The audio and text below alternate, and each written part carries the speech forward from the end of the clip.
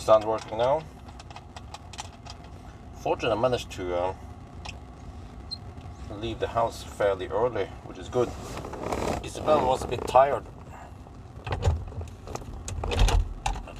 Oh shit. Today. What the heck? Okay, I think we got it. Or maybe didn't. Okay. Adjust the camera.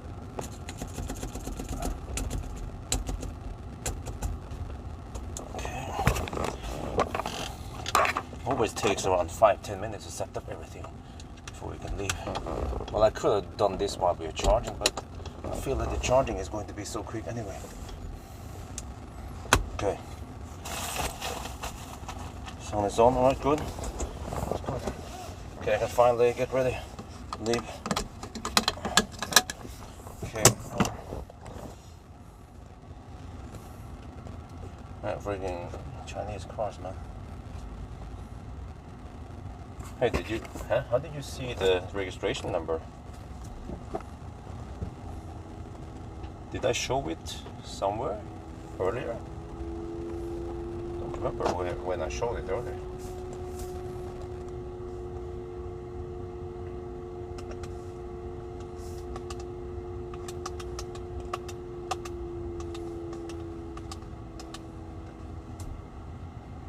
Oh, the thumbnail. Oh, okay. I'm a noob, man. Freaking dripping here. Yeah, so here we have it, the King Cab. So yeah, what do you guys think? Well, we have a little spam here. How fast do you think it's gonna be? I can hook on the microphone, but it's just for a couple of minutes before we get over to Shell.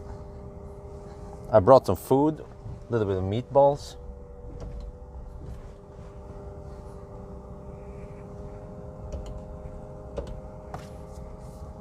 $15 hours, okay. 13 and a half, okay. 14, 15, okay. 14 hours, okay. 14. I see that many of you guys, you must have learned something from my channel, because many of you guys had really good estimation just based on I don't know, man, based on maybe what consumption to expect and based on the battery capacity, because my estimation based on actual driving test and charging test claims 13 and a half hours. So many of you guys had, this one guy had spot on. And then many people estimated around 13 and 14 hours. If you ask a different channel, they might have say, oh, I don't know, 24 hours or 10 hours. They'd be completely clueless. But yeah, this car supposedly, well, I don't know. I didn't get 80 kilowatt. I got around 65, 70 kilowatt, but it was flat until 80%. Man, that is some stinky shit in front of me. I need to recirculate. Wait.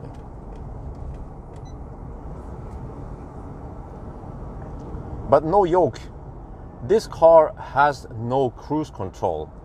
I'm like, holy macaroni! It is so bare bone. It's so stripped down. Unbelievable how basic it is. Well. And also the VMAX on Speedo, VMAX is 126 kilometers per hour, but GPS speed is 120 kilometers per hour. Yeah, so you can only go 120. Well, it doesn't matter because we're gonna go Norway route. Hans is raging. It's gonna rain cats and Hans around Göteborg, Uddevalla. So I'm staying away from Sweden route. And I think I want to do a Norway route just for a little bit of variation, since I've been doing lots of Sweden route lately. Yeah, so no cruise control, but But it's fairly simple. I just floor it flat out. I should bring a brick. Yeah. Because as long as you floor it, you go at 120 kilometers per hour. So there's your cruise control right there. Oh shit, man.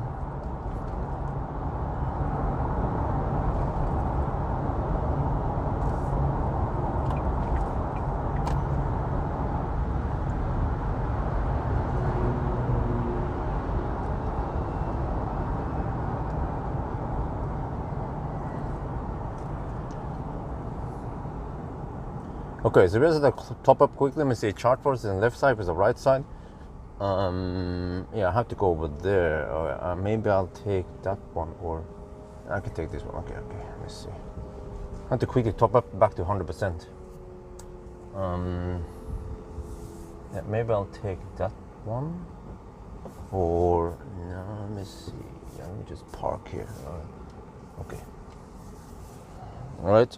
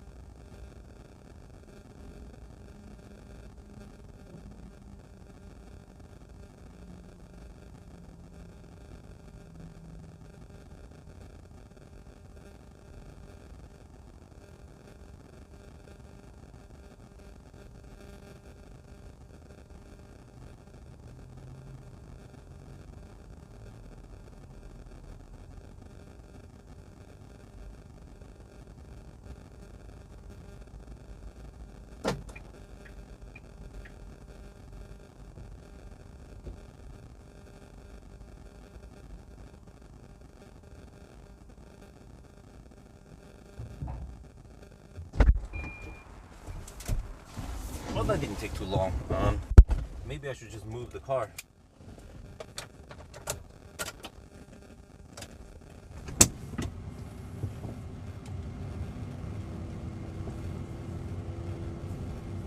Yeah, I want to get over there.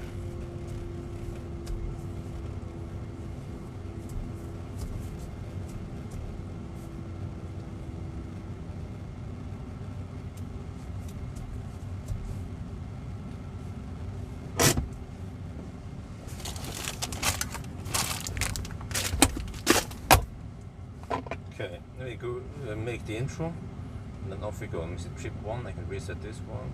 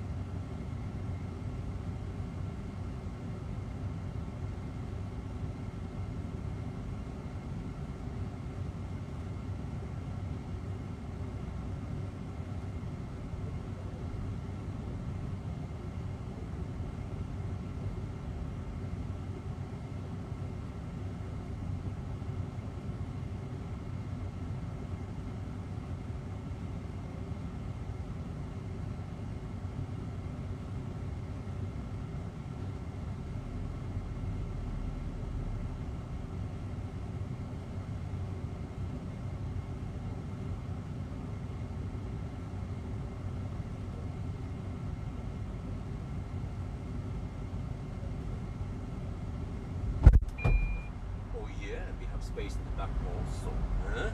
We have 230 volt outlet here, and also 12 volt outlet in the back, plus in the front. Yeah, it is okay, but you know, this is the, I don't know what you call it, the most sparse equipped car I've tried recently.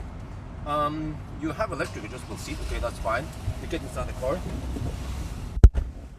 There's no auto steer, there is no lane assist, there is no cruise control, there is no adaptive cruise control, there is no navigation.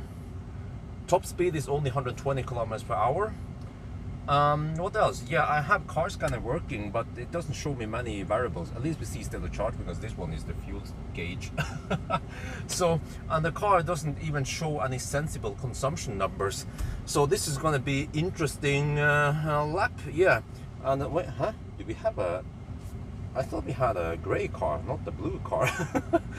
The the stereo here is shit. Other than that, yeah, okay. So I've estimated that this challenge is going to take 13.5 hours. The consumption at VMAX is going to be 400 watt-hour per kilometer. We're going to take the Norway route because the storm Hans is still here. And it's going to rain cats and dogs around Göteborg, and I don't want to get stranded there in some flooding. There's lots of flooding going on now in Norway, all over the place. Yeah, so and also in Sweden. So, but I've checked the weather forecast. It's going to be good weather in Norway route, so it will take Norway route because I feel like maybe people are fed up with the Sweden route. So yeah, let's get ready. I will see when we'll start. It's 21:16 now, but we'll start right around here-ish in maybe 5 minutes, 10 minutes or so.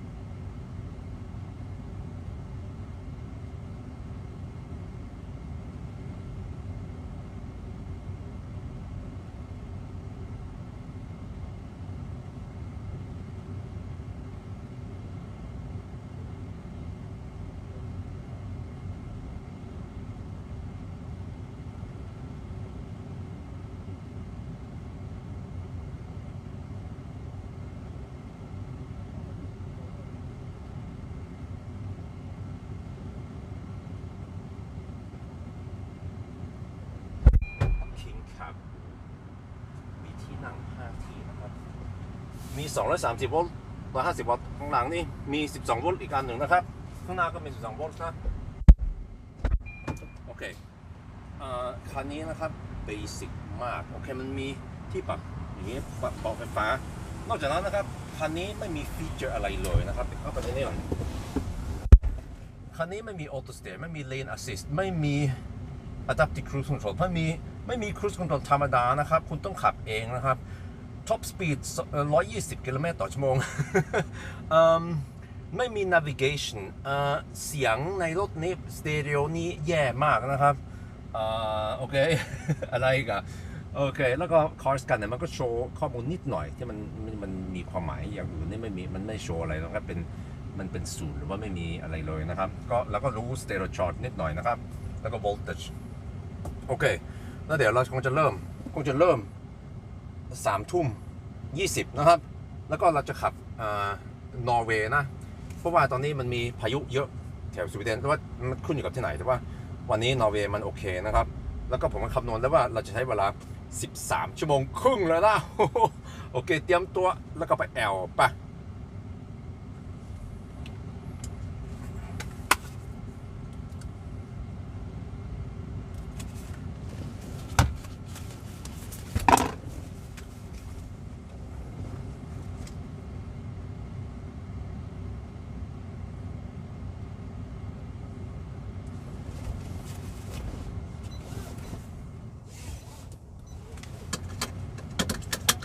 Okay, let's get ready.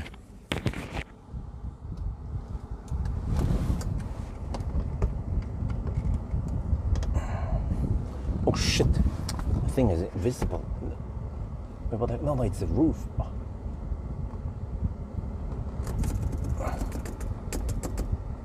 Okay, my bad. Okay, we're good. 12:20, we're gonna leave now. 9:20, that is the starting time, let's go.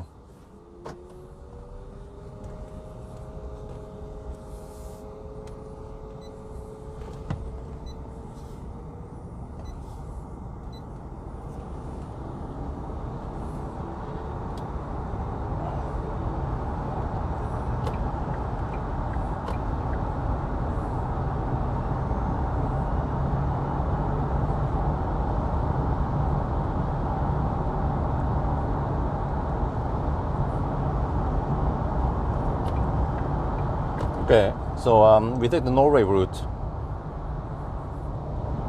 So we just have to go to Schweins, and also we can do some, we can do a distance check also. At least when I tested, it seems to be spot on, but we need to double check it.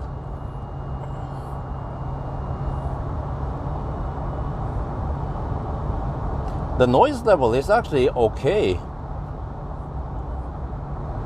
for a Maxus, a Max Öresus.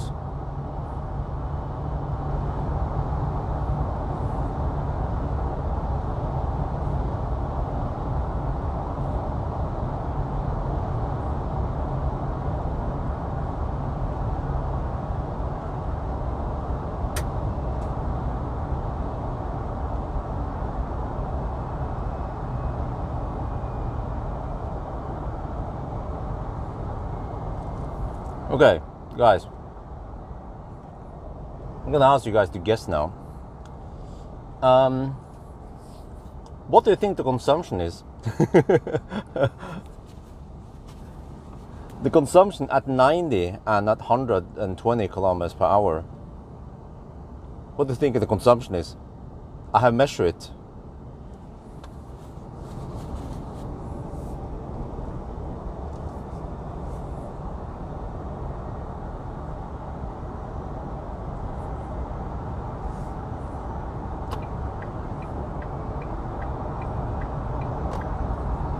But this would be a pretty good bench. I mean, it would be interesting when we test this, and then we test other cars like the F-150, and then eventually Cybertruck.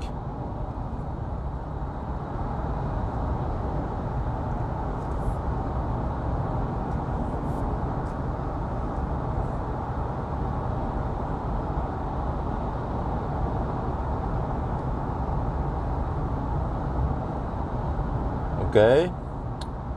Wow. I have taught you guys well. because many of you guys guessed pretty much spot on. The consumption at 90 is 265 watt-hour per kilometer, and the consumption at 120 or Vmax is 400 watt-hour per kilometer. Oh shit! Oh damn! Well, I mean, it's quite easy. We just, for every leg, we just count, okay, 400 watt-hour per kilometer, and that means that 1% is roughly 2 kilometers. So it's quite easy to calculate the range based on it. Shit. But, you know, I don't have the bed cover. There is a bed cover, the one you can roll to close the bed. I wonder if that improves the efficiency. And you know this Tesla, huh? Tesla, they have this sloping cover. I think that's for a good reason. Must be. Oh, come on, this car is so slow, man. I'm trying to overtake this fossil. Oh, shit. Come on. Well, the problem is that I'm too slow. Well, okay, barely. Oh, shit. Barely legal. Oh, shit. This car is just too slow. I floor it, and there's very little going on here. Like, ugh. It almost becomes dangerous. Like there, you know, blame the car. ABC, always blame car. When you go uphill and you floor it, I don't have 100% power. I have, for some reason, only 60% power. Jesus, man. I don't know what's wrong with this car. But yeah, on highway speeds, I only get around 60% power. You only get 100. Actually, I've never seen 100% power anymore at any time. But I don't know how many kilowatt there is because I don't see kilowatt. Well, I can see it maybe based on amp and volt. But yeah, okay, I have 70. Okay, let's see. I'm gonna show you here. Okay, if I floor it now, 70% power, 65% power. Like, what the heck? And the car, I mean, for an electric car, it feels slow. And okay, let's have another guess here. What do you think the weight is? Remember that this is LFP, 88 kilowatt hour, and the 88.5 kilowatt hour seems to be net capacity. So the gross capacity might be higher, like over 90 kilowatt hour gross capacity. How heavy do you think this big fat 5.37 meter beast is?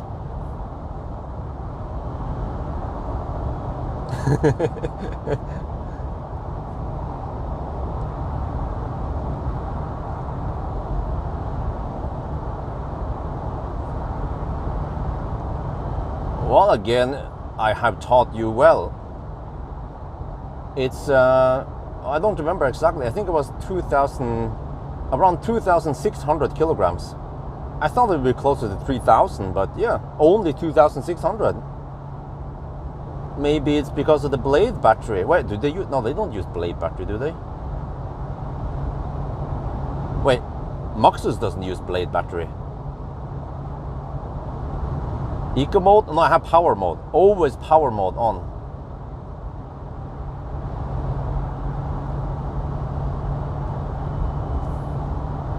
As if that matters, you know.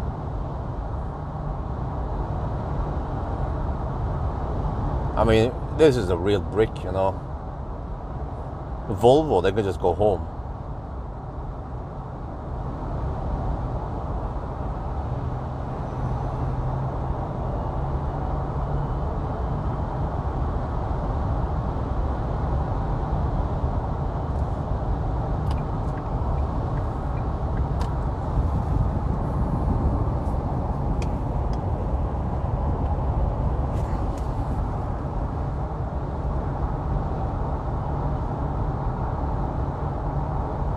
Yeah, yeah, the gate open. Yeah, I heard about that one. Yeah, it actually causes some turbulence. Okay, look here, look here. Okay. If I just go semi-slow now, right? You can see that I'm behind the truck. Okay, I'm gonna floor it. 70% power. Come on. Oh, I'm flooring it. Oh, holy shit, man. Oh, come on. 60% power. Wow. is this thing for real? Why do you have so low power? Think about this, it's only 2,600 kilograms, it's not that heavy. I mean, some of the MEB cars weigh roughly the same, right? Okay, the MEB cars, they have 204 horsepower. This one has only 180 horsepower, but it feels so weak, and I can't get the maximum power.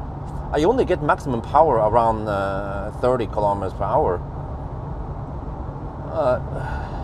Man, this is not looking good. I have to be honest about this car. I can't say, oh, go get it, it's a freaking awesome pickup truck. Doesn't even have cruise control. Shit, man. I emailed the importer just to be sure that I didn't miss it and didn't get the memo.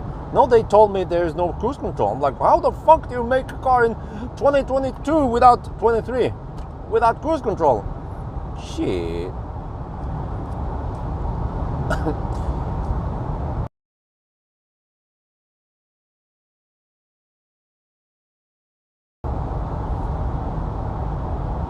Okay, anyway. And it cost almost 600k NOK. But it's a bargain. If you want to have a 5-seater fossil pickup truck, you have to pay shit tons in taxes.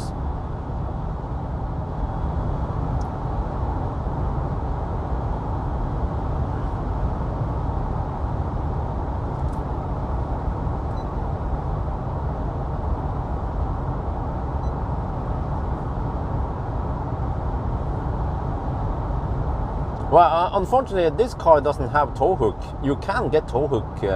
So, well, fortunately, I cannot do 1,000 kilometer challenge with a trailer with this car. But I'm not sure if I want to do that either, even if I had it. Just driving now manually for 13 hours is going to be freaking painful, man. Hopefully, I get better charging speed than I tested. And I might have to retest the charging session somewhere. Yeah. Maybe the battery needs some time to heat up. Well, I mean, as long as you can drive fast, as long as you can cruise at 120, you can just floor it, and you will be driving constantly at 120 at VMAX. So I should have brought the brick with me, so I could just put it in the on the accelerator. But I think that might not be the safest thing to do.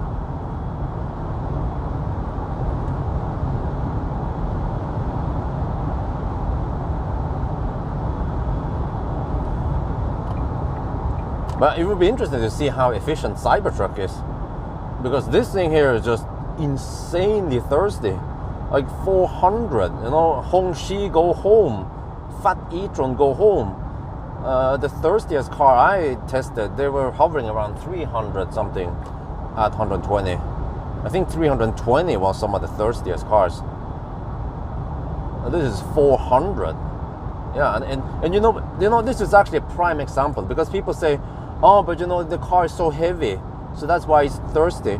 This one is only 2,600 kilograms.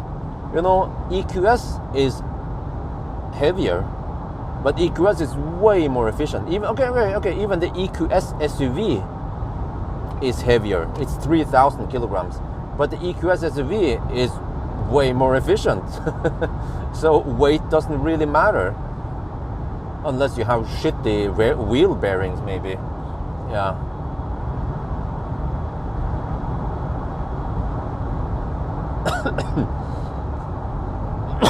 Well, in Thailand, if they import this one, I mean, they're already selling in Thailand, right? With MG. They could sell it for around 3 million baht. I'm not sure how. Maybe they can sell it for around 2 to 3 million baht. I'm not sure how that shit works over there. But the reason why it's a little bit expensive here is because of import tax and transportation. So yeah, selling from China to Thailand might be cheaper. Yeah, 2 million baht, maybe someone will buy it, but just have to give up all the comfort. No comfort, no convenient features, nothing. It doesn't even have LED headlights. It has LED, it has halogen headlights, guys. I wasn't sure until I checked the spec. I should have done that in the beginning, but I did a headlight test. The headlights are really shitty. But at least this one has a LED bar, but it's a Viking light or some shit LED bar, and they are not good. The laser Elite, they are way better. So that's unfortunate that the Norwegian importers didn't slap down some good LED bar on this car. It deserves proper headlights. I mean, proper LED bar.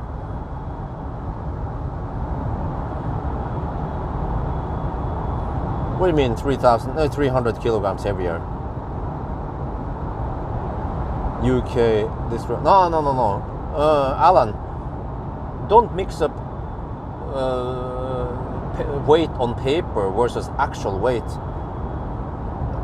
The weight I was referring to was the actual weight with 75 kilogram driver.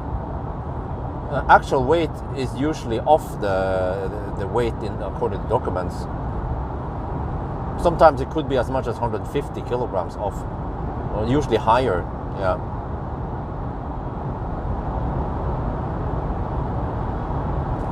Okay, the strange thing with this car is that the consumption is always 186 watt-hour per kilometer. Like you reset it, and then it shows a little bit of different numbers, and then it stops at 186, and it stays at 186 watt-hour per kilometer. No matter what you do, you reset it, you drive slower, you drive faster, it's always 186 watt-hour per kilometer. Wow, Chinese software, man.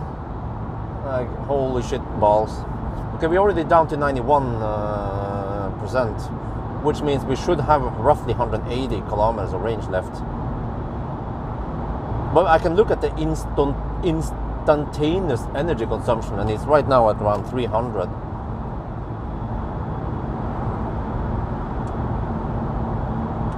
And then they have something called power range, which is range. But I don't know why the heck they call it power range.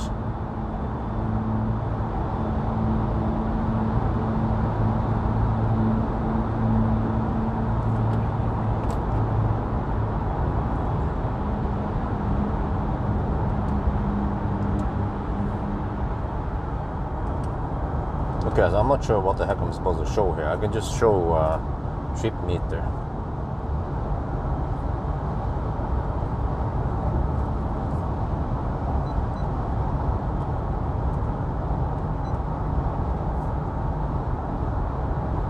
Jeep Avenger, well, yeah, eventually. That one will get the new drivetrain also from Stellantis. That'll be interesting to test.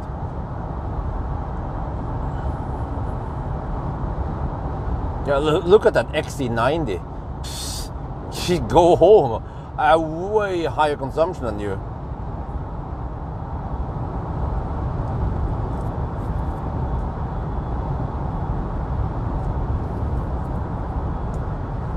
Well, actually, that's a fossil, I forgot. The XC90 will be hovering at around 1,000 watt-hour per kilometer. Yeah, forgot about that one. No, actually more like 1,100. I remember Chris's XC90, he was consuming around 1.2, he was consuming around 12 liters per 100 kilometers. Shit, man, freaking Volvos.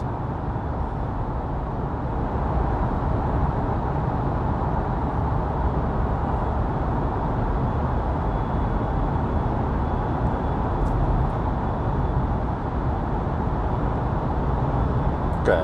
Well, fortunately, we are driving Norway route, so we have plenty of chargers.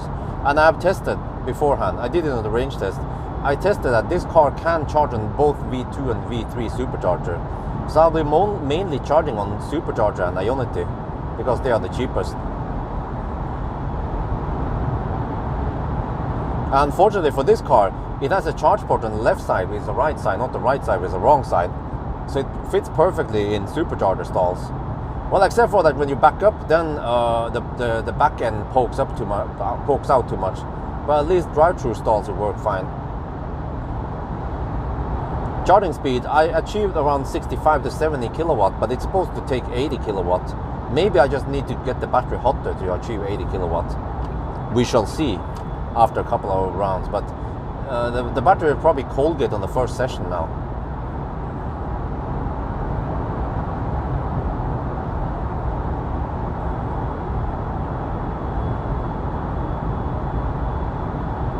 Cybertruck, well, wild guess, I think Cybertruck is going to be really efficient despite being a freaking truck. So maybe around 200 watt-hour per kilometer at 90, and then maybe, I'm not sure, 300 on 120 test.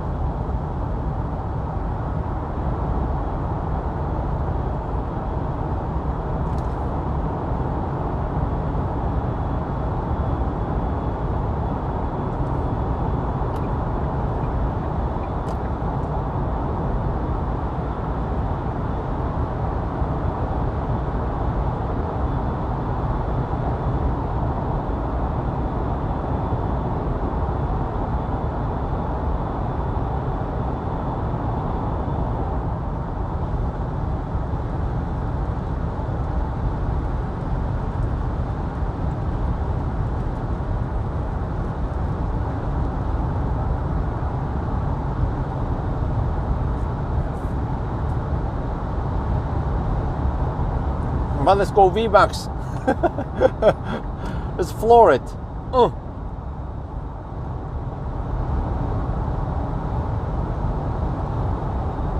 Yeah, Cybertruck would probably have, well, I don't know, at least 250 kilowatts, maybe more.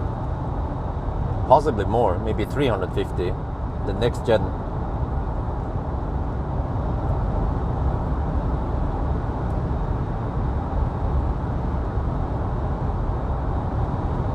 Well, Tesla will be missing out on lots of revenue if they don't bring some kind of Cybertruck. Maybe a Cybertruck Lite. There's plenty of potential customers in Europe who want to get their hands on a Cybertruck.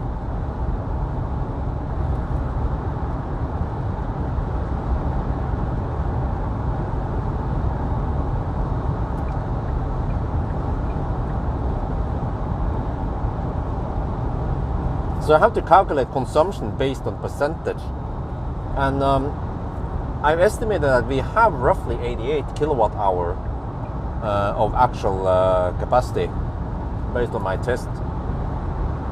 It was based on, I have to check based on charging test and then deduct 5% losses.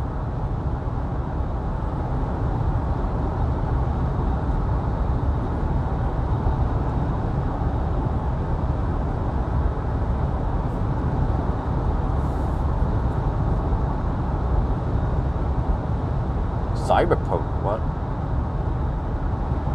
I don't know why, but all the other cars, they seem so small and low compared to this big fat beast.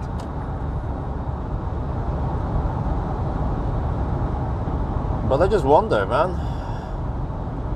since this car charger is so slow, then how slow is it gonna be with a trailer? It'll be dog slow. I mean, even without trailer, it's 13.5 hours. Yeah. Which is, wait, how fast was Tesla with trailer? Wasn't that 13 hours also? Yeah, Plaid. I mean, Plaid with trailer.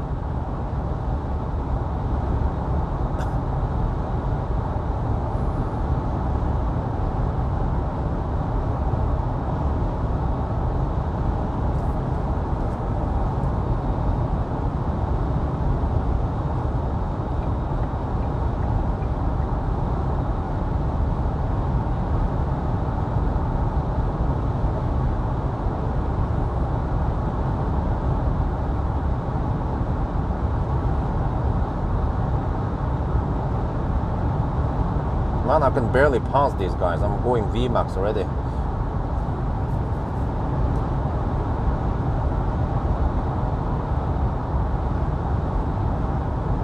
It's probably a good reason why you can't go faster than 120. If you could go 150, it would just the battery would just melt the motor will just explode. I don't know, man.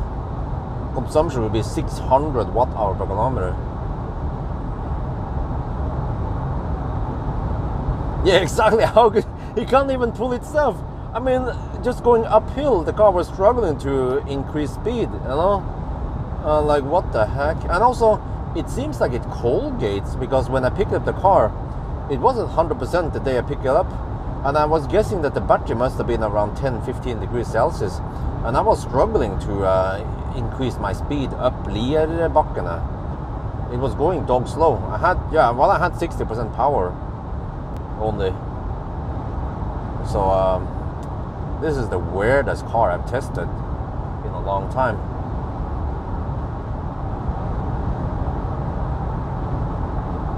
Because I'm pretty sure that if I would get 180 horsepower, like flat, right, that would be, the car would feel quick. 180 horsepower on 2,600 kilograms with some decent torque numbers, that's still decent. Well, look at that Kona driver. What? He overtook the other one. Like I just can't overtake these guys fast enough. I'm already at VMAX.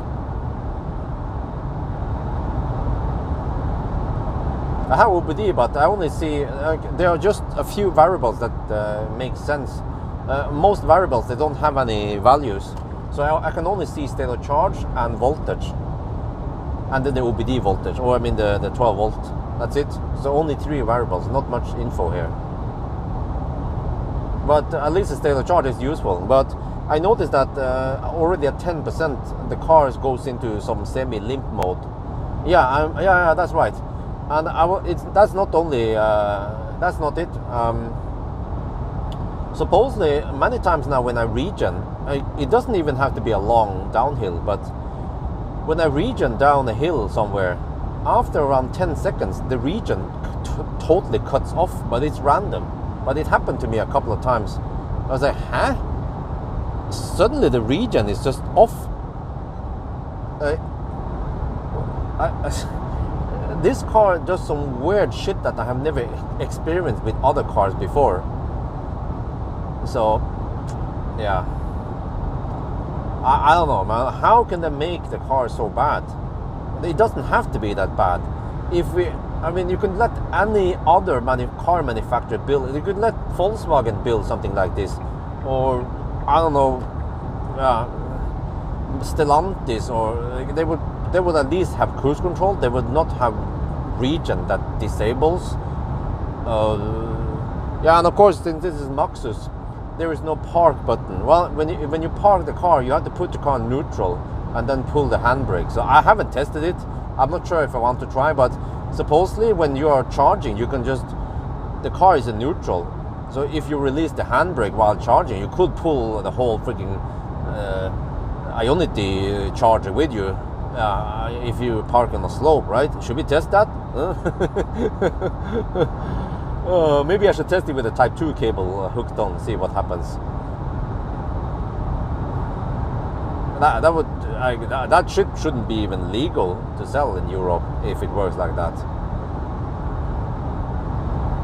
Well, but speaking of legal stuff, I mean, you can do that with a fossil car on a gas station.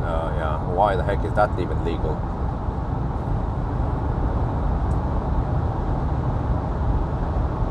Come down to 80%. We have done 46.7 kilometers, and the consumption is 186 watt-hour per kilometer. Woohoo!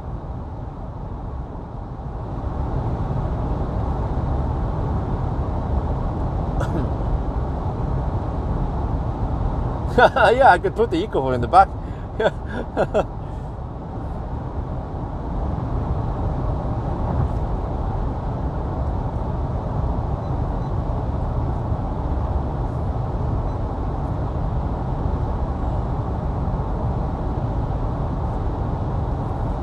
Boy, those are bugs. Holy shit! I thought they were what? I thought that was rain. There's a bunch of bugs. Charge and drive, yeah, like Fortum charge and drive, yeah. How about that, huh?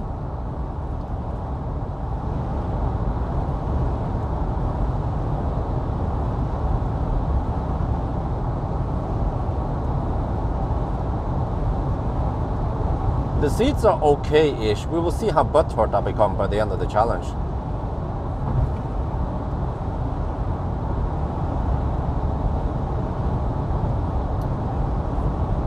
Well, you know, oh, I haven't checked under the hood yet.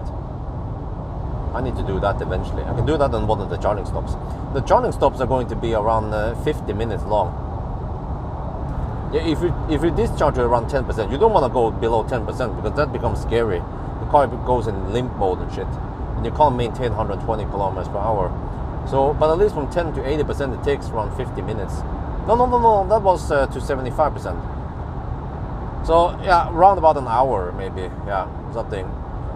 So we have 1 hour stops and then drive around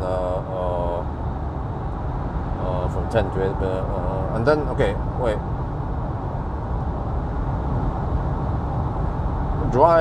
Drive around 160 kilometers, which takes 1.5 hours. Drive 1.5 hours and charge 1 hour. That's the recipe for this car, yeah.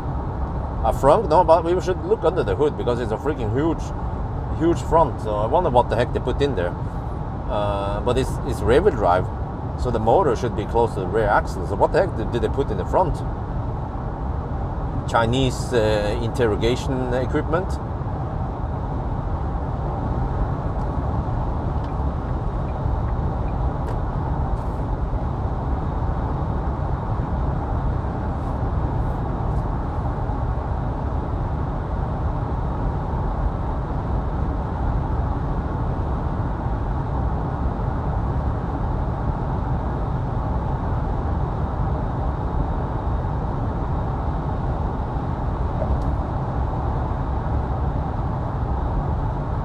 And also, since this is a pickup truck, then the suspension is really harsh. It's uncomfortable over every bump. Unless you load, I haven't tested it, but unless you load it with some cargo. Maybe if you load with 500 kilograms on the bed, then it becomes way better. But right now it's just super hard. Like even harder than the first Model Ys that came in Europe.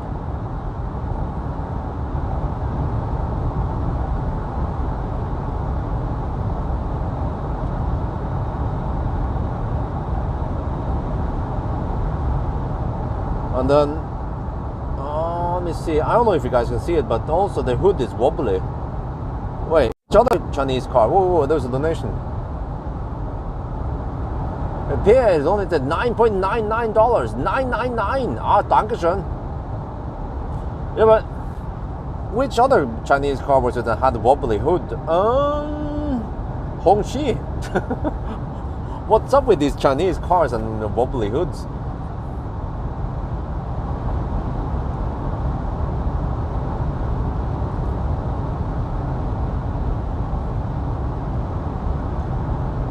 Oh, fortunately, I started fairly early, so I can finish around 10 tomorrow morning, supposedly.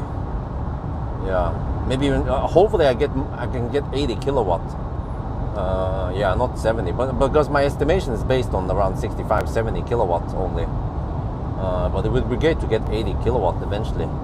Maybe you just need to heat up that big ass battery, and then it stays hot.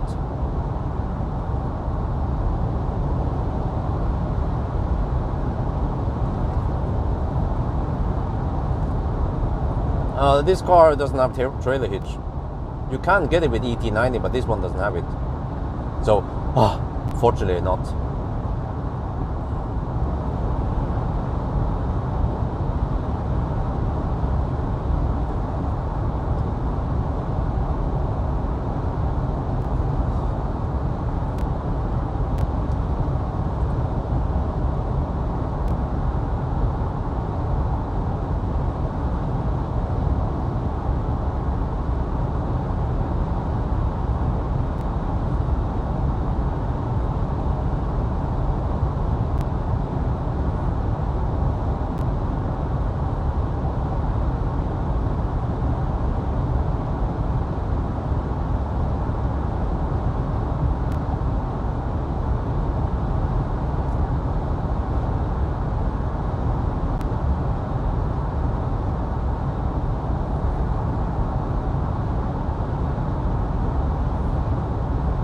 Okay, we're already down to 74%. Well, we've done only 59 kilometers. Wait, how does that translate? Well, actually, that means we have done 25%. Ah, okay, yeah. We have consumed 25%, but we have done 59 kilometers. Okay, that's good news. It means that on the full charge, we should be able to go around 240-ish kilometers, right? Well, therefore, I don't want to go too deep with this car. You just don't go deep with Chinese. Yeah, never go deep with Chinese. You'll be in for some surprises then.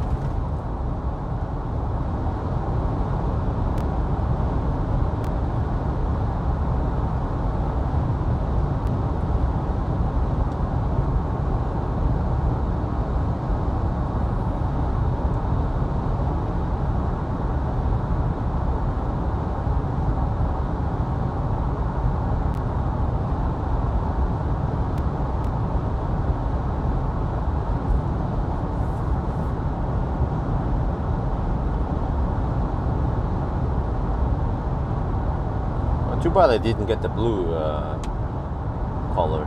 I actually like the blue color on this pickup truck. I just got a gray one instead. Maybe then I wouldn't complain because in the display, the car's display shows a blue car. What's up with that, man? Why can't the car manufacturer get it right? There's only a few ones that's got it right, which is Tesla. I think Lotus also got it right. Yeah, which cars shows the right car color in various places? Volkswagen didn't get it. Audi didn't get it.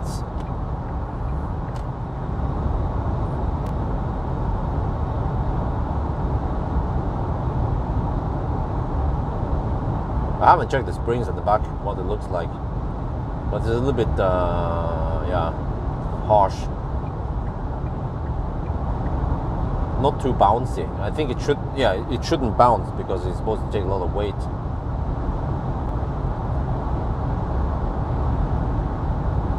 It just usually just bounces once, but quite hard. Yeah, every time we go with a bumper, just one hard bounce. Ooh.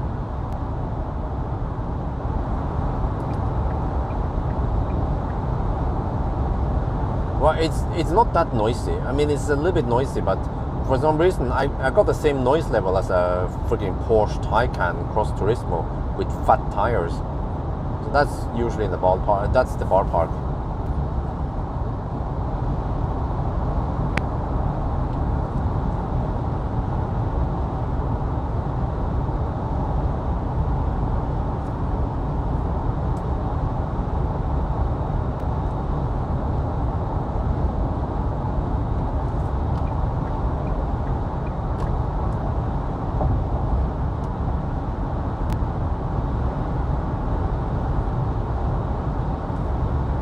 But man, I have to tell you guys today, oh, I was so busy. But there was one of the things that I had to deal with today. I felt like my hair was getting a little bit long, especially in the front. It was getting annoying. So I was like, okay, let me go to the hairdresser at Haugerud. I went there 10 in the morning. They're supposed to open 10 in the morning. They were not open. I was like, huh, what? Okay, maybe they just opened by the mood, okay? Let's go back there. And then I went back there around 4 in the afternoon. Still closed. What the fuck? Maybe they are on vacation. Maybe they are in Pakistan or wherever they come from. Yeah. So then I went to Toyota Center instead. And they have 3 hairdressers there. And then I went to Nikita. And I said, well, yeah, I want a haircut for men. They'd be like, yeah, okay, that's going to be 800 NOK. What? 80 euros for a haircut? The fuck, man? So I was like, okay, I'm gonna go check another place here. Okay, I went to another place. Right, and there you got to register in a touchscreen in an iPad, and then there was 1 hour and 15-minute wait time. I was like, okay, fuck that shit. Then I went to Riemen, pick up 3 banana boxes. I'm collecting banana boxes at Riemen nowadays. And then I went some grocery shopping, and then I went home, and then in the evening I just cut my own hair, just the front, just so the annoying part is not in my face. So it works for now, but eventually what I'm creating now is a mullet, because I will then cut the front to be short, but then the back is like a hockey. It's like MacGyver style, man. You're gonna have a mullet. Why not? Freaking redneck. I'm driving a pickup truck anyway. I need a mullet or a hockey. Yeah. Shit, man. And then I was digging into my garage. I had 3 banana boxes, and I started filling my banana boxes with stuff. I'm preparing for the movement, for moving. And I was looking for the lock, because I need to rent a storage, which is a trailer. I mean, it's a container. And I found the lock, but then it turns out that I need to buy a new lock anyway when you book this container, even if I had the old one fully functional. But yeah, so I did a lot of cleanup, garage sale. Well, yeah, I need to sell some shit, man. Oh shit. Yeah. 800. Look, yeah, the other place where there are some Middle East people. I don't know where they are from. Pakistan or Iraq or Iran. I know some. I don't know. I shouldn't say Muslim, but you know those countries, Middle Eastern people. That shop, usually where I go to, they usually take around 300 NOK, around 30 euros, which is okay. Because usually it takes around 15 minutes to cut my hair. So, I mean, yeah, that's still okay price for 15 minutes to work. But of course you have to pay for the amenities around there. But taking 800 NOK for a men's haircut, that's a little bit too much, man. So I will stay away from Nikita, which is the hairdresser chain around in Norway.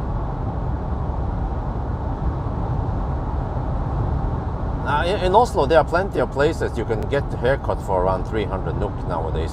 But you have to go to those semi-shabby places with those Middle Eastern guys. They usually play some Bollywood movies, Bollywood music. But that's fine, you don't care about that. You just want to get the work done.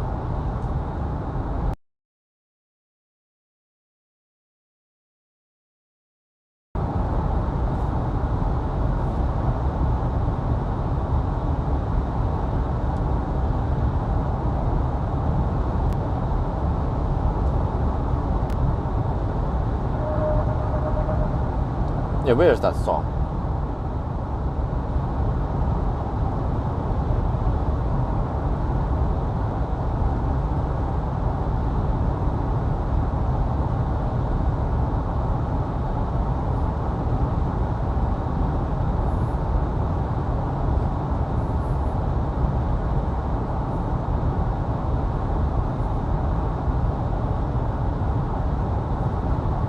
Yeah, Nikita, yeah. Of course.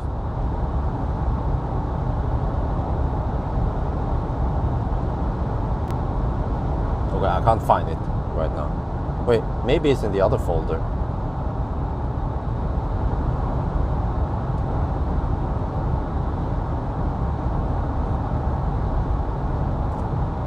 Nope, I don't have it there.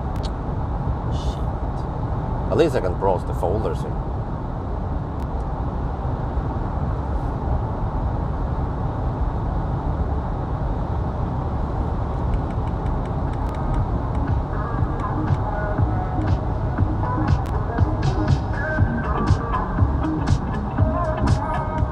For once, I had to go to the EQ and boost some bass and a little bit of treble.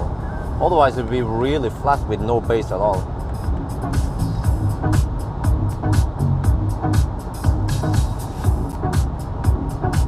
Let's see if I can find that song.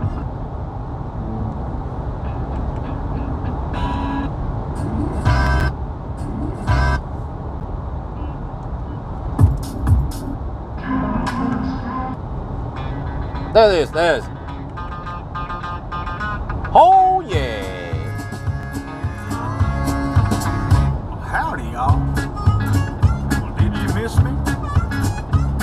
Go on and say I told you so. Yeah, now I know the straight life is a no-go. Oh yeah! I was wrong. I tried to get domesticated, but yesterday I finally couldn't make it. And I would my wife like the minute I saw the light. I just dug out my boots and threw out the fanny. Seriously, I have to use this song in the edited video, yeah. In the 1,000 kilometer challenge. I'm gonna use this song, man. Go for it. So drunk I singing like a maniac. Smoke so much I'm about to have a heart attack. So it's a fact. The rascal is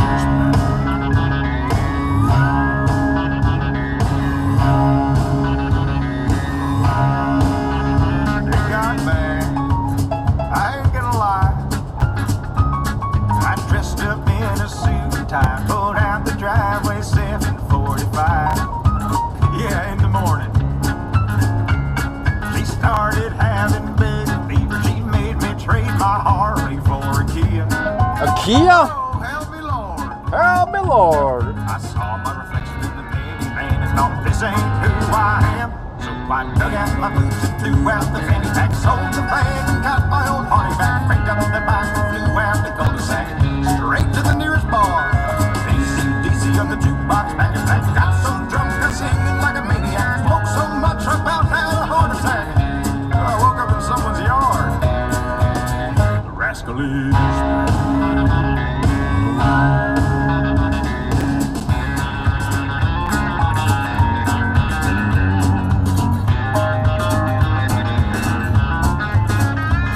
It's crossed my mind that I'm a fool for leaving all I had. But then I think about it, dear. Boy, I sure am glad that I dug out my boots and threw out the fanny pack. Sold the bag and got my old Harley back. Picked up the bike and flew out the cul-de-sac. Easy on the jukebox, back and back. Got some drunk to singing like a maniac. Smoked so much I about had a heart attack. So hang on to your hats. The rascal is back.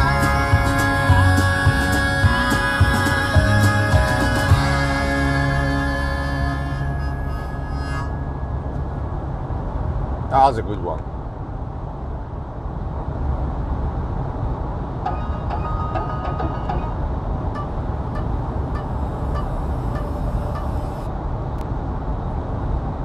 File not supported. Wait, what the heck? Some files are not supported, even though they're WAV files. What the heck? Oh, maybe it doesn't. Maybe it has 48 kilohertz.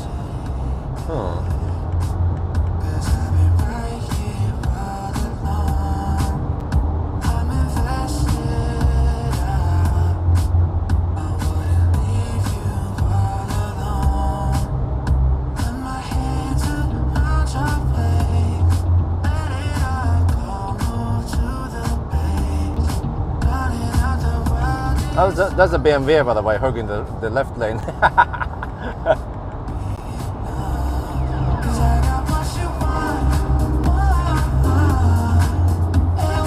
Freaking left lane huggers.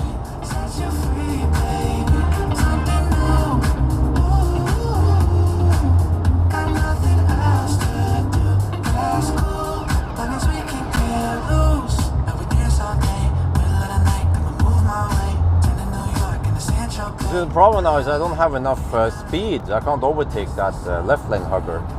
Well, you better get out of the way, fossil. Well, except that I don't have the power or the speed. I lack power and I lack top speed. I can't humiliate the fossils today. Shit.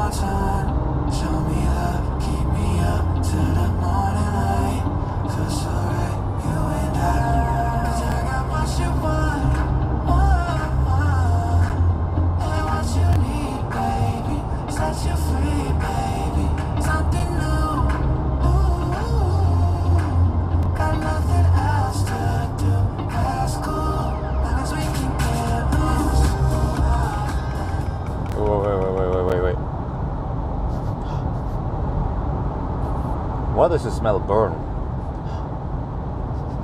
Smell burn something here. Not burn electronics. Maybe burn batteries. Burn stator. Burn amplifier. Burn speakers. Who knows? It's a Chinese car. Okay, let's play some more.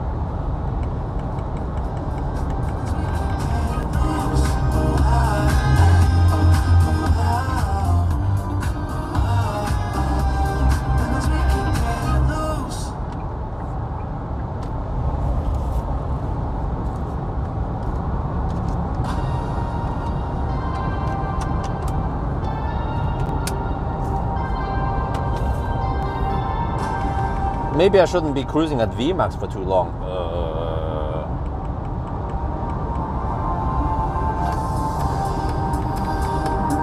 Right, ABC, always be clubbing on a Saturday night.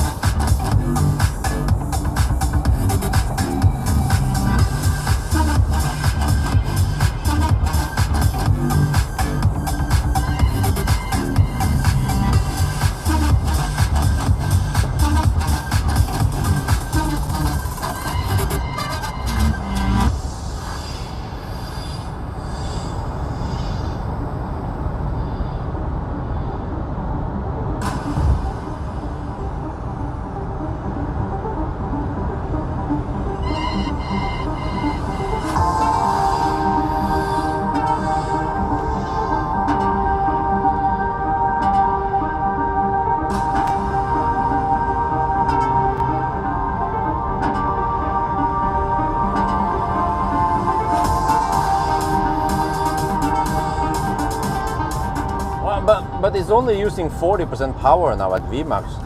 That's nothing, man. 40% power. Okay, let me look at some.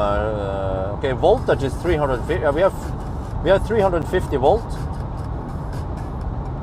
I can look at the stats here. Let me see. Just pause the music a bit. Man, smelly fossil in front of me. Shit, I need to recirculate. Okay, if you look here, voltage at 354 volt. Okay, you guys can do the math. 354 volt times. Let me see. The current fluctuates a little bit. Voltage is roughly the same because it's LFP, so it doesn't change voltage much. Also, doesn't seem to have much voltage sag. Well, actually, does it have it? Okay, actually, it sags a little bit. Okay, but let me see. Now 180 amp, 190 amps. 185 amp, 190 amps. How much is that in kilowatt hour per hour? Okay, there's a little bit uphill. Let's see now. If you go downhill, what kind of numbers do we see then? Okay, now it flattens out. 140 amp. This is clumsy, man, that you only see kilowatt. Most Chinese cars will show you kilowatts. 90 amp, 80 amp, 75 amp, 60 amp, 50 amp. Yeah, okay. So it's in that ballpark. It's sucking. Well, we can do the math, you know. If it's sucking 400 watt-hour per kilometer and we cruise 120, you take 400 times 120, you get 48 kilowatts. So that's 48 kilowatt average. That's actually quite high. Shit, that is freaking high, man. 48 kilowatt average. Holy shit, man. So I'm pulling roughly half C continuous. battery is gonna freaking explode now.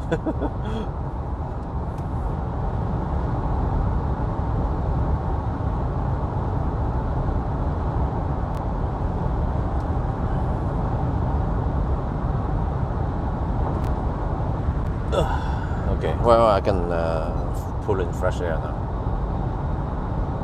Okay, so we're getting close to Schweinsund. We have just hit 100 kilometer on trip meter, and we have 54% left.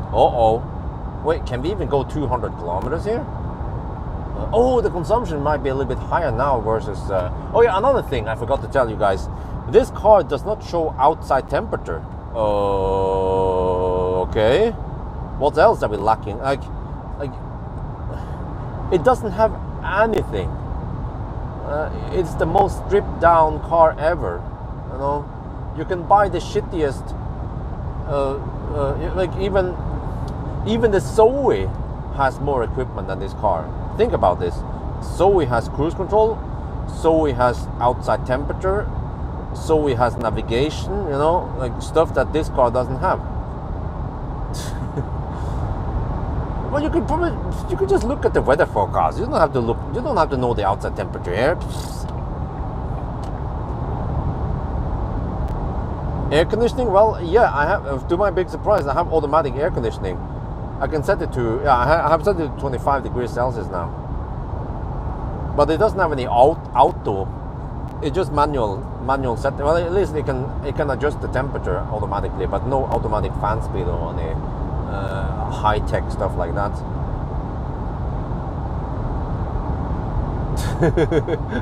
It better be cheap. Well, it's around it's almost 600k NOK. Around I don't know, around 50k euros.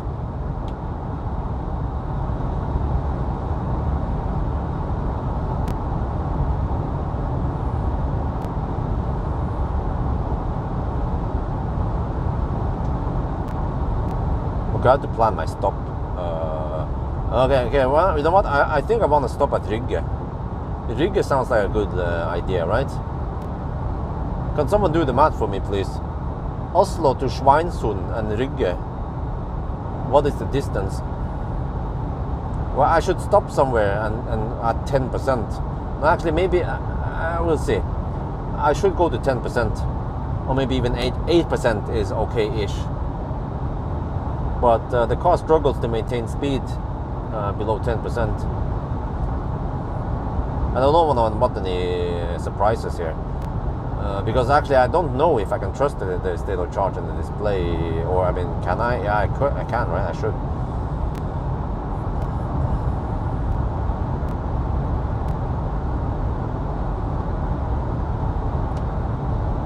Man, there's freaking bugs splat everywhere, man.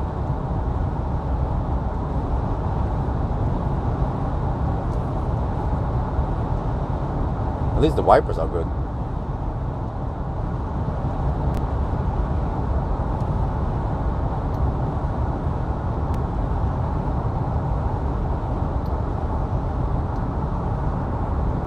But it has a... Oh man, those freaking smelly fossils. Shit. Recircle it again.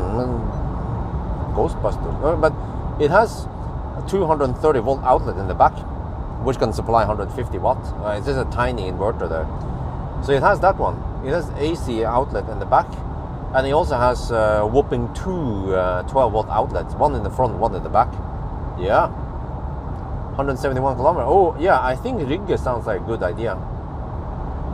I should be at around 15% by the time I reach Rygge. What is the next one after Rygge then?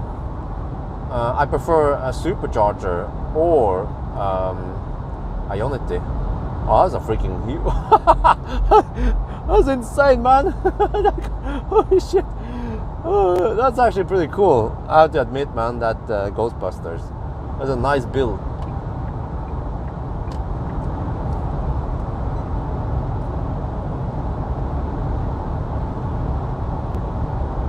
Okay, we're getting close to Schweinsund. 109 kilometers now on the trip meter. We have 50%. Oh, really? Oh, at night now it's a different story. Oh, damn. I might have to bail out before. Riga. Or yeah, or we'll see. We'll see.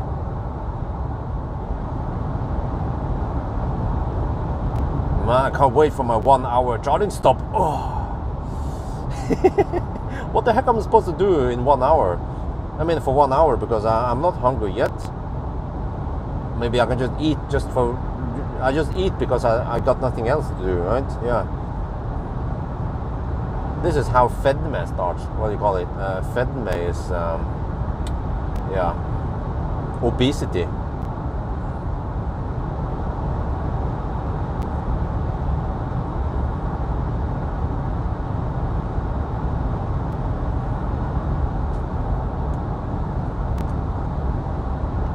€65,000 in Germany. Whoa, damn! Holy crap, man! I mean, I wouldn't mind paying that price as long as they had some basic equipment. But like, huh? I mean, how much are they saving on not having a temp sensor? I mean, there's got to be a temp sensor. You know, most cars, they have temp sensor, right? Otherwise, the car wouldn't be able to function properly. It's just that they don't show it in the infotainment or somewhere. Okay, Schweinsund reached 112.4 kilometers. Isn't that spot on? Do we have a moderator on? Oh, look here. Boom! Huh? Huh? Do you like the LED bar? It has really poor spread, the LED bar. Do you see that? Like,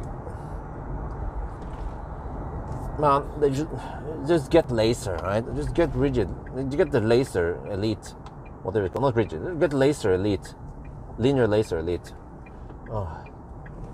I should tell the Norwegian importer to drop these Viking lights and get laser instead. Oh shit! I'm gonna flip around now. Oh, I have to be careful.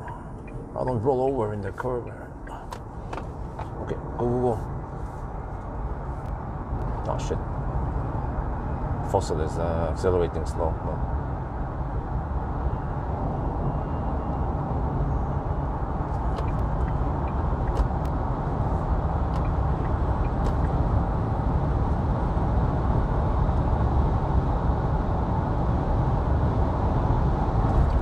Show the interior. Well, yeah, okay. Of course. There you go. Here's the interior. You like it?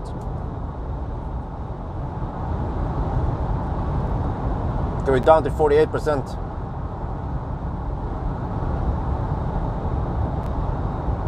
What screen? What screen are you talking about? I'm driving right now. I have no auto. Remember, I have no auto steer. I have no cruise control. And you're asking me to show me the fucking screen? Are you crazy, man? You want to try to kill me?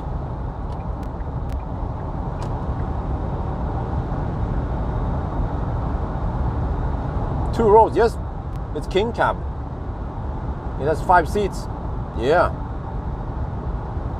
I mean, it's just a screen. Who gives a shit about the screen?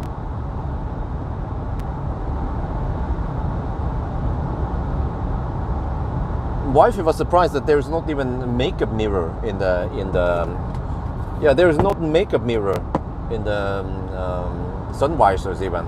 No light in the sun visor. No, this is so stripped down car. At least it has Isofix base in the back. So we went with a family on a trip. Well, I was trying to pick up some banana boxes, but then I found out that Remen, they have thrown away them because there were around 10 boxes waiting for me, but I was with the family with the Model 3s. I couldn't take many boxes. I took 2 with me, and then 2 days later, I came back and they threw away the boxes. I was like, oh man.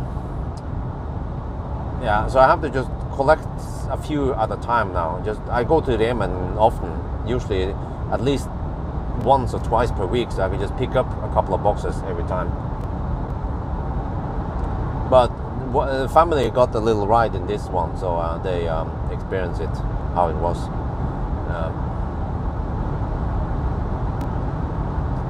Okay, anyway, I'm gonna flip over to the front now. Okay, so we have to plan next stop. We are at 46%, which means that I have roughly 80-ish kilometers away. Yeah, we can make it to Rygge. Yeah. Unless the charge scale is not linear, but I think it should be linear. So let's go. Rygge, next stop. Man, those fossils, why are they so damn noisy? I mean, so damn smelly. What's up with this, man? I have to keep recirculating. Like, are we in Thailand? Are we in Norway? In Thailand, you always want to recirculate. Mosseputten. Yeah, that's a new one. Yeah. Well, we'll see. Once I pass by Rygge, I will figure out what to do. 45% now. 120 kilometers done. We get an idea now. So we started with supposedly 99%, not 100. I don't know why, but whatever. I counted as 199 then, according to car scanner. So I have to write down how many percent I spend on each leg.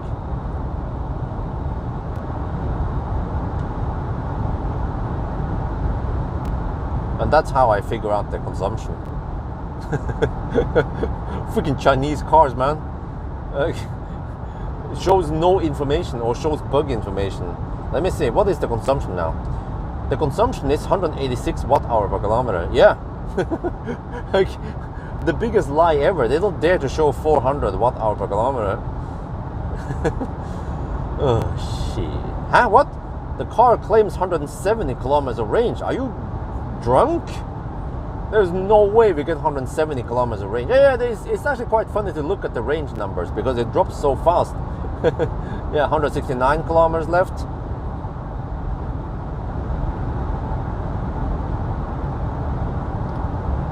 It's probably based on some kind of VLTP. No, some kind of NEDC.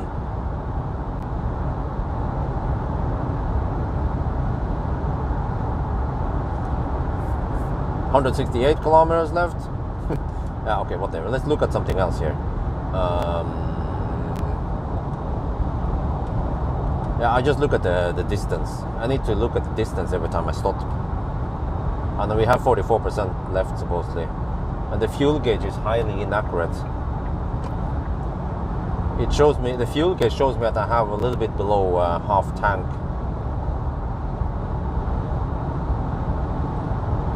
Well, it depends how fast you're driving, I guess. But when you're going at VMAX, then yeah, then that's a different story.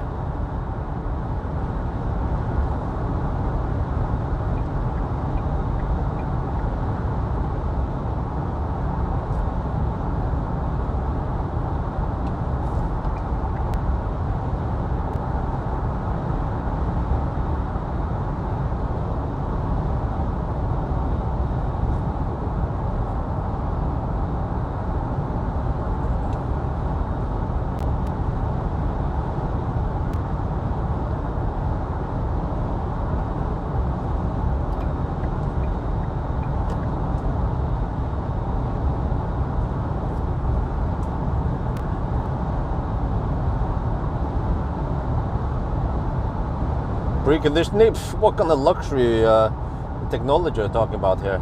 And also, there is no what do you call it, convenient feature. If you want to start a car, you have to. There is this, you know, the key. You have to flick the key open, and then you have to slide the key into the slot and twist it. Just like a good old fossil car. So no, what do you call it? No keyless entry. No, well, you have keyless entry. At least the remote, you can press on the remote to open it, but there is no keyless start. No start button. The start button is slide the key in and then twist it. So, man, I had no idea how this car was until I picked it up and started using it. And I was like, everything that I discovered just shocked me. How can they make a car in 2023 and have so basic equipment?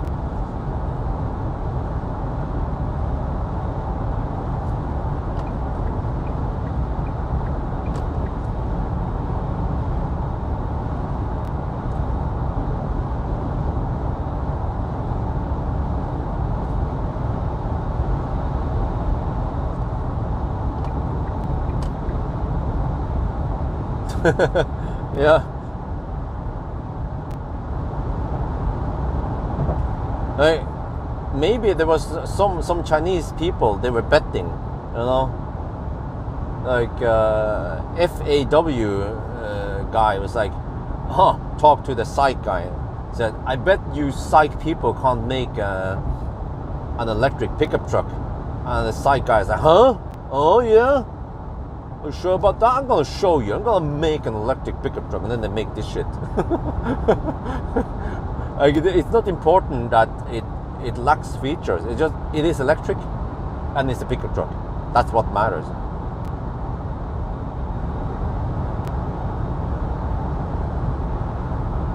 And then the other guy, he lost the bet.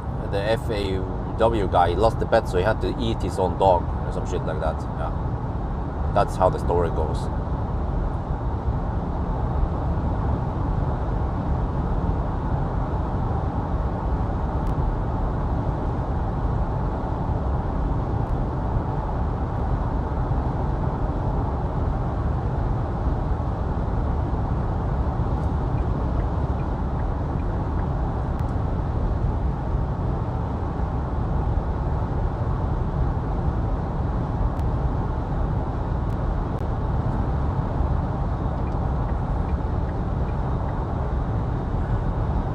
Okay, oh, we're down to 40%. 132 kilometers left. So I can possibly go around 60 kilometers, right? Roughly.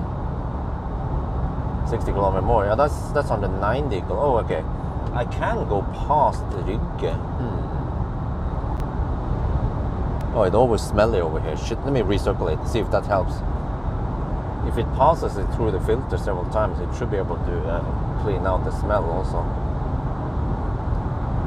Or will it? Otherwise I just have to wait a bit and then.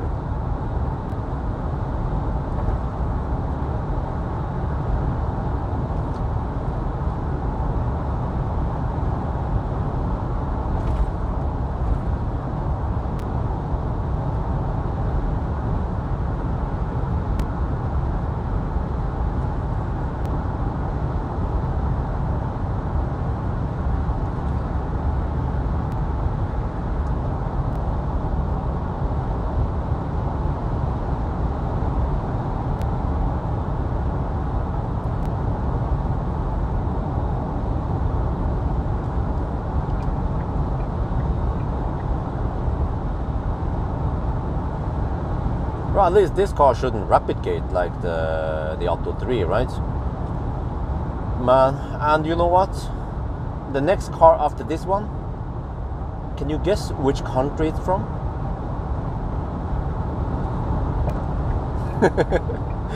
Oh, shit.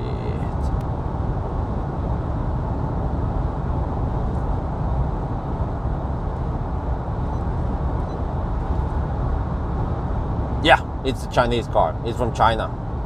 The next car is Neo EL7.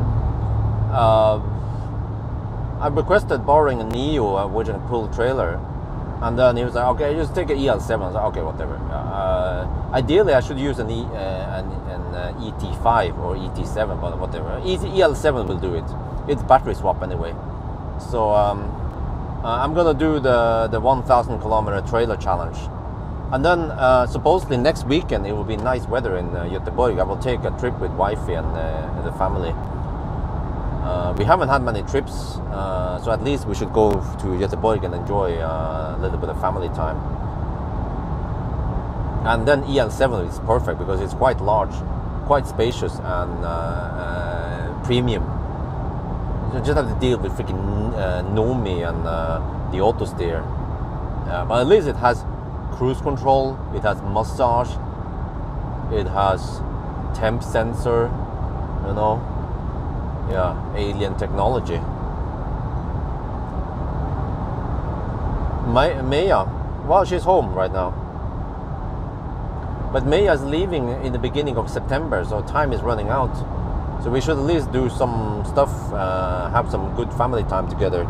Unfortunately, we're not able to travel to Switzerland or beyond. Like, first we wanted to go to what was it again? To Bled.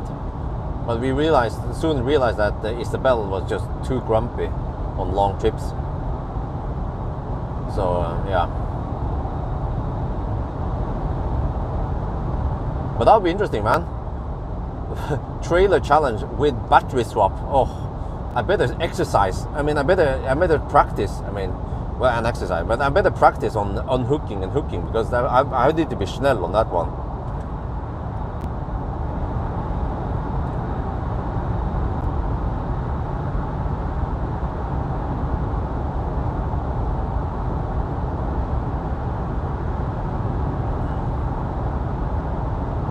Okay, we started at 9:20. Okay, starting time 9:20. Let me see, 140 kilometers now. I think we have quite spot on trip meter at least. Well, we have 35% left. In 30 kilometers we'll be at Rygge. Is that too early? We will be at 20% by the time we pass by Rygge.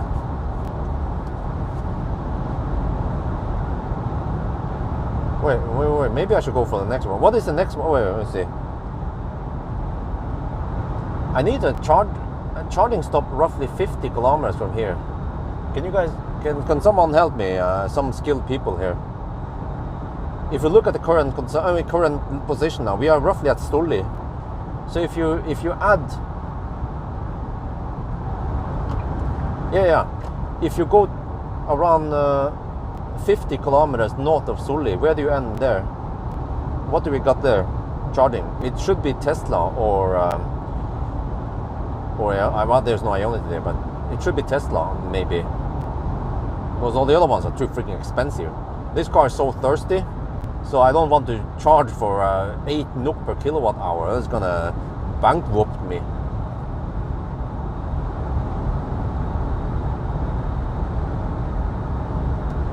Glomma, well, I haven't checked, I haven't paid attention.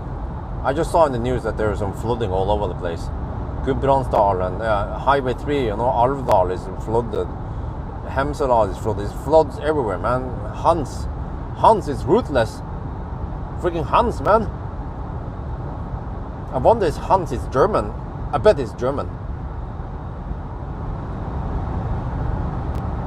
34% now.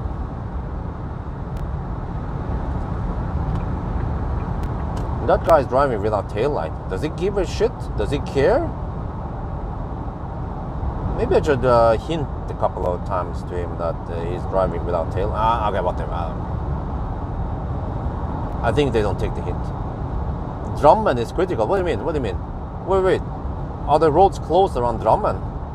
Oh no, not the main road is elevated, so that one no problem. Yeah, but of course if you go along Drammenselva, it's flooded. Yeah, probably DRL.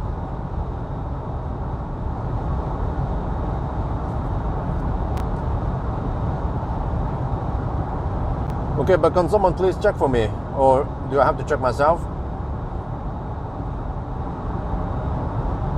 Or just quick math, if you go roughly 10-20 kilometers north of Rygge, where do you end up there then? I wonder if I can make it to Vestby.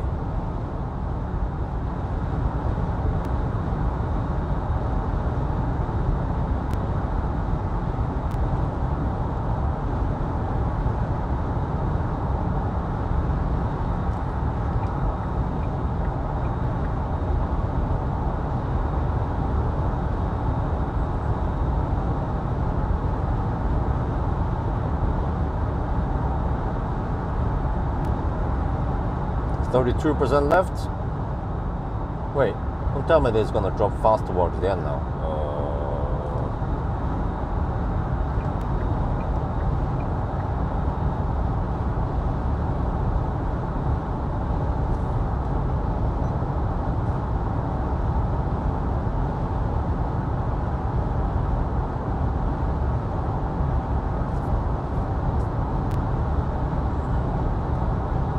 Oh shit, that's too far.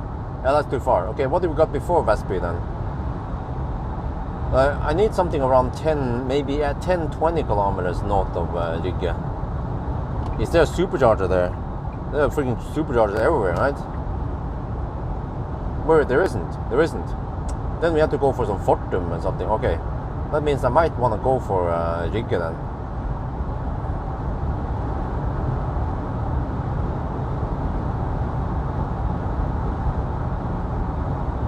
Okay.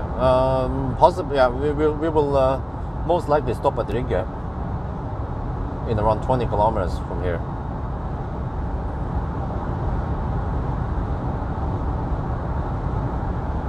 Yeah, LFP. Yeah, I should also see the degradation from that one. Most important. Well, that's not. That ain't cheap. We will stick with supercharger and Ionity.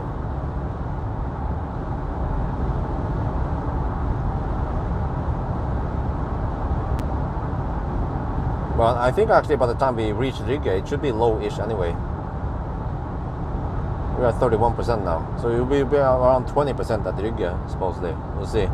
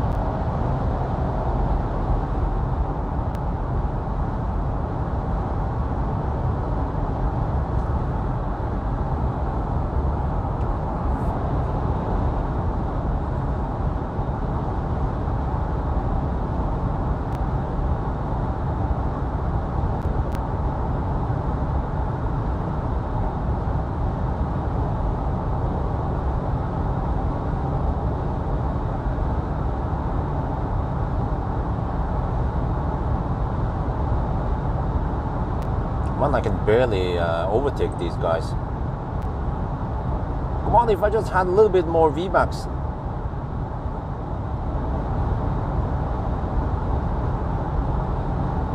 What, 29%?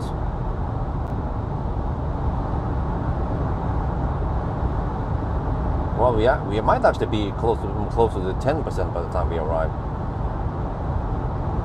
Because consumption seems to be high. I can estimate consumption once we arrive.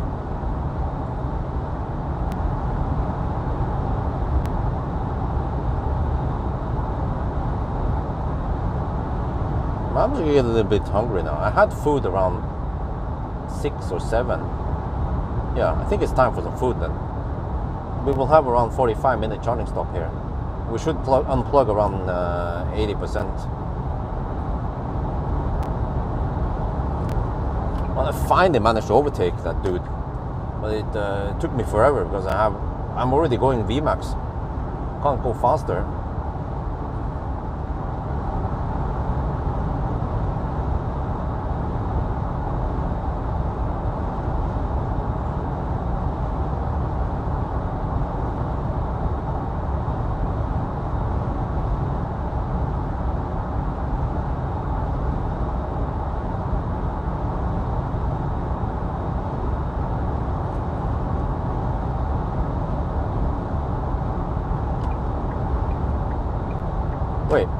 Wait, is Riga here already? What? That's only 156 kilometers. That's a little bit too early. Shit. Okay, well, we have no option. We have to stop here. Wait. What about Vestby? No, we have roughly 30 kilometers of range left after this one. Wait, how far was Vestby again? North of here. Shit. Let me check here quickly.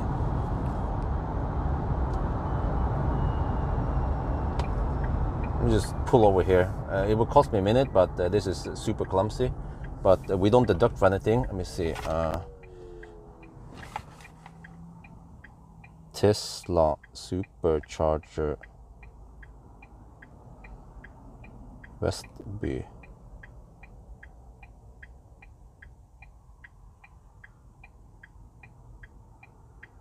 27 kilometers away. We can make it there. We can make it to Vestby. Yeah, I got the wrong information from someone because someone claimed that it was 170 kilometers here. But yeah, 27 kilometers to Westby, that is no problem. We have 28% left. So we will go semi-deep. So yeah, lost a minute, but whatever. With poor navigation, well, I mean lack of navigation, then you kind of need to stop and navigate, and then you drive again.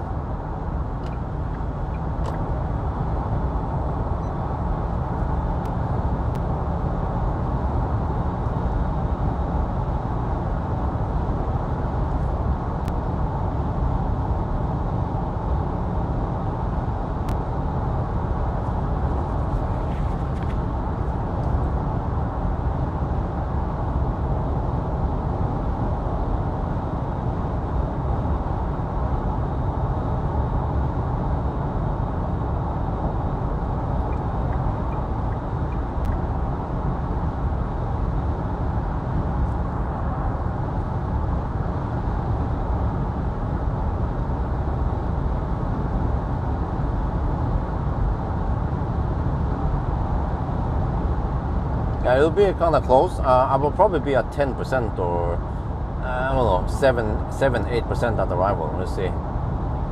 But I felt like it was too early to stop now, after only 158 kilometers. Well, I have CarPlay and then I have QD Link. What? So they don't. This car doesn't support Android Auto. It supports QD Link. What the fuck is that shit?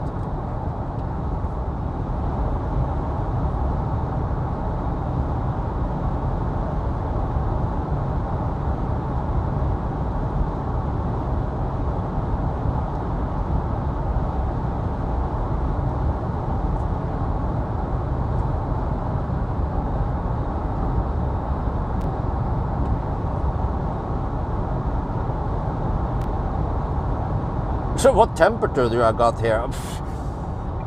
Well, that would be nice to know, man. If I had such luxury equipment in the car. I think someone else needs to tell me what the temperature is here, because I don't know.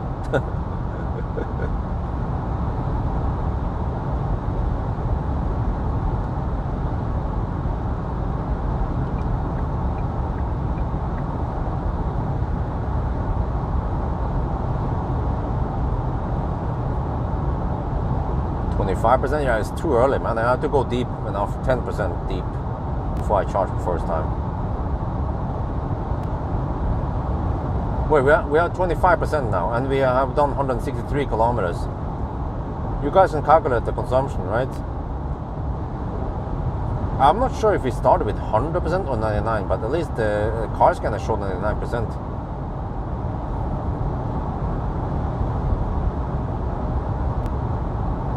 But the consumption should be higher than 400 watt-hour per kilometer right now, since we are driving at night and it's probably cold, 15 degrees, okay. I wonder if it was more like 18 degrees when I did the range test.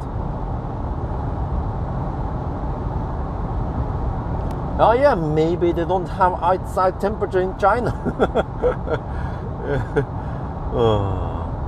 88.5 kilowatt hour supposedly, but I measured around 88 kilowatt hour. I don't have that accurate numbers because it's based on a charging test, and the big unknown is how much charging loss do we have. And I counted 5% loss, but I didn't hear the cooling run at all. So I'm not sure if 5% maybe is too much, maybe it's only 3% loss. So that's why I'm thinking, okay, 88 kilowatt hour net is probably, I mean, it's possible. It's plausible.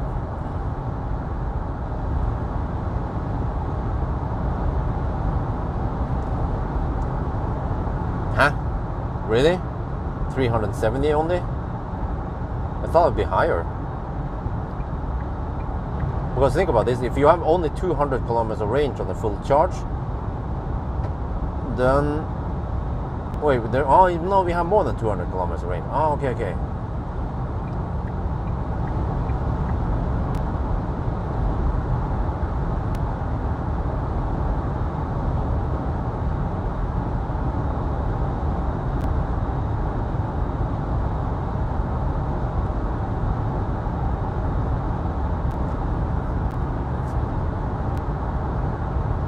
Yeah, I brought some meatballs with potatoes and some onions, fried onions. Oh yeah, homemade food. Well, semi-processed food. Actually, it is processed, but just not homemade meatballs. That would take too long, man. It took already long enough for me to boil the potatoes and then heat up some brown sauce and then put the meatballs in there, and then also fry the onions. The next time I'll skip the onions because it's just extra work, but then we need some vegetables, right? Well, potato is a vegetable.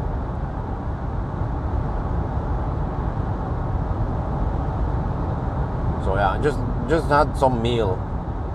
Well, the meal started with that. I saw that we had some potatoes in the fridge for a long time. And I was like, oh fuck, we have potatoes there. Okay, let me buy some meatballs then. And then I bought the meatballs. And then I realized today that, oh damn, those potatoes, they are so soggy and soft, and they have these sprouts on it, lots of it. I was like, okay, they're probably 6 months old. So I threw away the potatoes. Then I had to buy new potatoes at Remen. That's where I pick up the 3 banana boxes. So then we have a little bit of food now for the trip, which is good. I can run on home brought food until, yeah,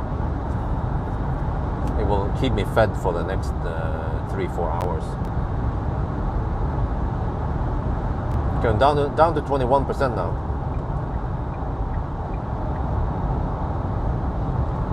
Pyttipanne, well, yeah, or maybe not. I could just eat it as it is. Okay, I don't know exactly how far away from Vestby we are.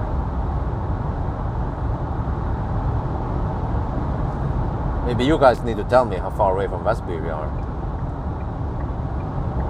Well, I can just remember that. Okay. Yeah, I think we are roughly 15 kilometers away from Vestby now.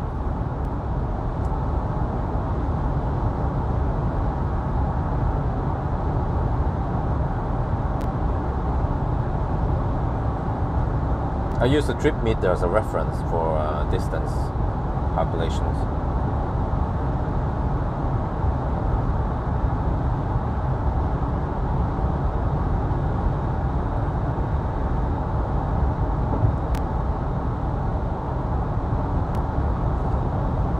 Well, I see that there are lots of carpet, they call it håndverkere, right? Craftsmen. They are driving around with Maxus, the e-deliver and some other Maxuses. So they are probably popular because they are cheap. But I would assume that a Toyota ProAce is way, way better. Maybe I should test out the ProAce. 12 kilometers, yeah, okay, yeah. Wait. What about past Vestby? Because I will arrive roughly with 15%, which is a little bit too high. So if I go beyond Vestby, well then I come to Vestby North or whatever it's called, where the Schwab station is, and then we have Mer. But they are expensive, man. Mer, Fortum. Yeah, they are too expensive.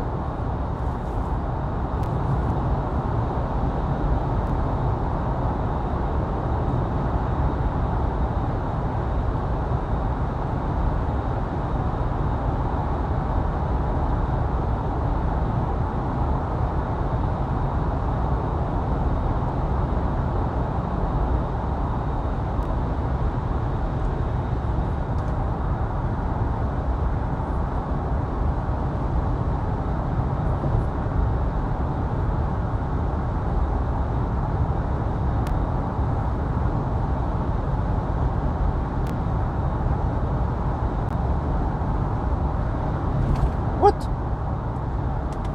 3 NOK per kilowatt hour at supercharger. The fuck, man? What? It costs only 3 NOK per kilowatt hour now at night at Vestby. That is dirt cheap for high power charging.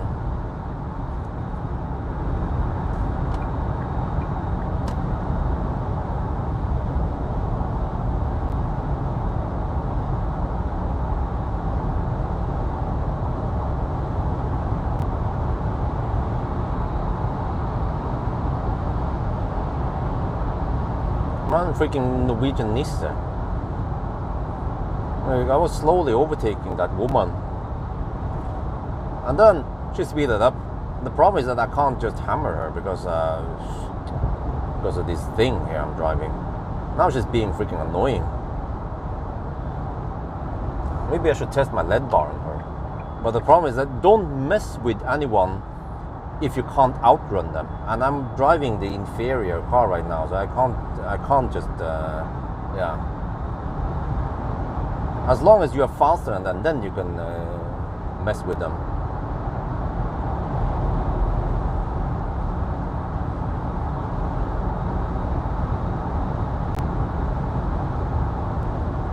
Charging speed, we'll find out soon.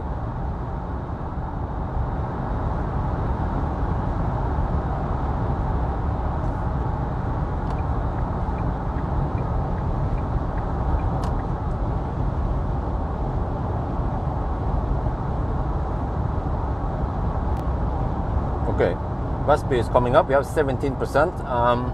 I think this is it. We can go for the Vestby North or whatever it's called, for the north.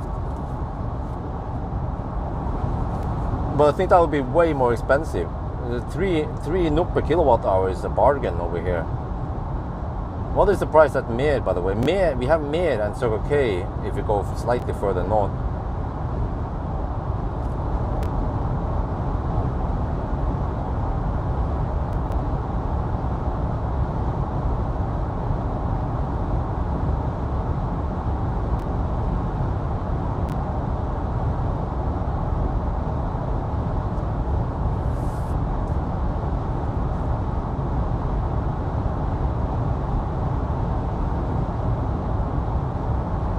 Seven NOK, shit, more than twice as much. Ooh. Okay, I'll take Tesla. The only problem is there's nothing to do there because the shopping mall is closed. I could walk over to the gas station maybe, or yeah, maybe I should plug in close to the gas station. Hopefully the gas station is open in case I need to go pee. Yeah, because this is gonna be a long ass stop. Yeah, okay. Let me take one of those stalls as close as possible to the gas station. This is a fairly widespread location, unfortunately, so I can choose my plug wisely. Okay, here we go. 15%. Yeah, that's deep enough.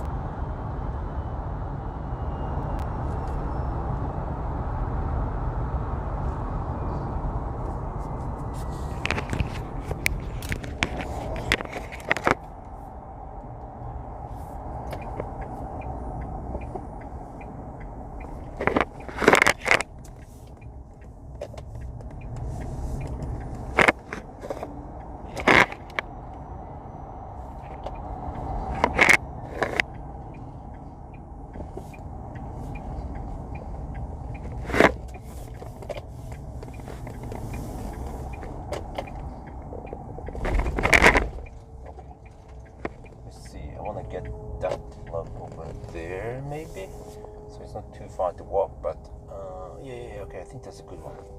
Let's see. Just have to plug in behind that dude. Wait, maybe I should take the other one. Yeah, I should take the other one. Yeah, it's actually better to take this one, so I don't interfere with any stuff over there. Okay, let me whoop. Okay, and then go here, and then let's see this one. Yeah, okay. Then I can just poke a little bit out. Let's finally just align this charge port versus the. And then yeah, it freaking beeps at you every time you put the car in reverse. That's also annoying. There's so much annoying stuff with this car. Okay, but then we check. Yeah, I think it's good alignment now. Okay. We are around 15%. You see, let me write down here. Okay, 184.5 kilometers and 15% left. Okay. West B 15%. I'll calculate the stuff. 184.5. Okay, 184.5 kilometers. Okay. No, I need my phone. Shit. Okay.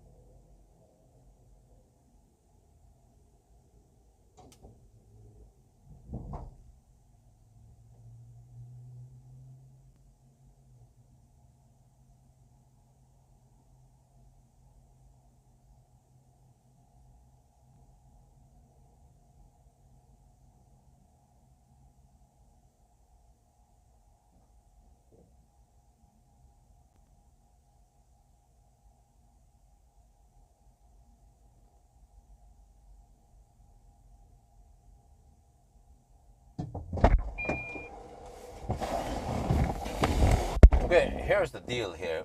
There is no way to see charging speed. Well, since we are not charging at Ionity, if you start a car, it will not show you any sensible information. So we are taking 74 kilowatt now. I can show you guys on my app. Maybe that's the only way. Oh, I can. Maybe I can. Yeah. Oh yeah. Oh shit! Fell down. Scheiße. Need to take out my anti-slip thing. Okay.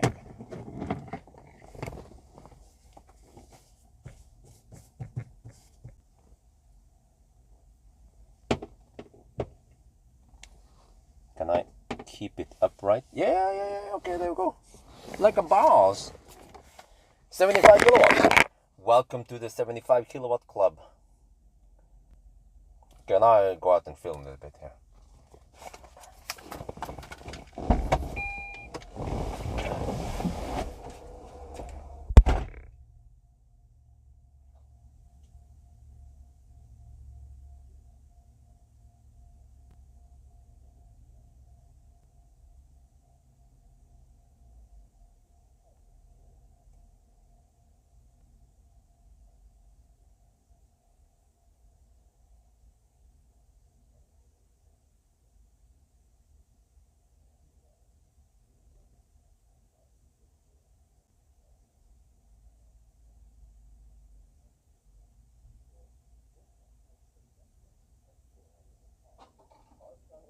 Show me much. You see here, it just shows you, well, state the charge is going up. But if you start the car, well, maybe I should do that. No, I shouldn't. Okay, let me show you. If you want to start the car, you have to take this one and then do this. Press the brake and then that's how you start the car. Okay. If you look here, and if you click, you cycle through the variables, you see voltage, okay, and you see current. So yeah, what I can do is I can camp here. I can look at current here, and I can look at pack voltage here, and I can do some Asian math, and we can figure out that we are charging at 75 kilowatt right now. But this car, unlike most other Chinese cars, it does not show you how many kilowatt you are discharging at or charging at. So yeah, and another thing is that there is no temp sensor here. Yeah, and also when it comes to mirror, this one supports Apple CarPlay, but it supports QD Link, so there's no Android Auto. Okay, so now we sit and wait. I can also show you here, the Tesla app shows you how many kilowatt you're charging at. So 75 kilowatt. Ooh, that is better than the charging test I had, wasn't it? What was it say? Okay, yeah, but wait. Seems like 200 amp is the cap here. if you look here, yeah, it seems like it doesn't go higher than 200 amp. So I wonder how you can achieve 80 kilowatt, which is what they claim to have. Probably not. Okay, let's see.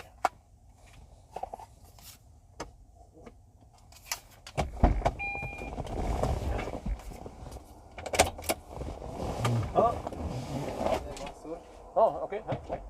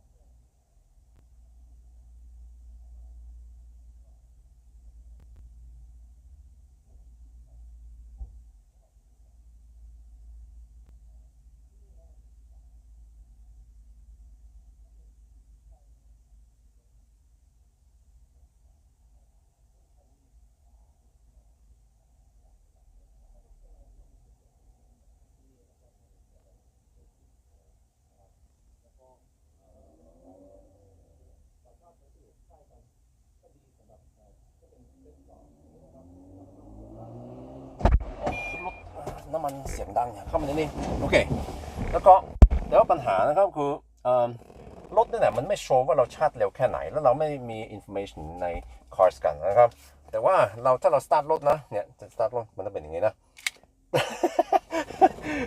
รถนี่มันไม่มีฟีเจอร์อะไรเลยนะครับโอเคเราเห็นในนี้นะครับว่า current เป็น190มันโชว์กระแสนะครับแล้วก็เดี๋ยวเราต้องปรับจอนิดหน่อยโอเคมันโชว์กระแสแล้วก็โชว์motor speed มีtrip โอเค trip อันนี้มี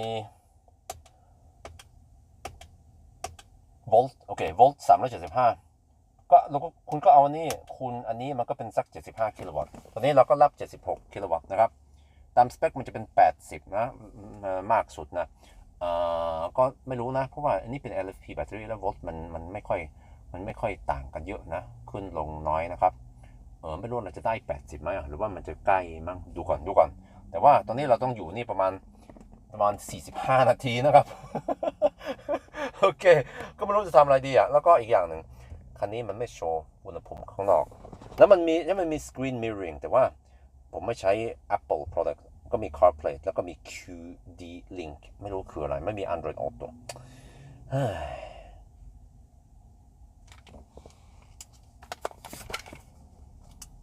403 watt hour per kilometer. Okay.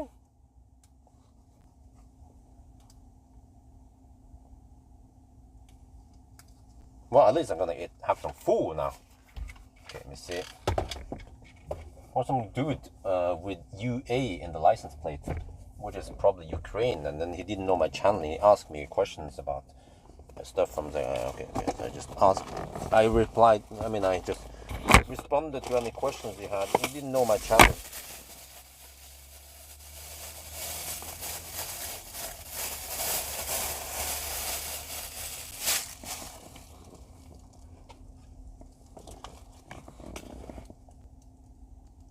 Wait, how should you... Okay, I had HVAC on. I turn it off now, in case it would replicate or do some shit. But it seems like I might have to redo the charging test, because it seems like I'm getting better result now than earlier.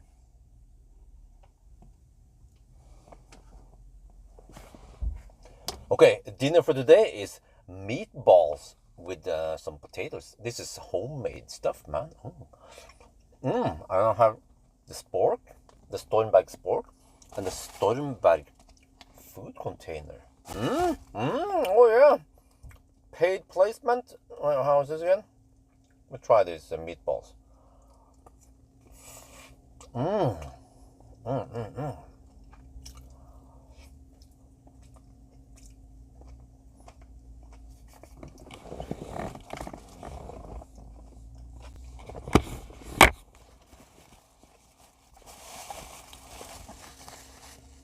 But at least it's not køddboller.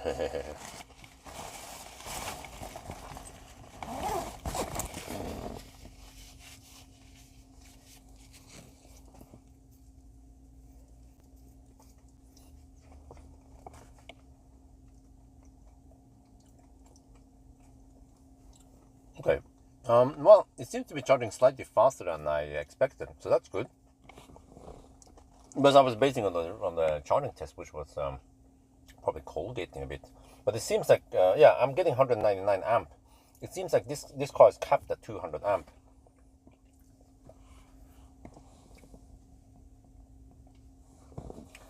และดินในวันนี้นะครับคือ meatballs กับมันนะครับผมได้ทำจากบ้านนะno meatballs อร่อยดี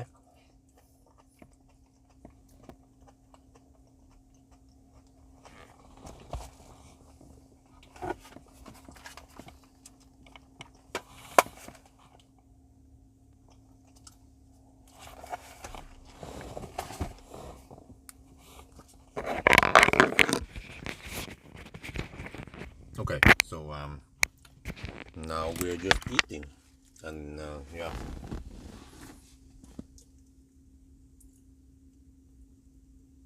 Okay, well, but who cares about Mazda MX-30?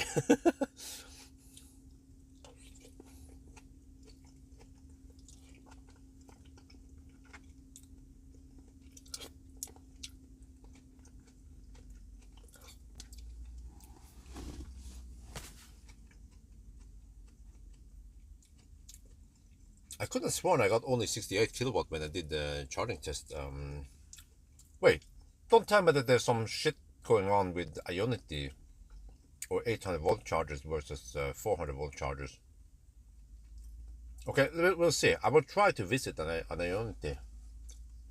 Maybe Ringdalsskogen. Not sure if I can reach it. It could be the Chinese bug.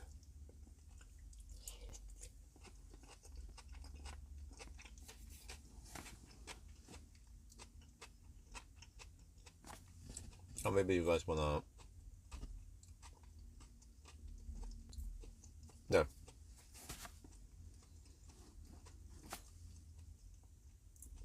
Screen is a bit bright.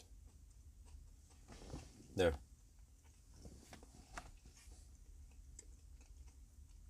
But eventually I need to go to the restroom. Maybe that's actually the first thing I should do now.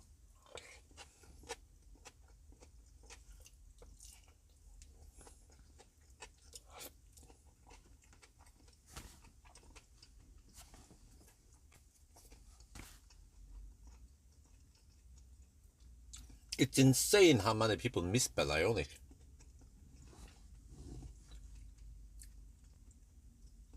But it was always in focus, but it was just overexposed. Exposure and focus, that's two different things.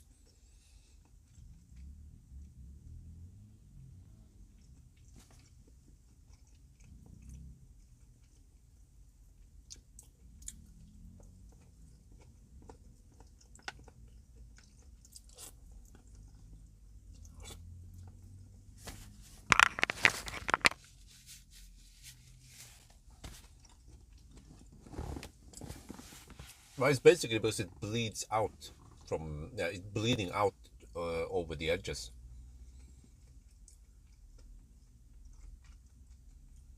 So it appears to be not in focus, but it was in fact in focus.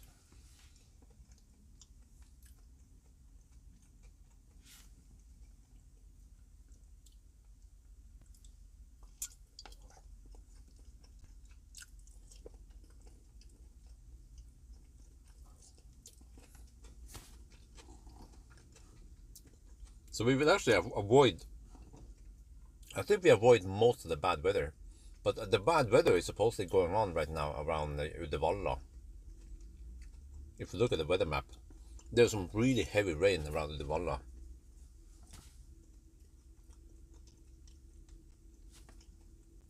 No cooling.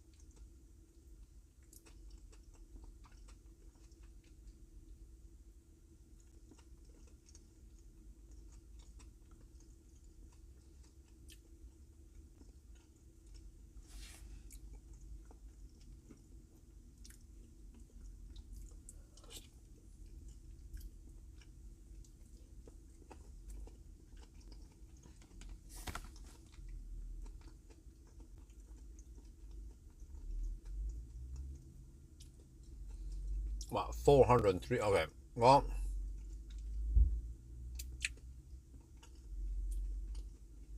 so if I charge to 80%, I can go 140 kilometers, right? Roughly. Well, if I spend 70%, oh shit, I was gonna grab my calculator, but then my phone isn't there. Can someone do the math for me, please?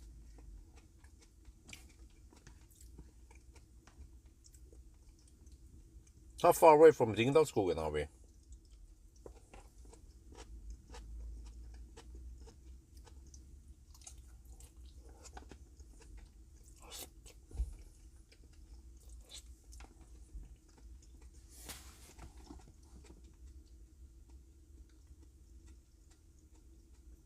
Oh, you're in Norway now, Dane. Oh, nice. Enjoy Norway. And the flooding. In Elverum, oh shit, you're in the wrong valley. That's the flooded valley, one of the flooded valleys. Nope, has no navigation.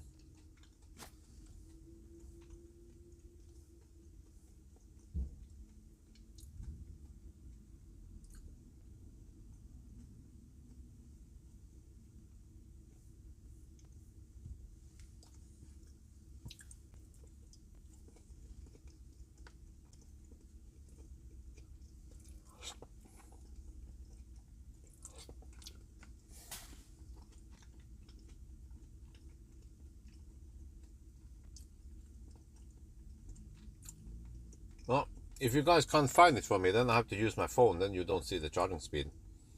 If someone can find that for me, please. How far away from Ringdalsskogen are we? I think actually we are too far away from Ringdalsskogen. We have to go for another supercharger.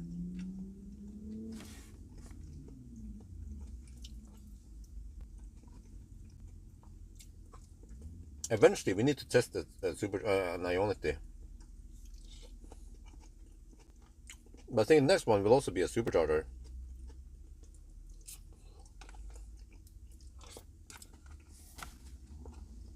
Nope. It supports QD link.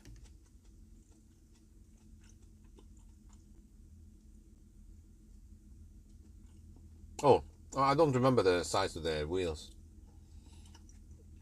You have to ask Maxus then.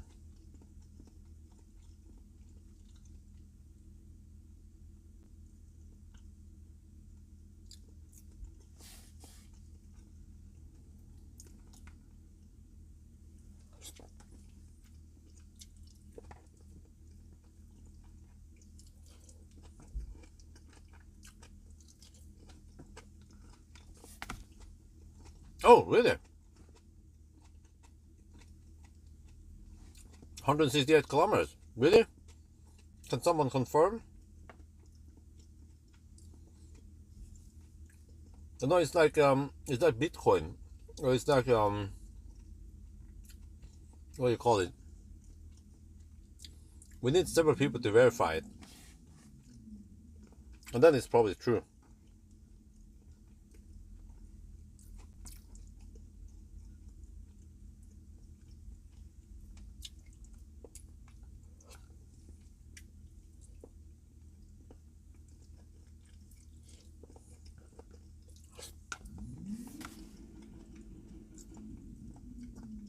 I feel noisy footsteps around here. It's not my favorite place to charge at night. It's a blockchain, yeah. In a blockchain, several people need to verify and find the same result, then I'll believe it.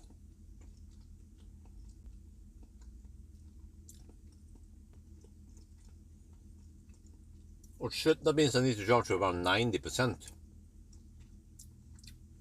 Well, or 90-95% if I want to go for Ringdalsskogen.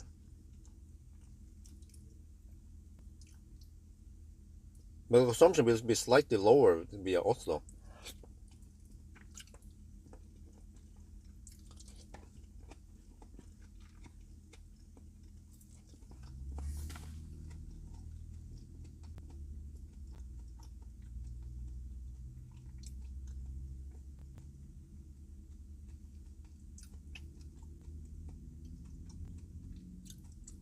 It will require 76%, huh? Are you sure?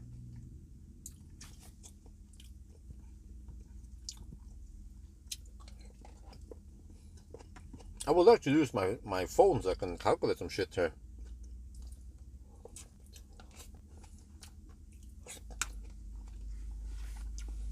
Let me use my phone a little bit.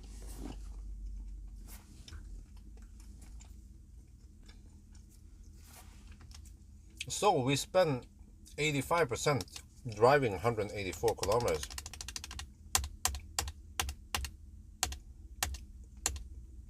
Oh shit. Yeah, 185 kilometers divided by 85%. Okay, it's a little bit more than 2 kilometers per percent, right?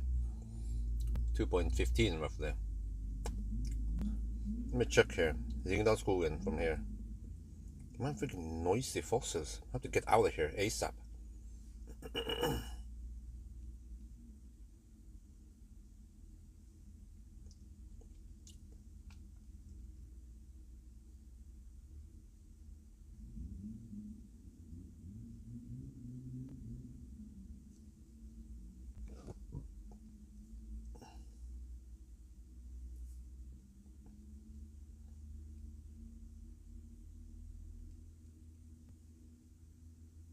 The fuck? Why can't I click on this? What the heck is this shit, man?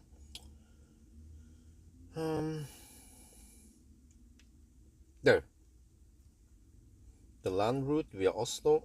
164 kilometers. Okay. 164 kilometers divided by, let's say, 2.15 or 2.16. Okay, I need to spend 76%.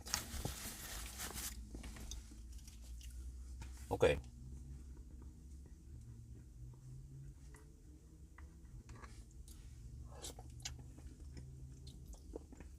85% should be enough, but maybe I'll go for 90.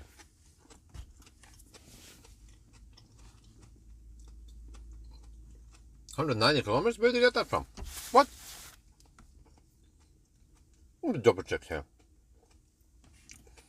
According to Google, it is 164 kilometers. Where do you guys get 190 kilometers from? From here, via Oslo to Ringdalsskogen, 164 kilometers. Well, you guys are drunk. You're 51% now. What? Oh, it's been closed. Stabæk. It's the work. Yeah, they've been working on it for a long time. It's just not closed. It's just a slight detour from the main. I mean,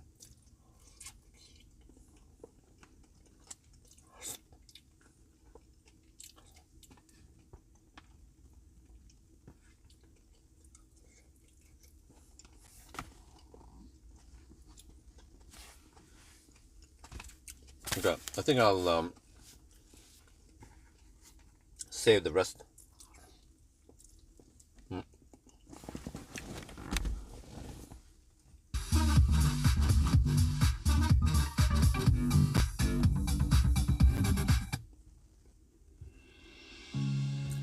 Listen, if it's set to the standard,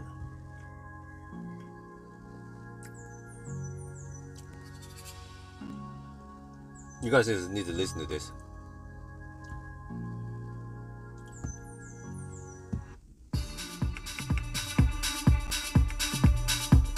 Where's the bass?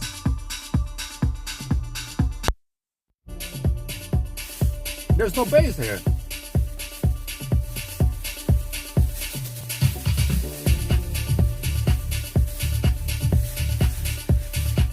Wait, really?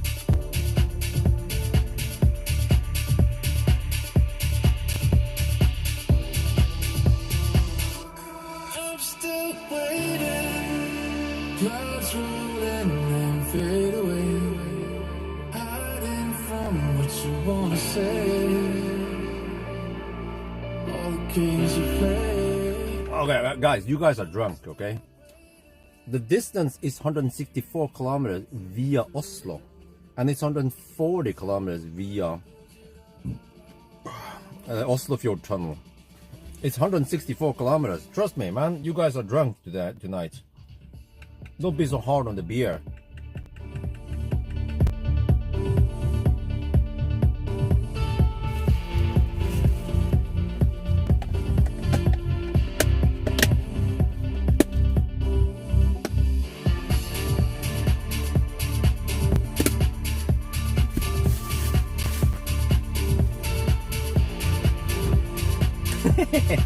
There you go.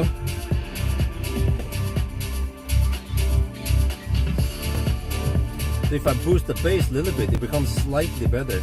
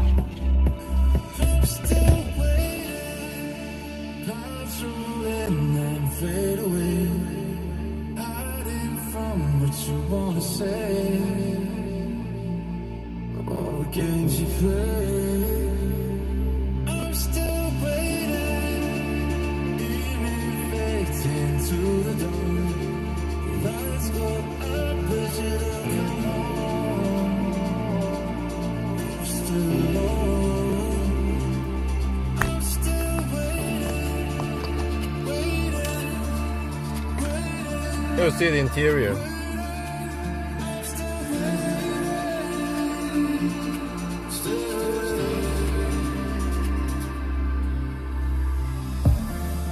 That's a song.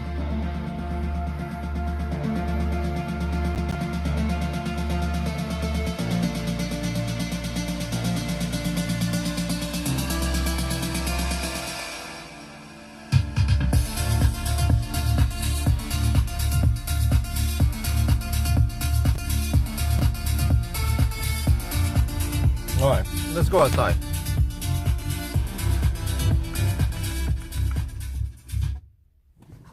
I mean, we probably have still at least 20 minutes left.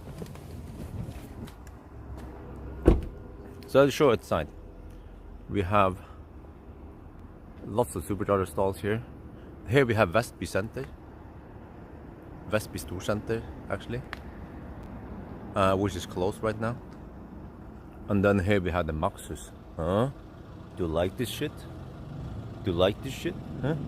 T90. Maybe the 90 means the 90 means 90 kilowatt hour gross capacity, and then 88 kilowatt hour net capacity.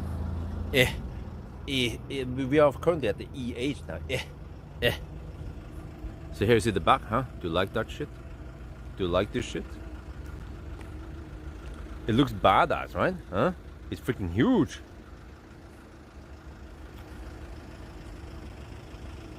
So it fits perfectly in the supercharger stall, since the charge port is on the left side with the right side, not the right side with the wrong side. Yeah. Wait, we need to check on the under the hood. Let's check under the hood. But maybe I want to go to the restroom first. We're at 59% now. Okay.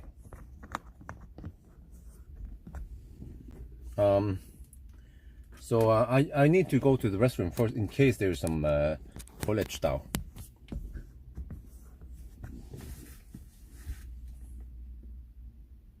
Okay, I'll leave the phone here while I'm gone. GUN.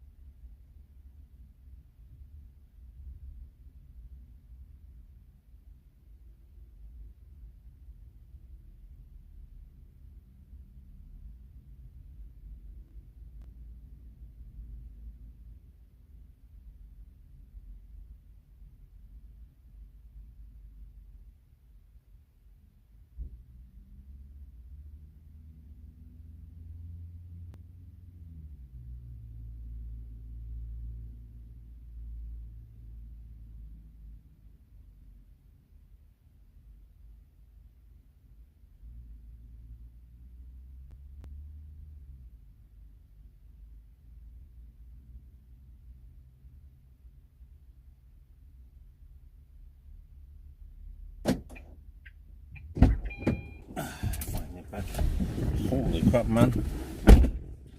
The guy who was in front of me in the toilet stall, he took forever. There was only one toilet, so this is not my favorite place to stop at. I will avoid coming here in the future. Okay, so yeah, we are now at 73%. Okay, still nice and flat charging curve. We'll have to wait a little bit more.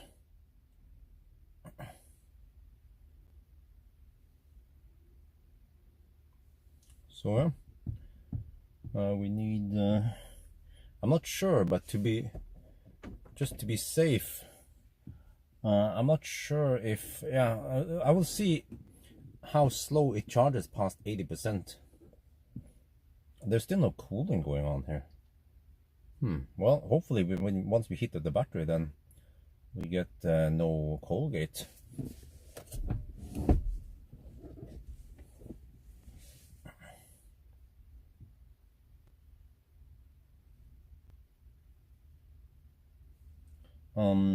I think it should start throttling at 80%, or maybe not. We'll see soon. But I didn't notice when we arrive here. I have to look at some other. I need to record when we arrive and percentage. I forgot to do that. It's a little bit different now. Yeah. Why did I not record it? Let me see. Let me just fire up the car and get this one. Trip. Okay.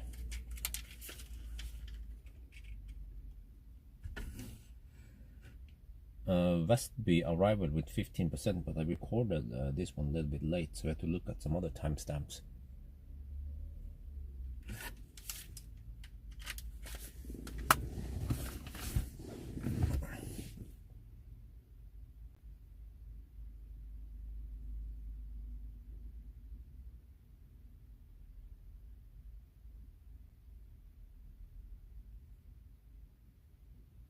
Okay, let me see now. Almost, wait, no, that's only 76%. Shit, I thought it was 78%.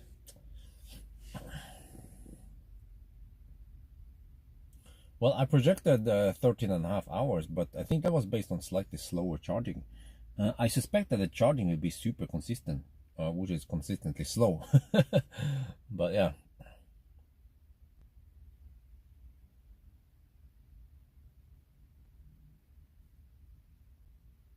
It's a big battery. It should take at least 150. No, actually, this battery should take at least 200 kilowatts. Not freaking 76 kilowatts. But it's just a Chinese car, you know. They seem to fail on charging speeds, except for a few ones like Xpeng. They start getting it. Like even Hongqi and Neo aren't charging that fast. Oh shit! I need to, yeah. I think Ringdalsskogen is a good one. I can get the stuff cleaned up there. It had lots of amenities. This is not a good place to stop at. Well, was it really good 10 years ago? Millennium Falcon 10 years ago charged at 120 or 118 kilowatts. Lol.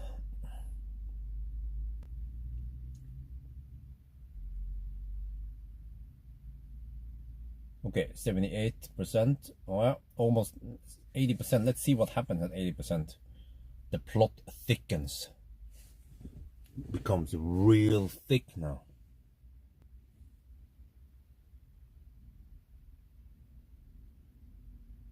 Oh yeah, I was gonna pop the hood. Yeah, that's right. Maybe I'll do that at another stop instead.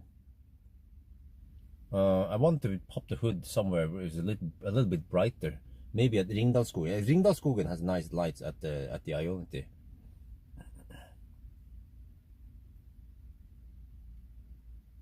Oh, wait, is it throttling? Let me see. Let me check the number of amps here. Yeah, the current dropped to 191. It was 199 for the longest time. Seems to have throttled a little bit. No, I haven't done banana box test yet. I'm not sure how I'm gonna do it. I guess it's put banana boxes in the bed That's one test, and then put also in the cabin as the second test, but then I don't have to redo that. So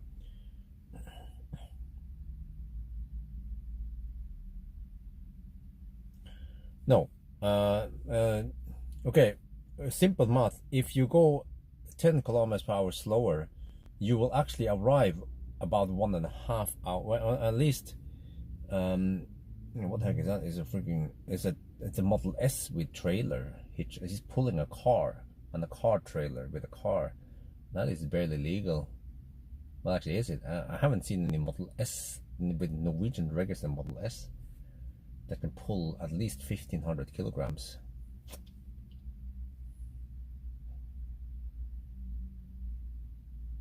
"90 kilometers per hour is half an hour slower than that." Where do you get that from? You fail at math. 90 kilometers per hour is a lot slower than 120. You will be losing lots of time. I can't calculate right now because I'm showing you guys the charging speed here. Shit, I had to get out here. There's a bunch of Rån there who just arrived. It's gonna be freaking noisy here. But quick math is that if you cruise at 110 versus 100, you will be losing at least, I think, at least an hour. Something. Yeah, roughly an hour. And you can charge a lot during 1 hour. In 1 hour, you can charge 75 kilowatt hour. And do you save, so then it boils down to, okay, if the consumption is 400 at 120, at 110, the consumption will be maybe 370 only. So you only save 30 kilowatt hour. So it's not worth it. It's you want to go as fast as possible, because or look at that like this. We are consuming at the rate of, or I mean, the average power when we are hammering it is only 48 kilowatt, but we are charging at 75 kilowatts. So we're charging a lot faster than we are discharging. So yeah, I'm pretty sure that going at 110 is going to be worse. You will arrive slower.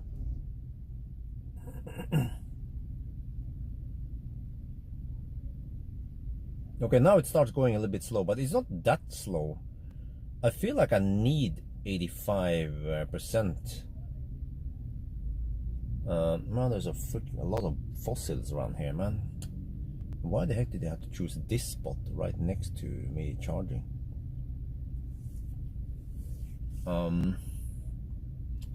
Okay. Let me get ready to leave here, man. Yeah, this is not a spot I want to charge at night. Man, we're gonna roam over here. Okay, but yeah, maybe I should go 85%. No, 120 is VMAX.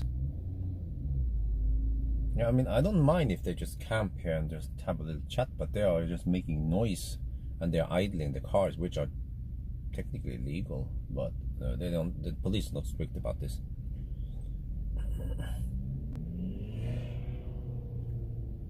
Yeah, man, too many rånare around here. Okay, well, okay. I think we should leave soon.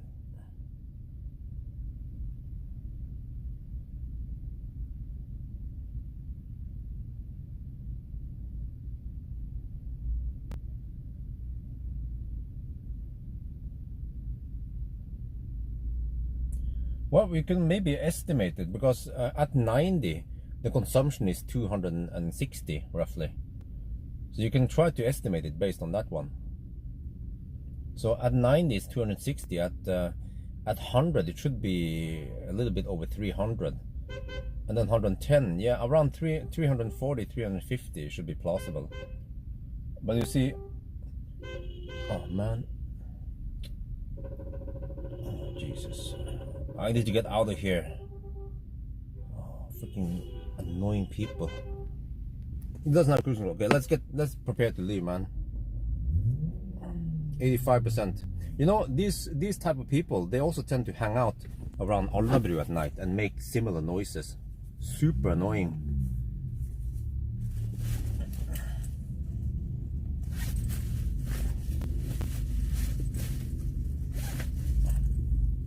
Okay. Let me see. 85%, 86%. Hopefully I have enough now. Wait, I adjusted the camera slightly because of the the charging session. There.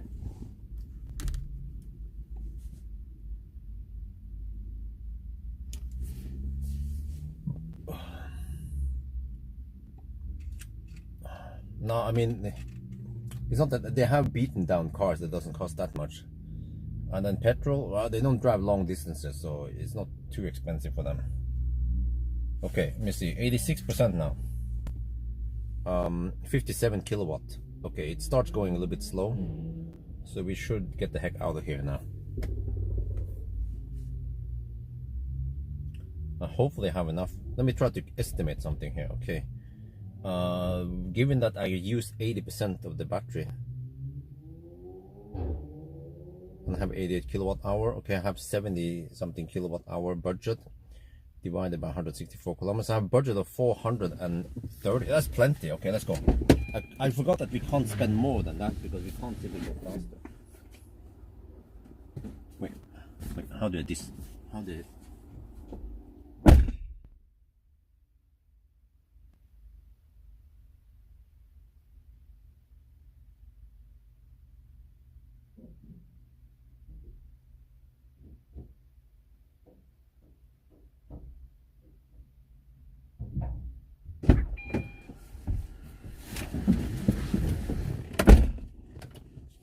Okay, there you go.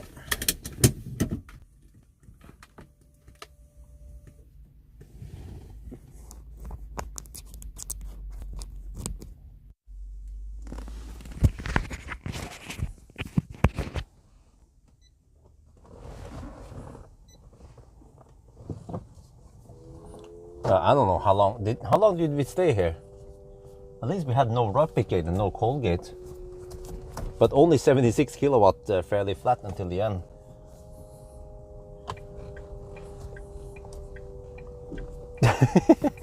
This is gonna be a long drive.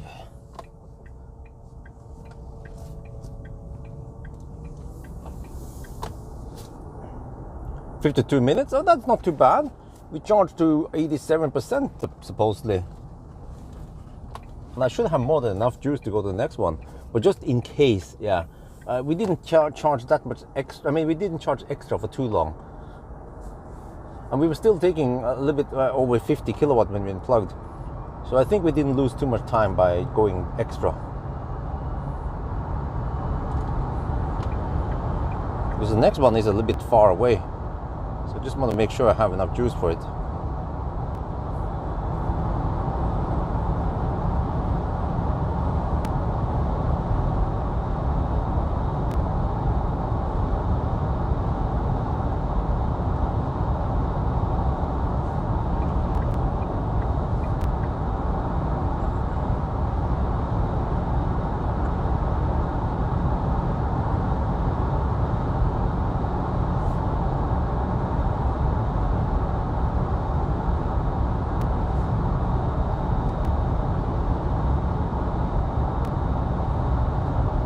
I can bail again on this guy.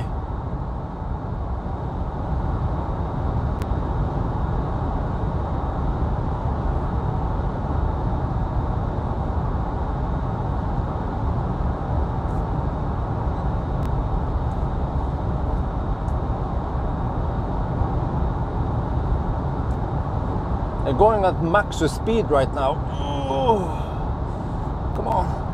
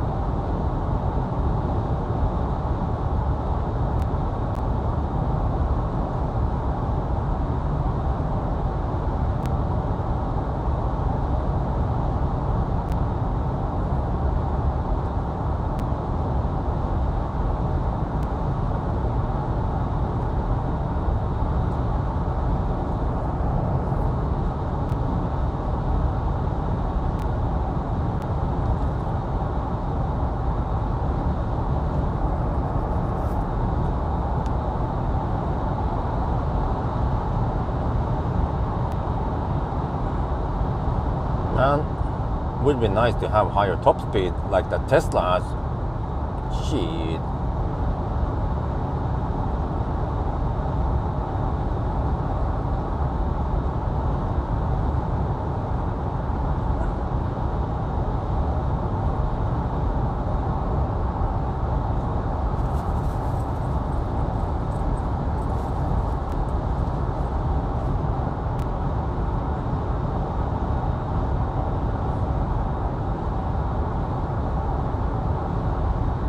Yeah, it's a lot slower than ID Bus. ID Bus would feel like a rocket compared to this one.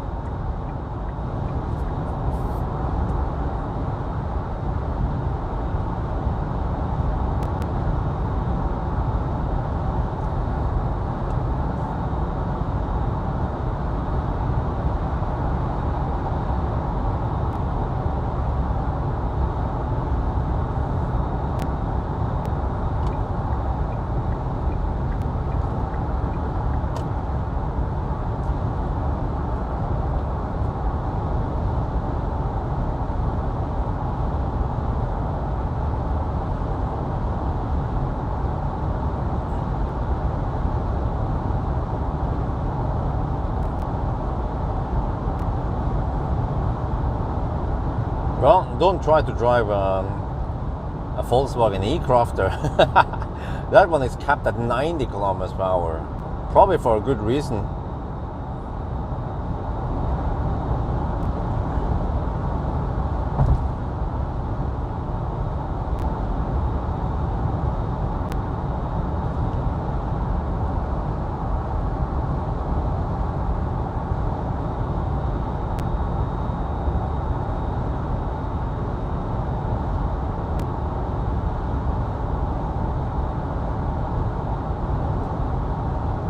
Seems like 76 kilowatt was the maximum we got here. Not sure what's going on with the battery temperature right now. But yeah, we were getting 199 amps, and that's, I mean, I've seen it before that many Chinese cars, they are capped at 200 amps.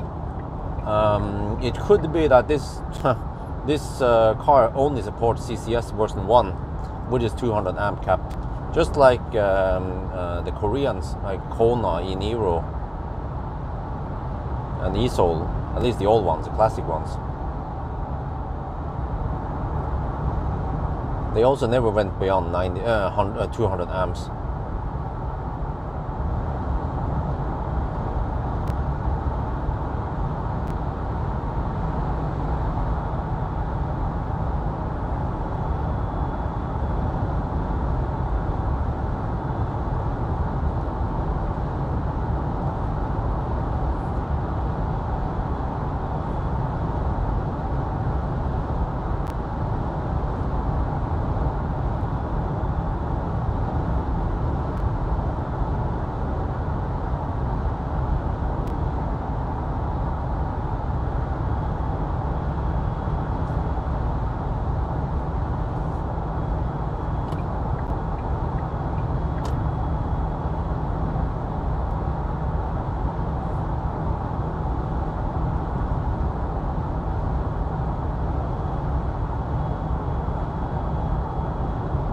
How is the feel? Huh? What? What do you mean?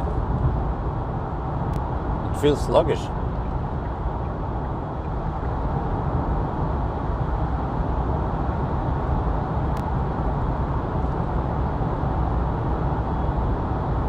It would be slightly better if the voltage was higher, but it's 375 volt.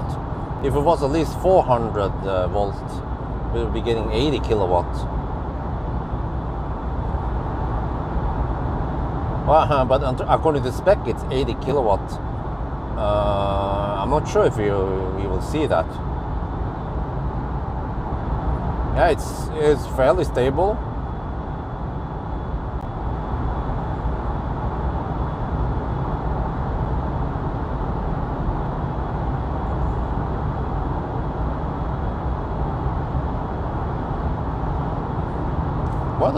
What does smell the exhaust in here now? I need to recirculate. Normally I don't smell smelly exhaust. Oh, wait, don't tell me that the Ragger, they're going this way now.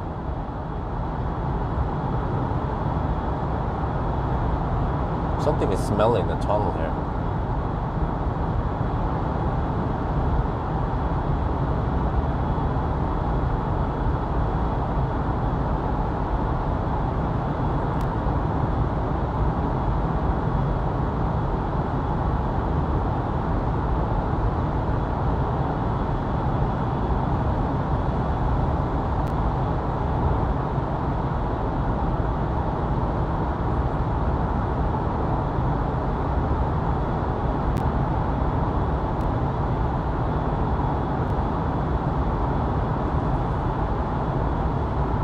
I don't need to dodge a moose, I just ram right into it.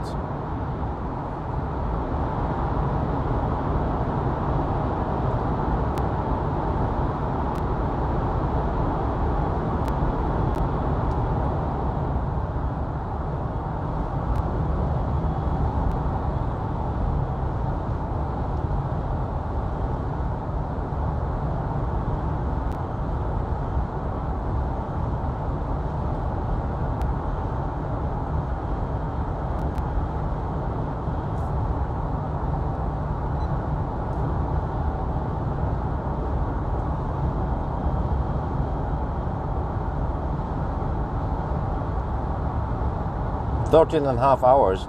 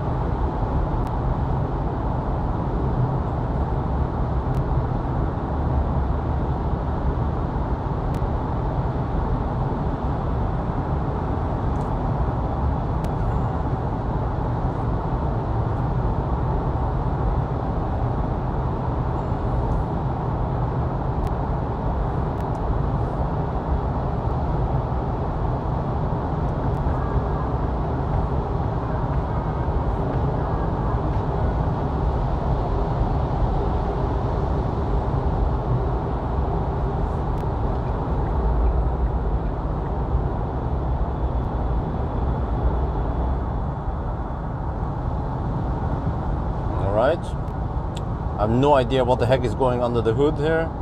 Battery temperature, stuff like that. Consumption, I have no idea. We just assume it's right around 4. Actually, now it's lower than 400. Yeah, since we're driving through Oslo.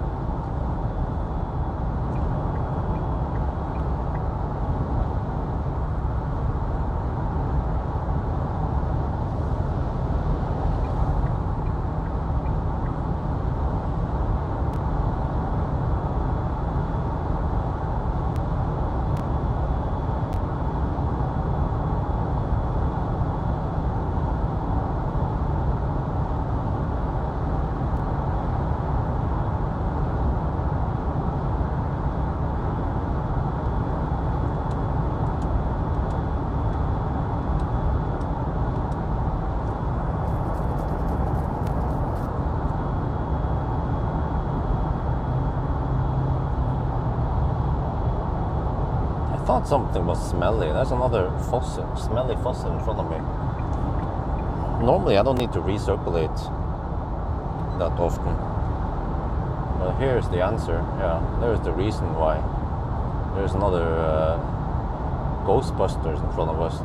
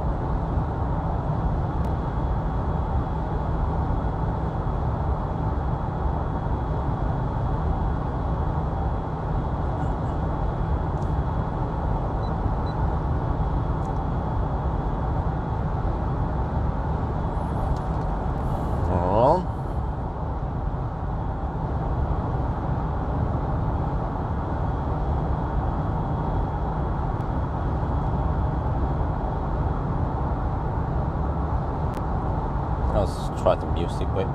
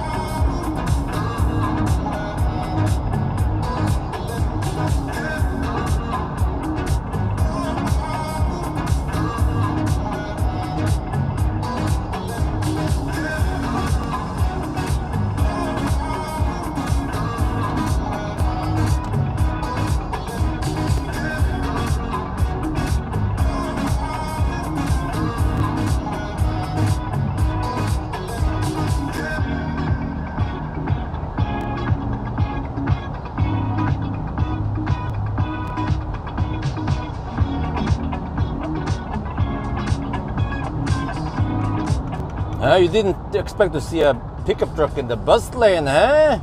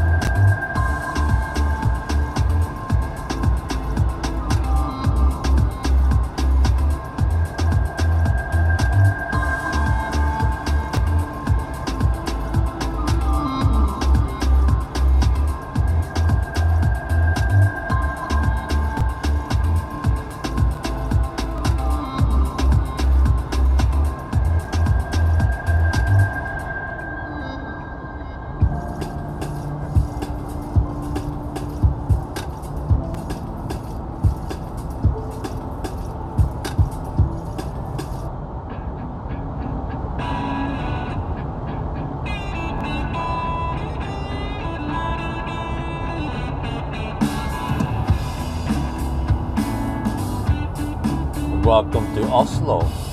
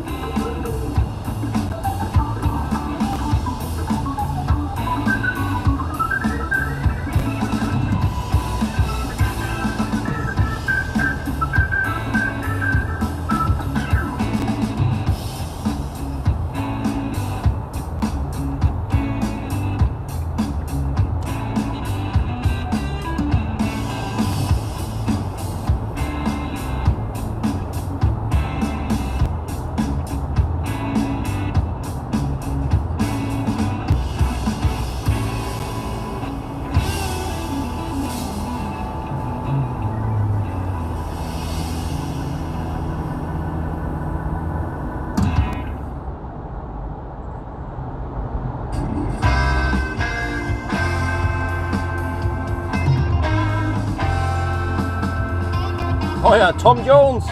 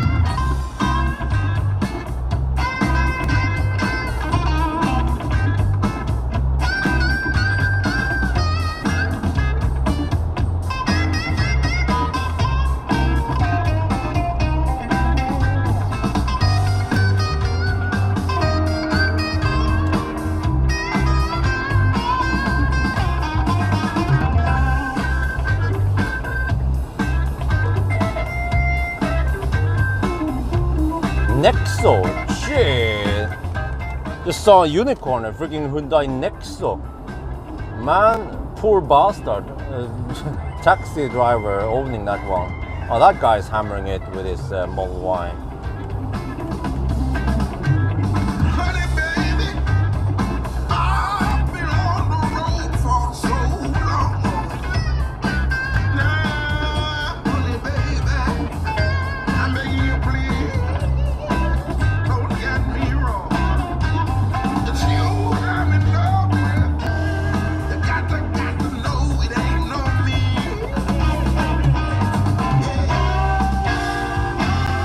Come on, baby, please.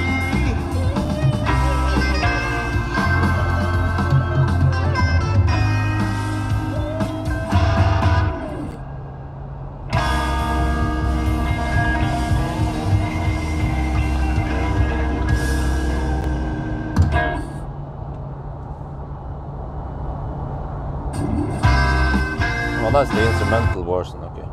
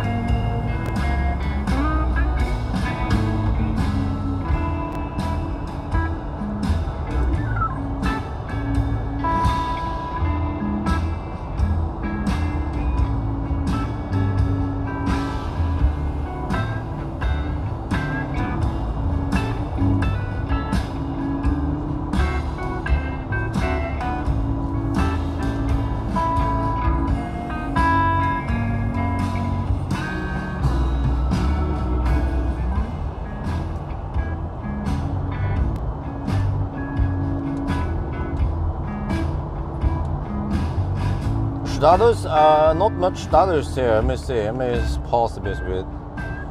You can see distance maybe. Yeah, that's the only thing we have here. 231 kilometers done now. So not much to see. Yeah, 230 kilometers, 231. And then time is, let me see when we started. We started at 9:30. So we have no deductions so far. So we have, oh, it's getting hot in here.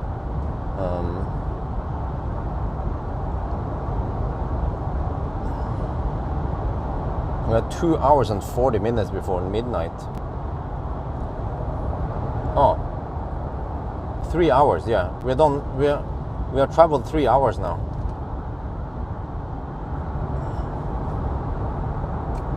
When is the next one? I have no idea, but it's Ringdalsskogen. I don't have much information here about I don't have navigation. I don't know how far away we are from the charger. I don't know how many percent we will arrive with. It's nothing. This is just as bare bone as it gets compared to a Tesla, for example, where you get everything. You have full control. You have all the goodies, all the information. Here you have nothing. You don't even know state of charge unless I plug in car scanner and I find state of charge there. It just has a battery gauge, an analog battery gauge, yeah.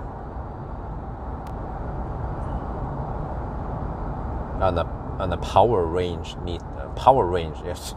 I don't know what the heck it means, but power range.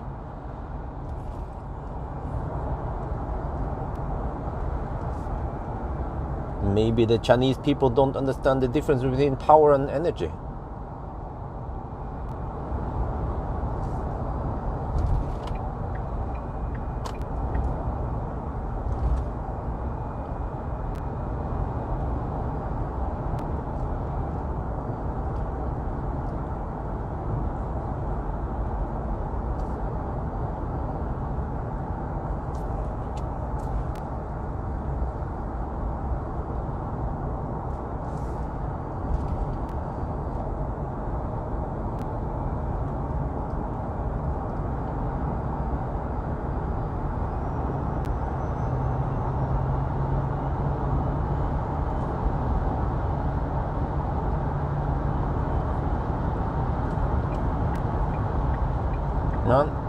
If I have it on 25 degrees Celsius, it becomes too hot.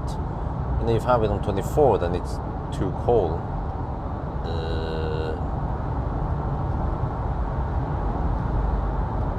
Is there nothing in between there?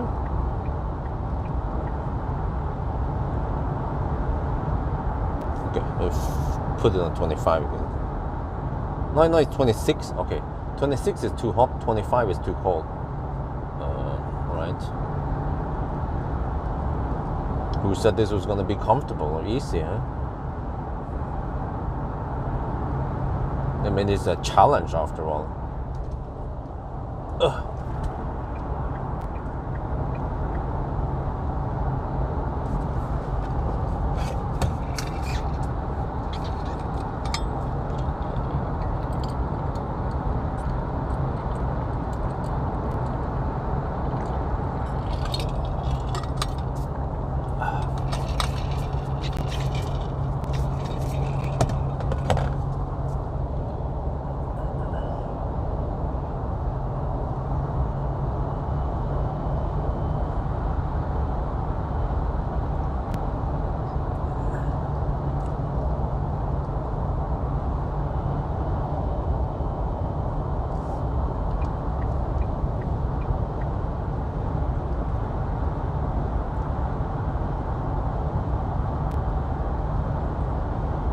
Now it gets too hot again.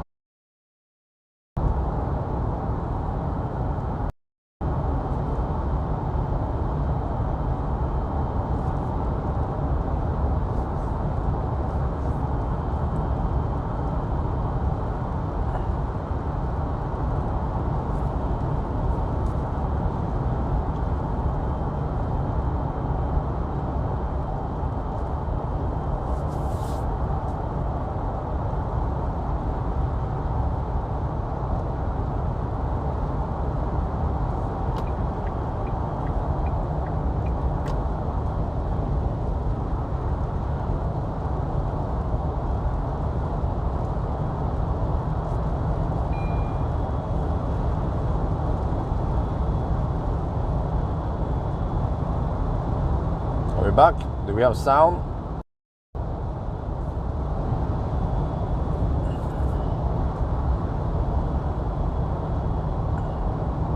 Yeah, so I figure out we are roughly 105 kilometers away from Ringdalsskogen right now, and we have 65% left, so we should arrive with around 15%, or a little bit over 10% at least.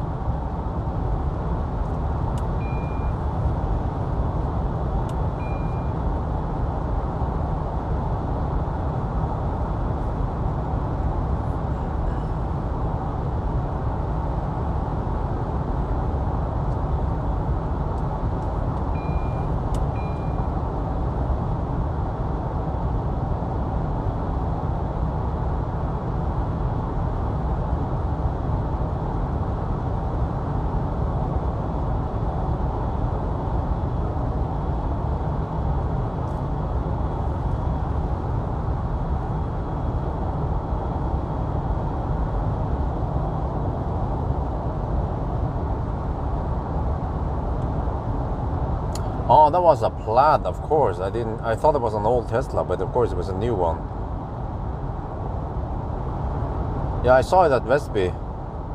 As I was wondering, or is that a retrofit? No, it was of course a Palladium. Yeah, that makes sense.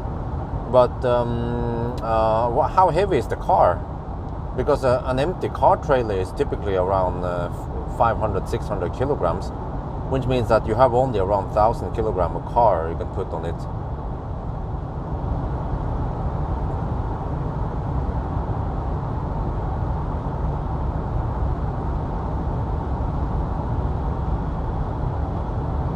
But it didn't seem to be a too heavy car. Maybe less than 1,000 kilograms. Man, every bridge gap is just so harsh. Oh, brace myself. Oh shit! Almost as if the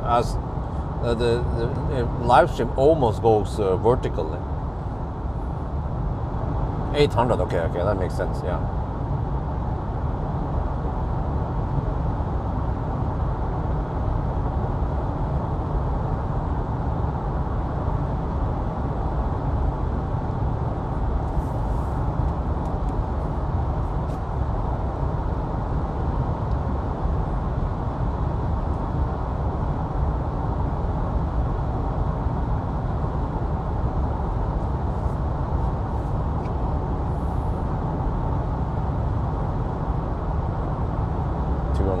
Kilometers now, status 249 kilometers, so we are roughly 100 kilometers away from Ringdalsskogen. Can you guys confirm the distance from here to Ringdalsskogen?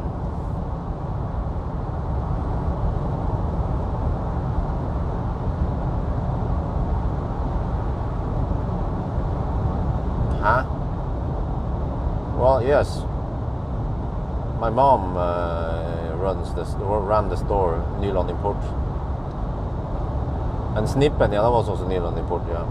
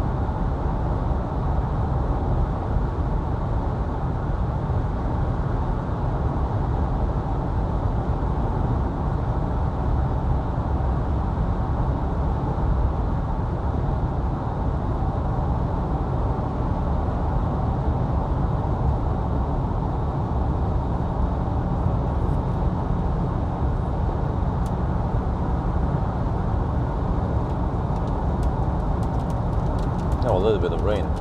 Interesting. I wonder if this was as forecasted. Rain sense on. Yeah. Lost in translation. I wonder if you can coast faster than VMAX.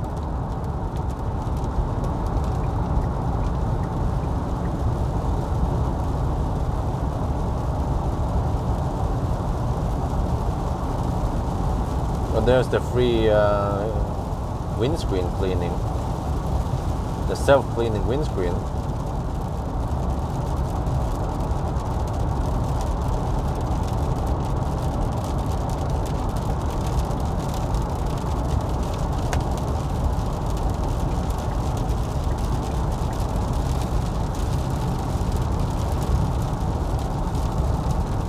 Okay, there's supposed to be a little bit of rain, but most of the time is not raining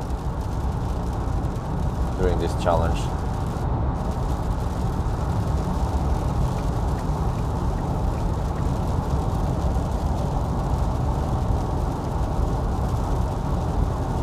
I don't think so.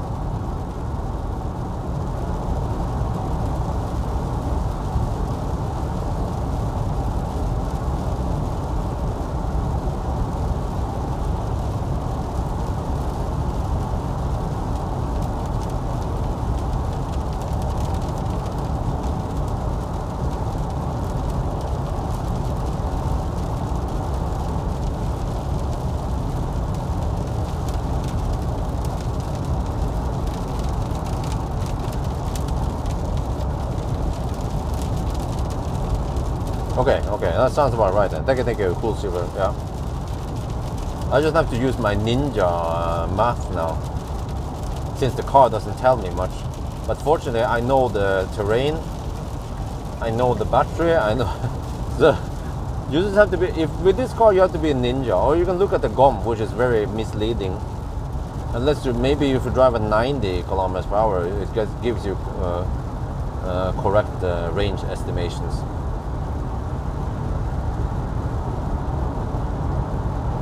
Well, let me try here. If I put the car in neutral, can we then go faster than VMAX?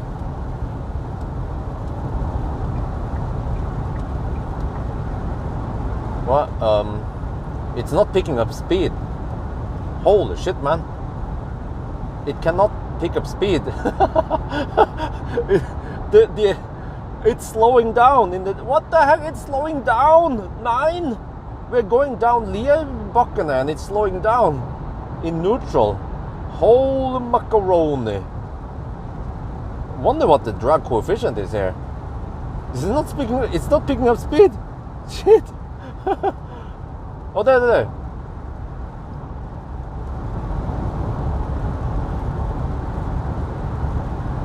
No. It's not going any faster than VMAX. Huh, interesting.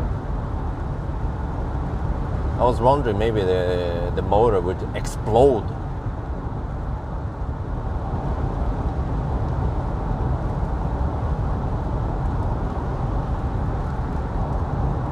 Dude, you have no taillights. Do you know that? You have no taillights. Oh, you can go faster than VMAX. Oh shit!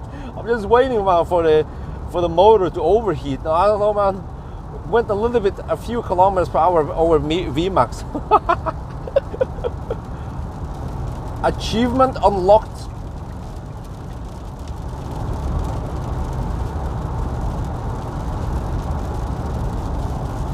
Wait, what's that smell?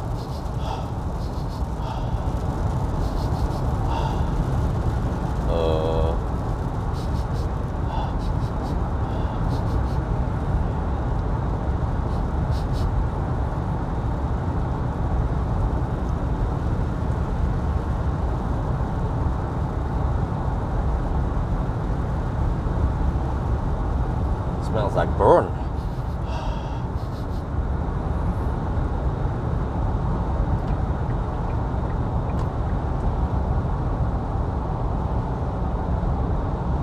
Yeah, Hans is here.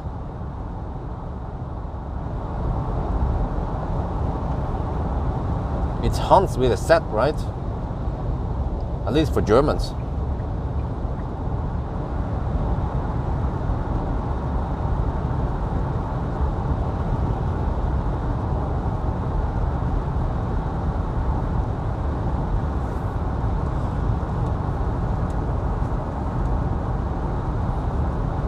Man, I have to try to coast down Rudshögda. Maybe no, Rudshögda is not steep enough. Yeah.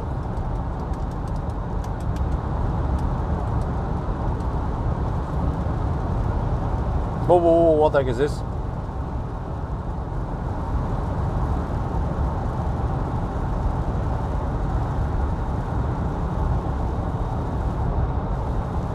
There's some close road or some shit here. E134, omkjøring, okay. Oh, that's not relevant for us, unfortunately. At least the bridge here is high enough, so it's not affected by the flooding. But Hans, man. Hans is unstoppable.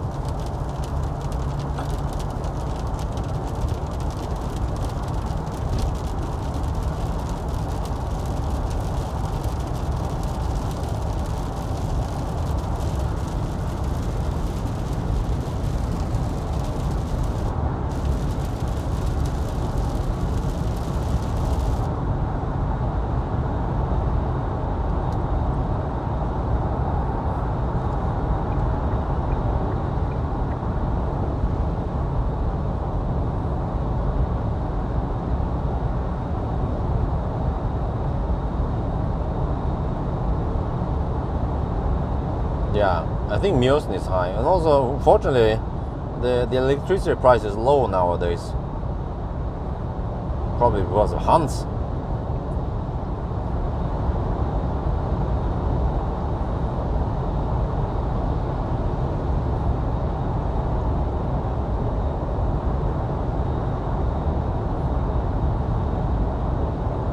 I've heard in the news that the flooding have washed lots of these tractor eggs, or høyballer, the hay balls, they're dumped on Mjøsen. Several hundreds of those are on Mjøsen, and then volunteer people, they drag them back to land, because eventually they will sink and there will be lots of plastic out in the environment.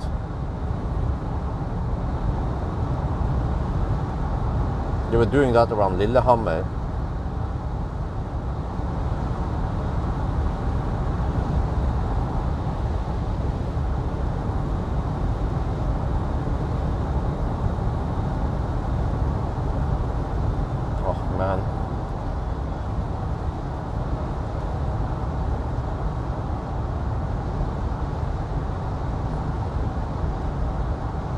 Norwegian left lane huggers club. They never take vacation.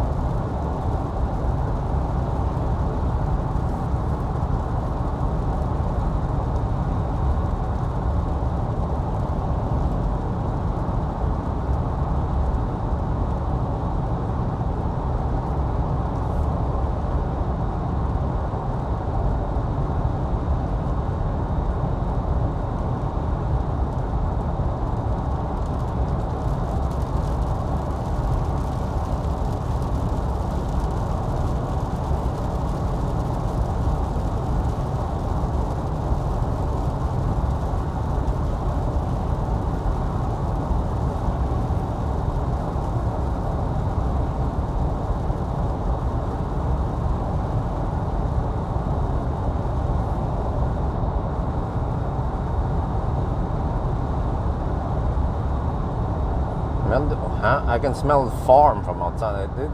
This car lets in everything. All the smells from outside. It's like riding a motorcycle. I can smell everything from outside. And then some cars, they tend to be able to block some of it out. But especially Tesla with a HEPA filter. There is just incredible. It can be farmland outside on shit, and you wouldn't smell anything inside until you open the door. Like, huh? What?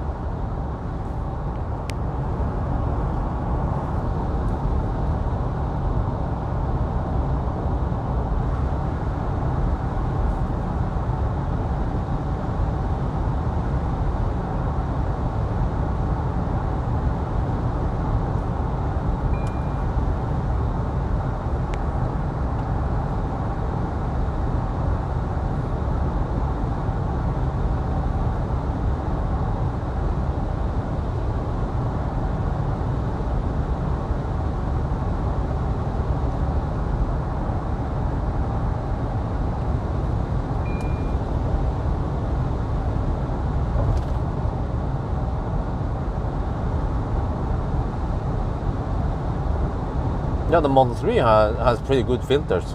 Normally I can't smell much at all in the Model Y. What did I say? I meant, okay, Model Y has good filter. Model 3, you can smell shit. Yeah.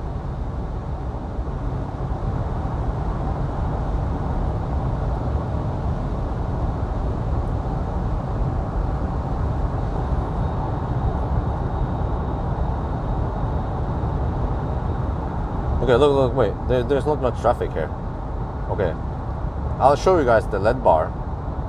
It's on Viking light.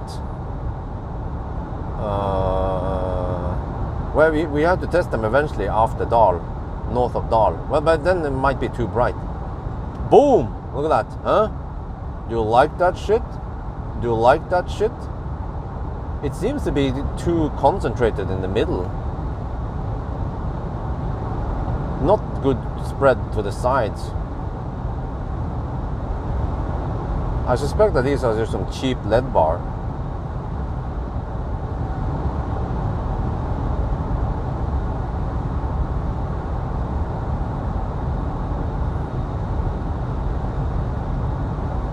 Boom!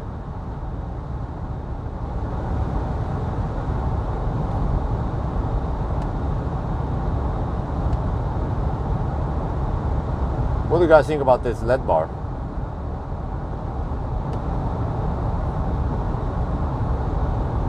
No, I can show you. I can switch off the LED bar.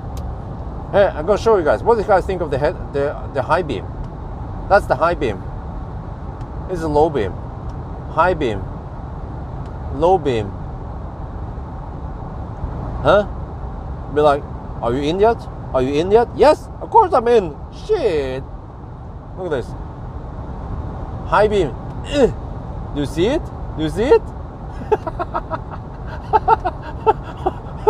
I could be driving around with high beam and the oncoming traffic wouldn't notice that I had high beams on. Shit. Look at that. I'm gonna blind you with my high beam. Yeah. Yeah.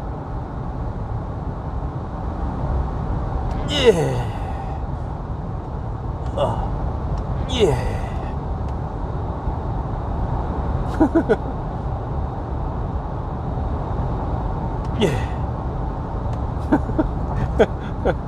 Oh shit.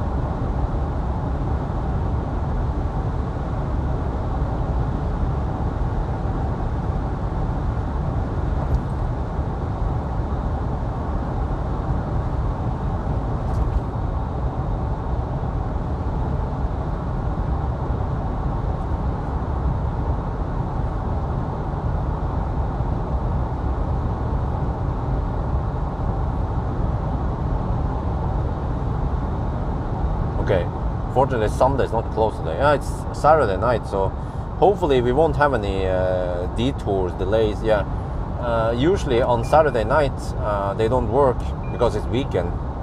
So that's why Saturday nights are really good for 1,000 kilometer challenges.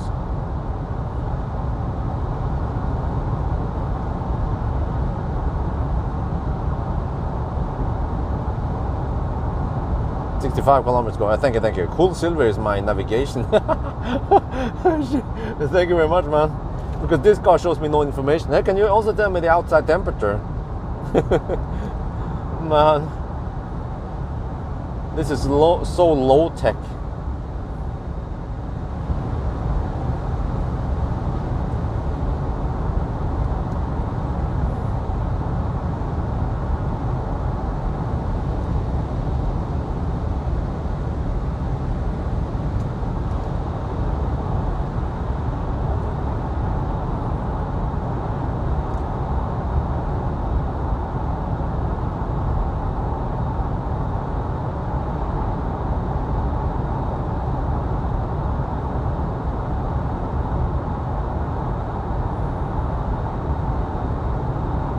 Yeah, TomTom, yeah. Going down to 45%.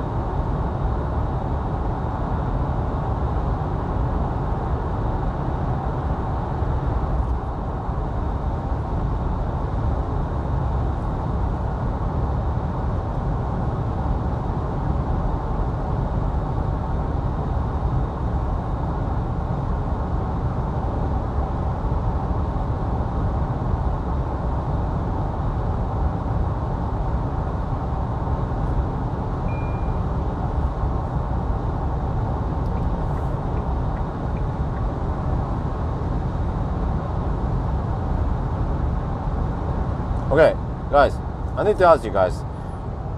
This eT90 is the extreme version, and the extreme version is a Norwegian featured thing. It includes the Viking lights, which doesn't seem to be that great. The Viking LED bar, but it also includes the spoiler in the front. I don't know if you guys can see it. What is the point of the spoiler in the front? Is it for downforce? But it's rear-wheel drive. And then there's also some kind of wing stuff on the window, yeah, on the front and the rear side windows. What is the point of those? Does it mean that this one is less efficient because it's an extreme version? Oh, as a donation. 5 euros from Waldmeister. Dankeschön. Yeah, okay, rain deflector. Okay, so for the windows, side windows, that's rain deflector, right? You can open the windows and it will not, the rain will not get in. But what about the front spoiler? What is the point of that one?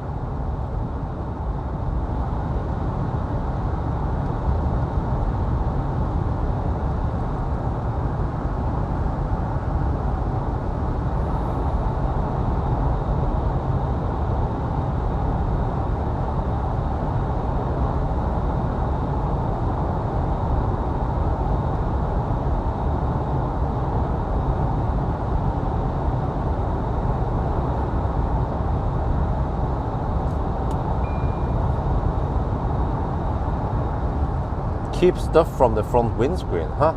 Oh, interesting.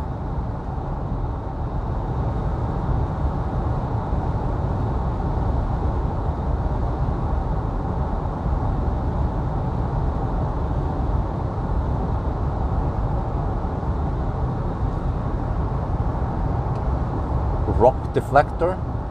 Well, maybe as a moose reflector.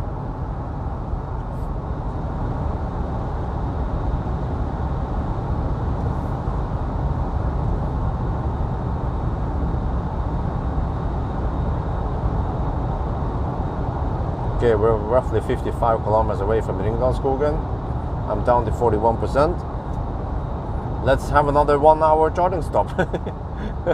Well, we will see if we can receive 200 amp from this one.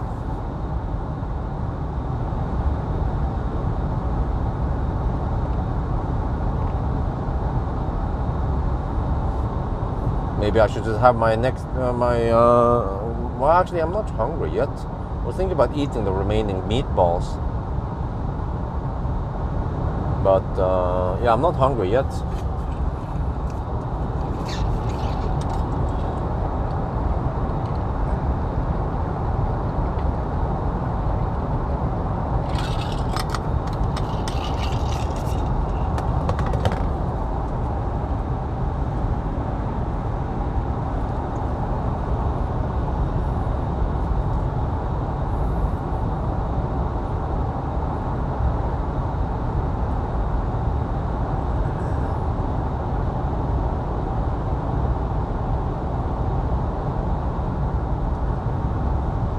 Yeah, but I mean, why do we see spoilers only on pickup trucks?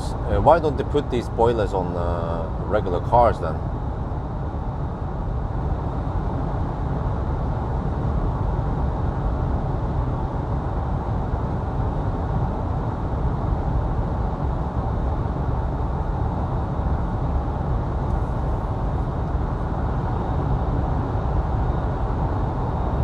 Oh, interesting.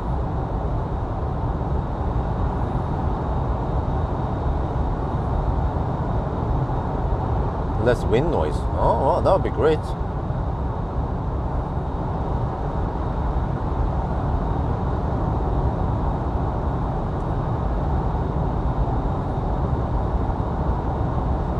In a way, it's good that I get a whooping 1 hour, well, around 45 minutes rest between each leg, because I have to constantly push on the accelerator now for VMAX. Eventually my right leg will be larger than my left leg.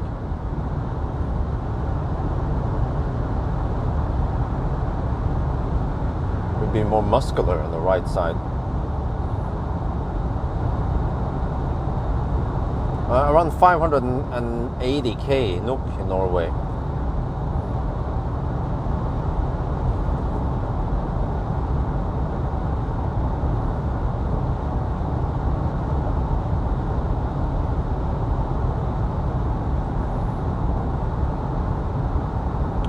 Well, actually, when I think about this, no way. No, but the MG has way better interior and also way better features. How the heck can the MG be so better than the Maxus? And they both come from Psych. But the Maxus, all the Maxus I've tried, they are so shitty. Like the Unique 5 and the E-Deliver 3.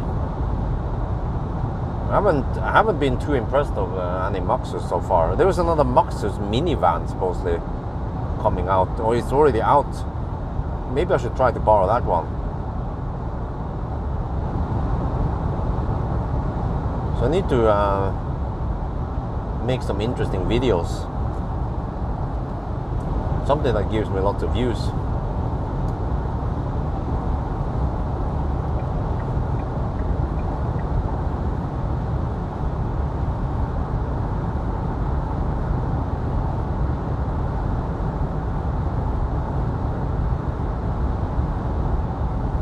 Hopefully on the way back the road will have dried out, as I'll be back here in around 3 hours.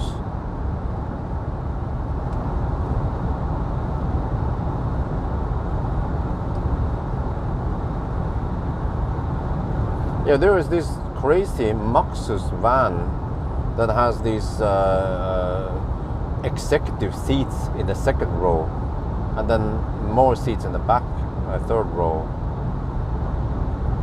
I want to check out that one.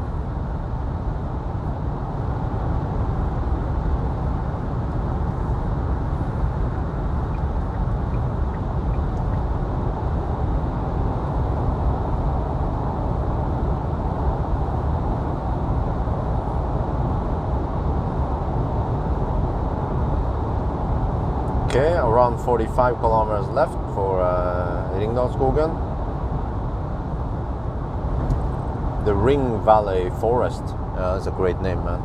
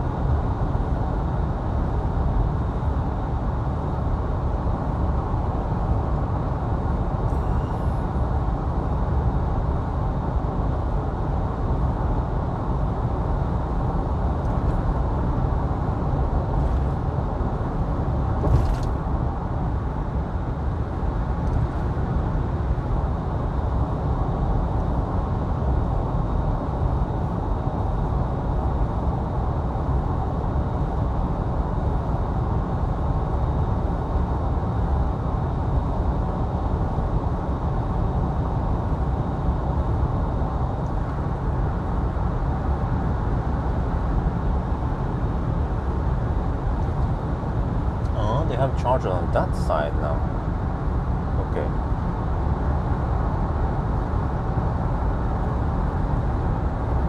Okay. Medieval tech.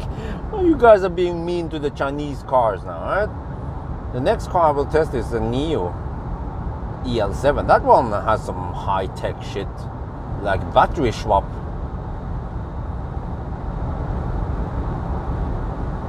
Yeah, maybe I'll swap at Kongsbakka if that makes sense. Well, I have to unhitch. Oh shit. But it probably pays off to unhitch and then swap and then, yeah.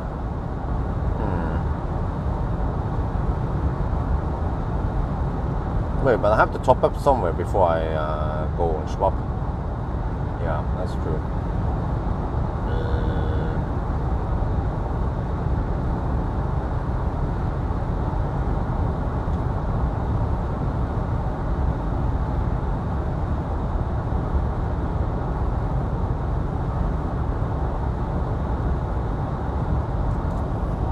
Okay, let me see, 1 at night now. Oh, it's gonna be, damn.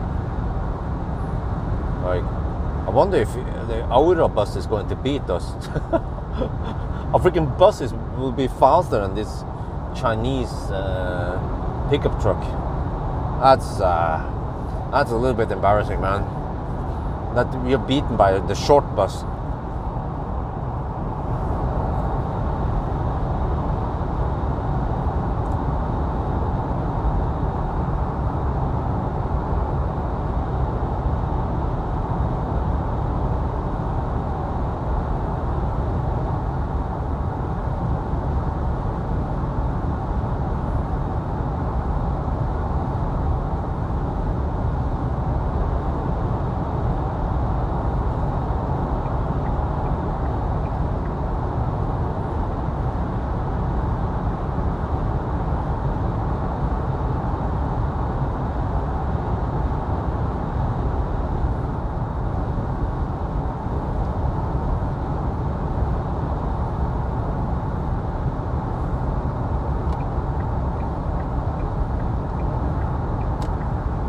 The Q8 battery, huh? What Q8 battery?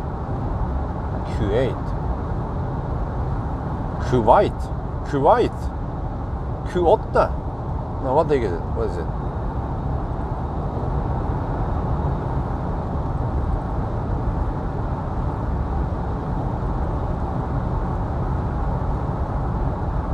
$98 kilowatt hour, huh? What? Oh, you mean the Audi Q8? Oh, well, it's whitish. I don't think anything was wrong. It's just that's what we got.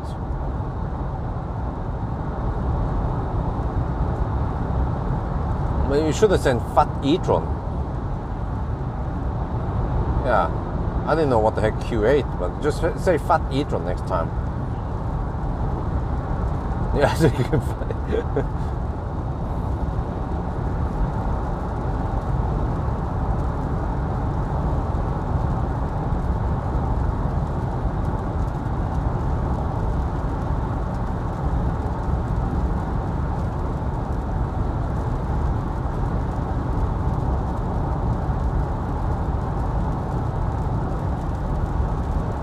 I think even the charging test confirms that it doesn't have 106 kilowatt hour.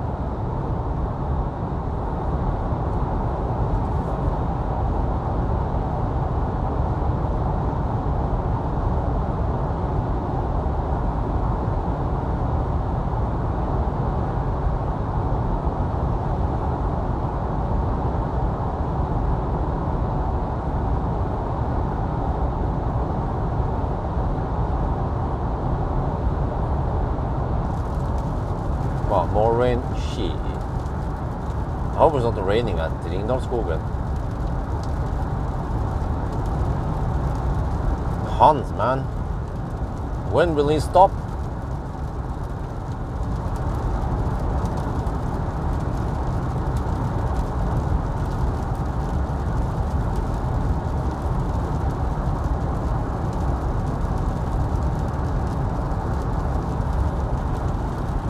Wait, so the Ford F-150 is a lot more expensive than this one, right?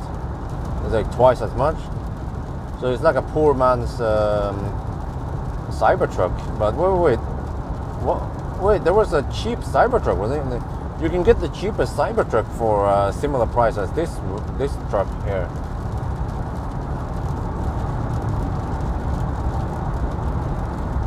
Well, I just wonder why this car is so low tech.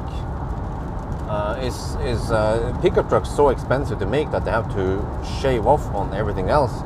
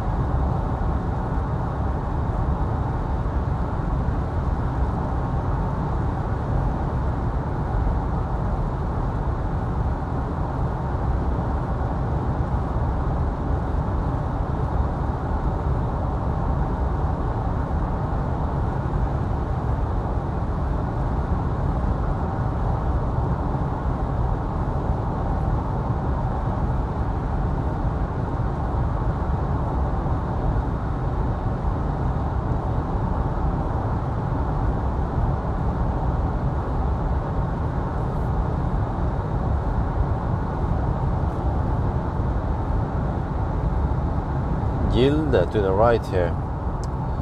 Yeah, you know, this is a slaughterhouse to the right here. It's a really big slaughterhouse. They bring all the Nortura trucks in there, and then they slaughter all the animals there. I didn't know this until I talked to the Gilde lady. It was when I did the Nimber task. And yeah, what was it again? Nimber were trying to incorporate with some deliveries. Gilde. No, it was part of Gilde, but it was. I don't remember what the heck it was. Got in touch with some people there.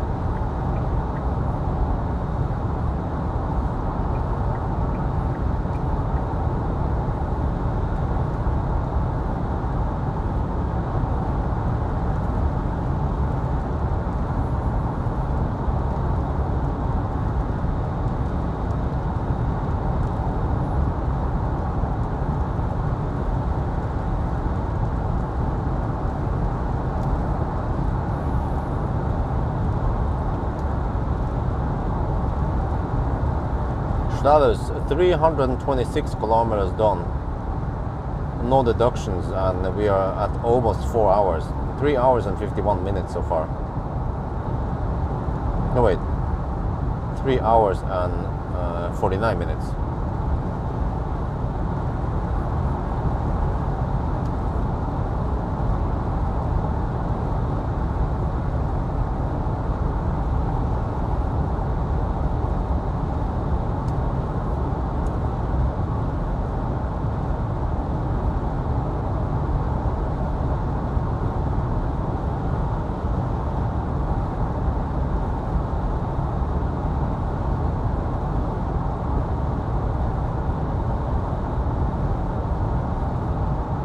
We're down to 26% now.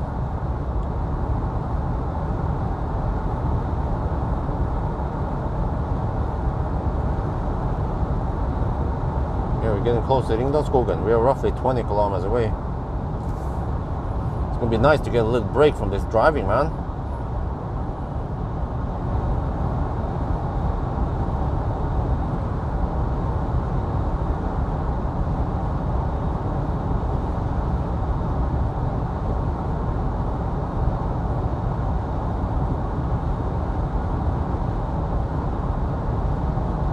So after this one, I go to the south point, turn around, and then head north.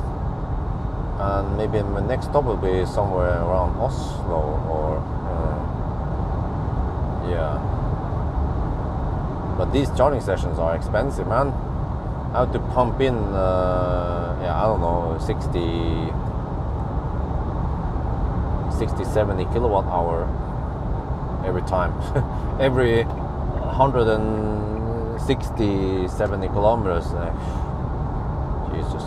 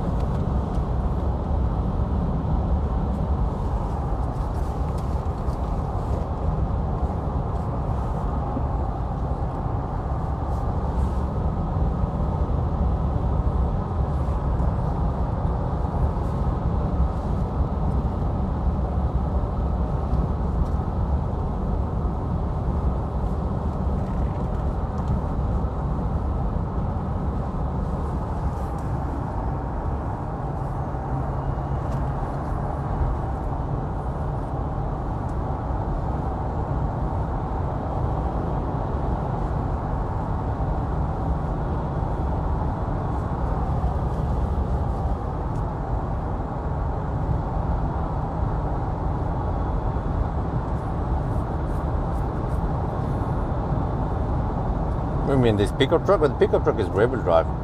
But the other Maxus I tried, they are front-wheel drive. The van and the minivan.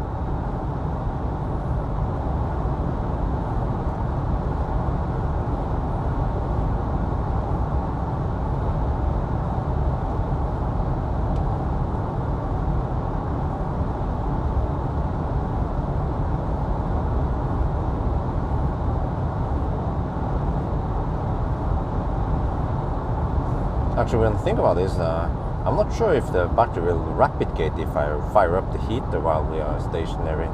We could just test it maybe. I wonder if this car has only a PDC, not heat pump. Can someone check? Do we have a heat pump here?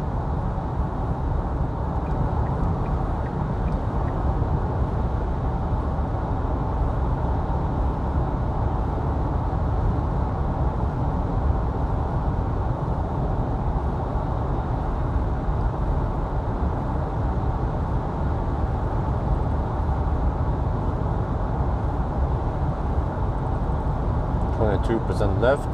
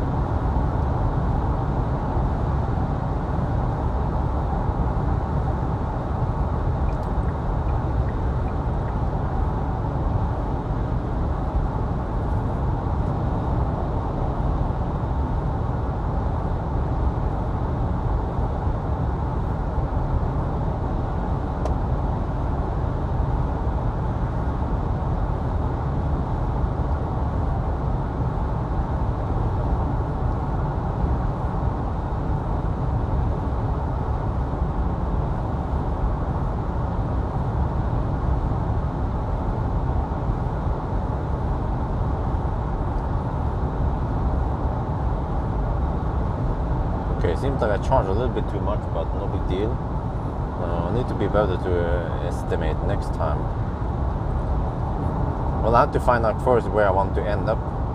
Then I'll figure out how much I need to charge.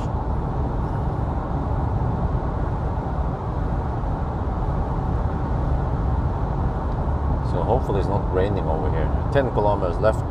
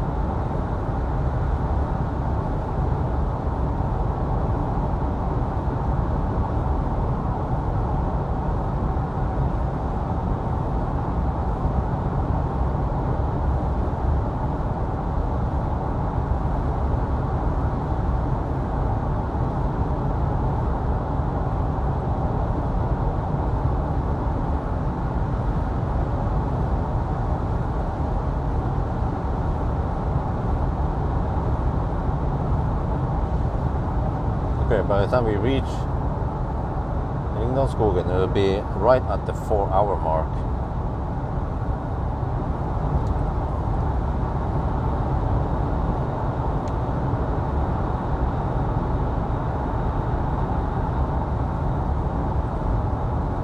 Yeah, in 2 minutes we'll be at the 4-hour mark. Stad is 344 kilometers now.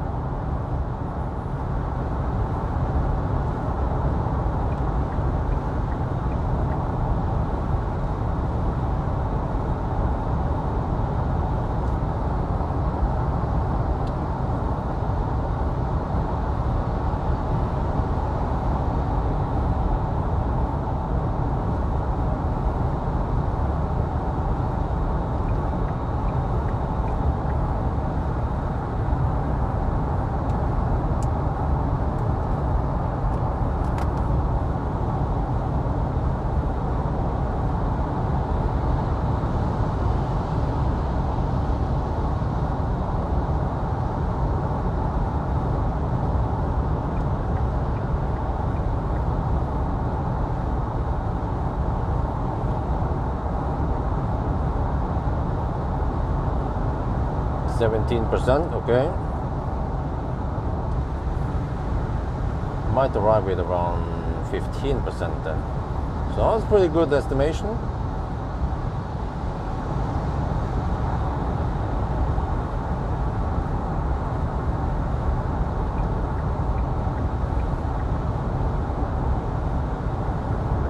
But it seems like I can go around 170 kilometers between each charge.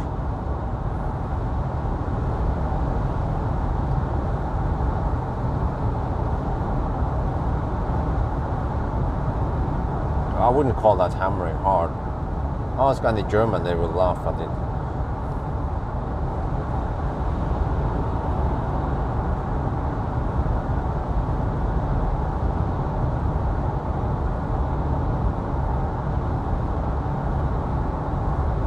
Okay, 4-hour mark, 348 kilometers. I'm down to 16% now. There we are, in Ringlandsskogen, yeah. So it seems like I could have charged around 82% and I will arrive at 10%.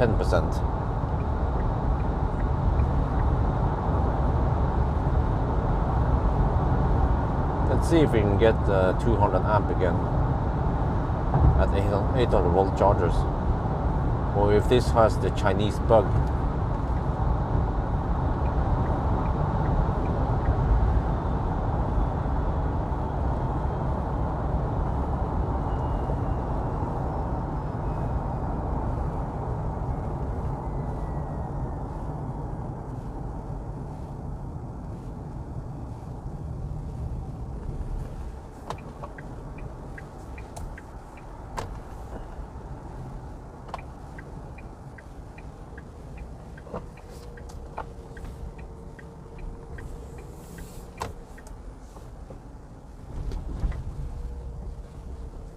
Let me see. Let me get a good. Well, I can actually take this one. Wow, let's hope they are not buggy.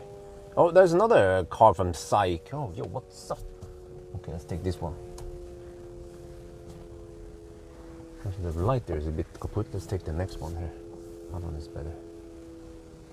Yeah, I can use the trash bin. Okay, in that case, I need to pull slightly more out. Like this, and then. Wait, I got an idea. No, okay, whatever. Okay. Okay, let's record the data.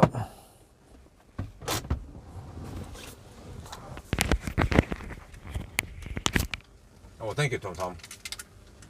Okay, status 349.3 kilometers. We arrived at 16%. We left with 87%.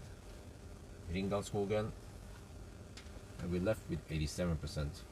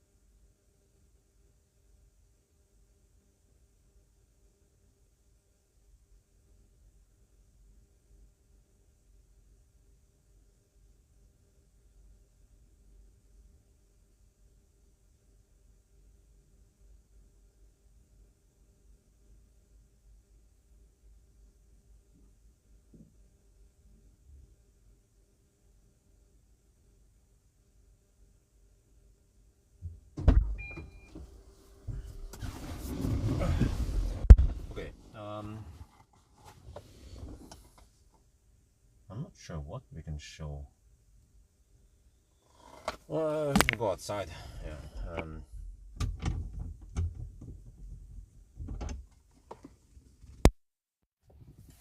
Just have to bring the shaft with me.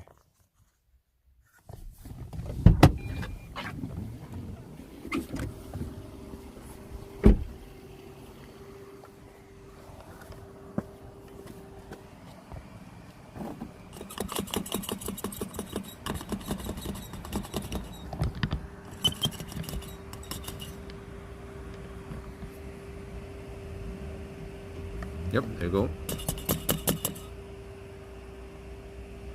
You guys get the prime spot.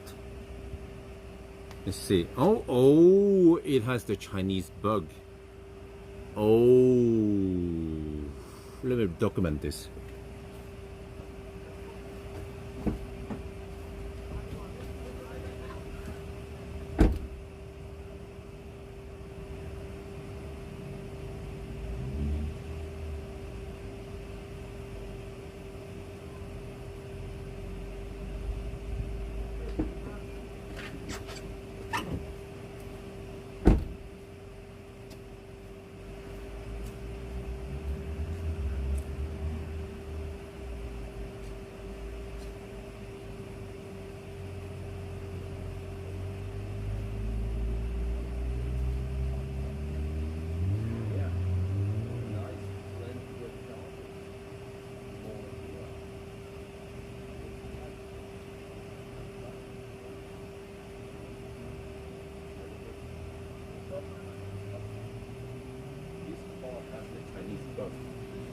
Let me show you what I mean. Previously, we were getting 200 amp and 75 kilowatt. Here at Ionity, we get only 68 kilowatt and not 200 amp. Why? Because this is an 800 volt charger. The Tesla supercharger was 400 volt. For some reason, I've seen this in the Hongqi. Hongqi, if you're charging at 800 volt chargers, it will not get the maximum speed. But as long as I was charging a 400 volt charger, which is Pawel and Tesla supercharger, I would get maximum speed. And since this is from SAIC, which is Chinese, then that's the case. So, which means that now we know I have to stick to Pawel, which are actually I have to also be picky on the Pawel, but most Pawels, fortunately for now, they are 400 volt or Tesla supercharger. Oh shit! So yeah, let me see. I think it's time for me to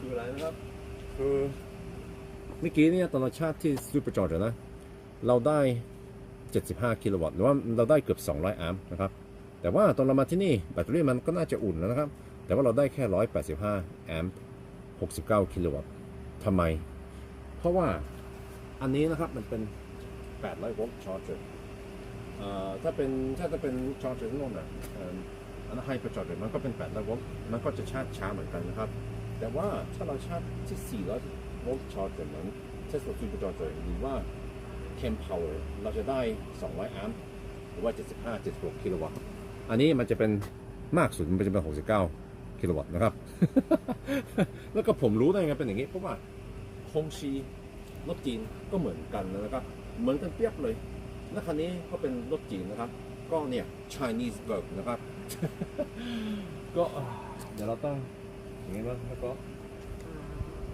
เดี๋ยวต้องรอให้มันสว่างก่อนแล้วก็จะต้องทำเครื่องตอนนี้เราก็มีเวลาที่นี่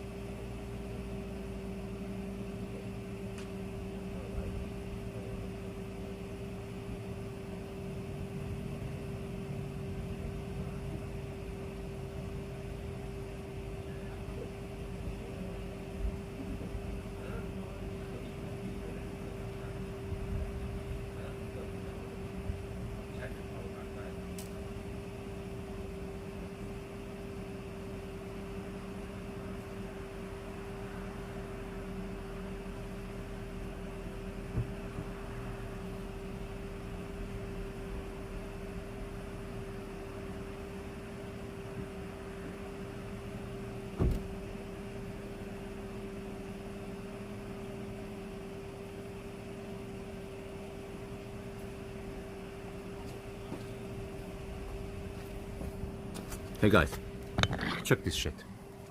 There's nothing to see over there anyway. You guys want to see under the hood? You guys want to see under the hood? Holy macaroni! What the heck? Like, there's this. Look at this. Look at this fat radiator. The freaking fat radiator takes up this much space, but then there is actually some emptiness past the radiator. I can see it over there. And what the heck is this? Is this the Rex? You can put at least 2 or 3 banana boxes under the hood here. This is just madness. Look at this. What the heck? There is no way this is a pure EV platform. There's just so much empty space here. Wow. Wow, man. Like, Sandy Munro, he would faint if he saw this. He would just pass out. Yeah, and then you have to wake him up by letting him smell on the octovalve. But and then look at, okay guys, can you guys tell me please? This battery, it's freaking 90 amp hour. Do you need a 90 amp hour battery? Huh? And look at that, 800 amps. Wait, let me do the math here. 800 amp multiplied by 12 volt is roughly 10 kilowatt, isn't it? Wait, so this battery can supply 10 kilowatt surge. Do you need a 10 kilowatt surge for an EV? Huh? What pulls 10 kilowatt? Tell me. Freaking crazy, man. What the heck? Okay, with this huge radiator, you will expect some massive power. No. It's weak exhaust, only 180 horsepower. You don't even get 180 horsepower most of the time. You get around 100, 120 horsepower. Vehicle to load. I don't know if this has vehicle to load, but look. Huh? Do you like this shit? Do you like this shit? Look at this.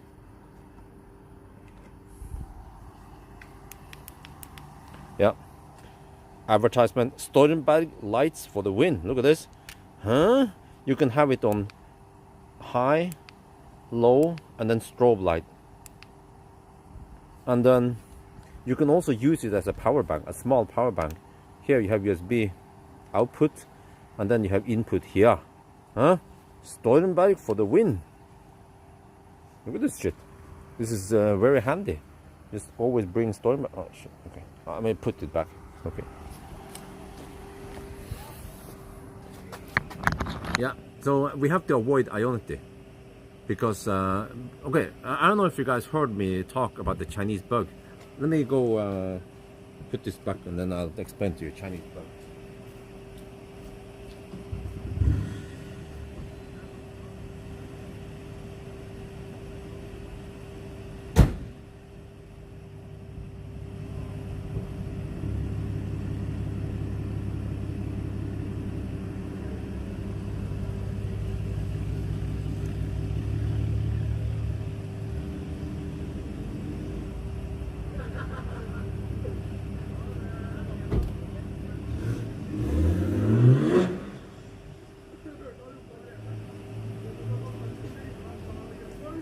Freaking noisy faucets, man.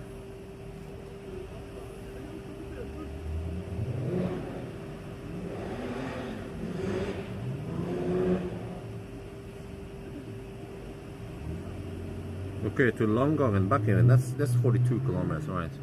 42 kilometers, okay. And then, wait, shit, that means I need to stick with superchargers. Or chem power. Because 800 volt charger will give me 69 kilowatt. I want that 7. No, I will get. I can get 76 kilowatt, right? Yeah, so we need that 7 kilowatt. That's 10%. We are missing out on 10% power here. Where the heck do we have chem power then, or supercharger? Shit. Wait, what if I go to Circle K fuel set? So I have to add 42 to the current. Okay, let me see. 135 plus, okay, 135 plus 42. That's 177, okay. That is plausible. We could go Circle K fuel set, but it's stretching it a little bit.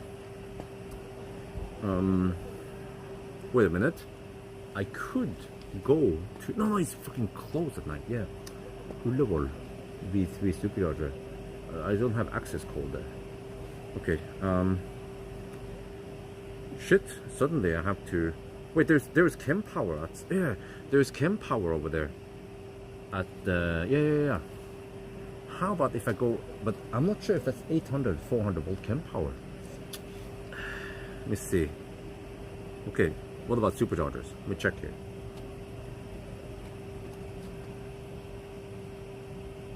Well, do you guys understand the concept of the Chinese bug? The exact same bug applies to the other car also. What's going Hongxi. Shit, I might have to take a sheet. In that case, you guys just have to stay at the wall, because I don't want to leave any equipment out here at night.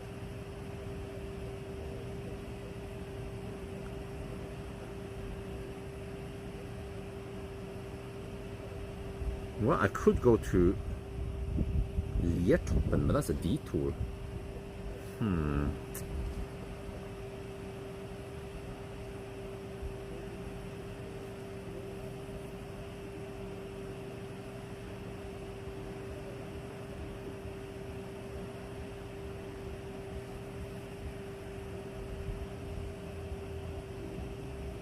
Okay.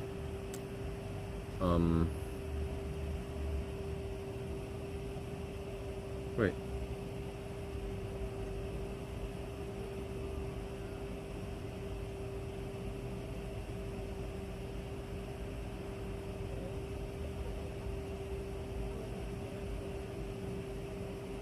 Interesting.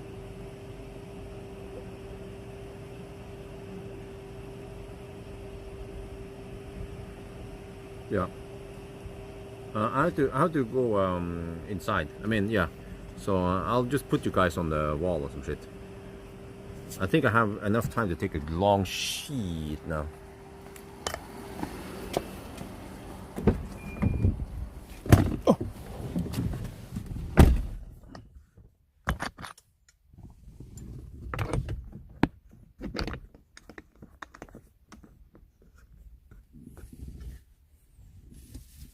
Oh.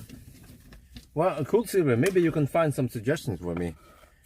We have to we have to go to the south point and then turn around. So that's 42-kilometer loop, and then yeah, okay. So ideally, I want to drive roughly, I don't know, 150 to 170 kilometers roughly. Yeah.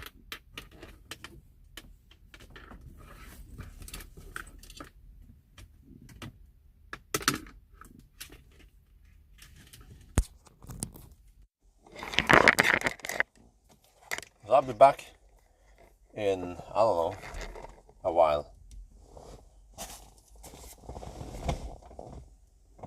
Or maybe I should eat first. Yeah. Maybe I'll eat first, because I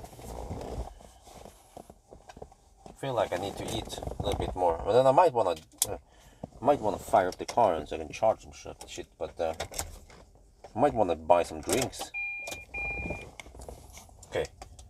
Well, actually, we can pay attention to the amps. Yeah, I just pay attention to the number of amps here.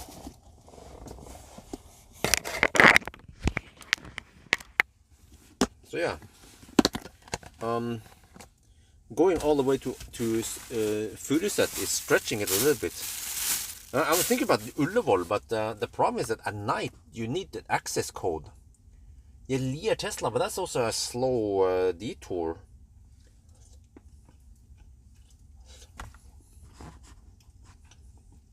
But maybe it doesn't matter with this car.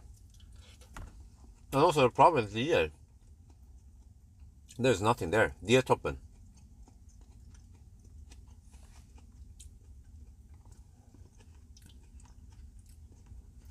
But But then if I go chem power, it's mostly recharge, and recharge are freaking expensive.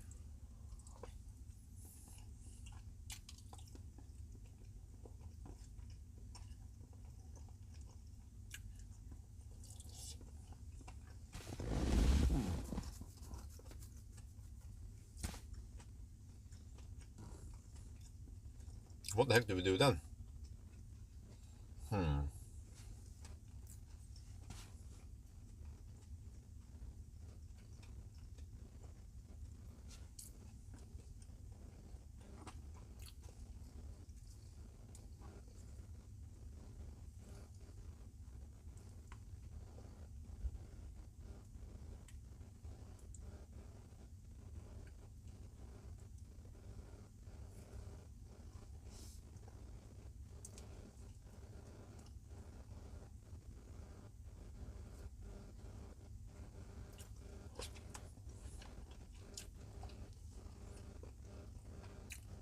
Snap and S to recharge.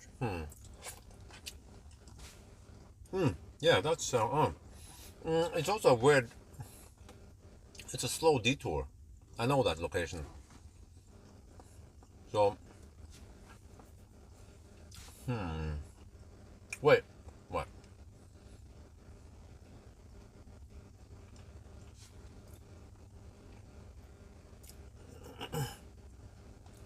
No, this is meatballs.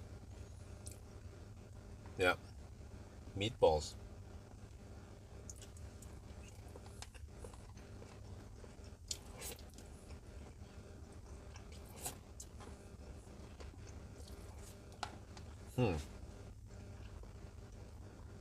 IKEA, the problem is no amenities there at night.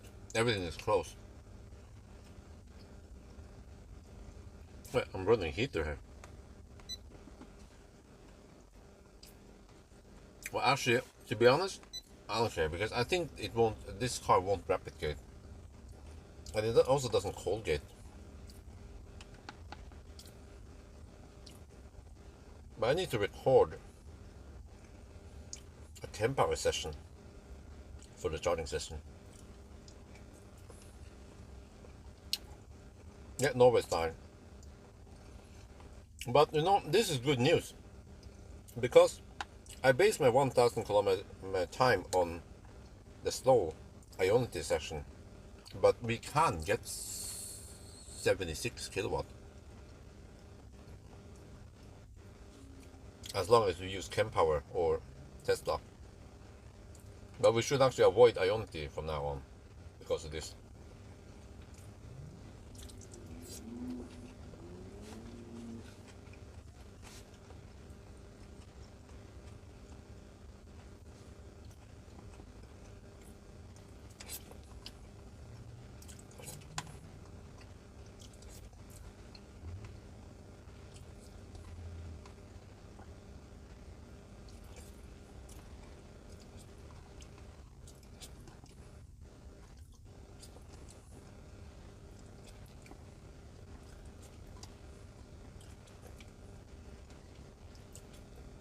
Well,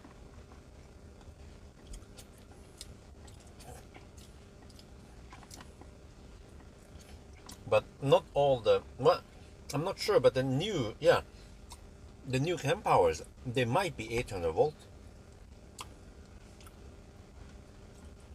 For example, the new Power side at Furuset. I like Furuset. But then, wait, 7-Eleven Høvik, do they have Power? They have hypercharger, which is 800 volt.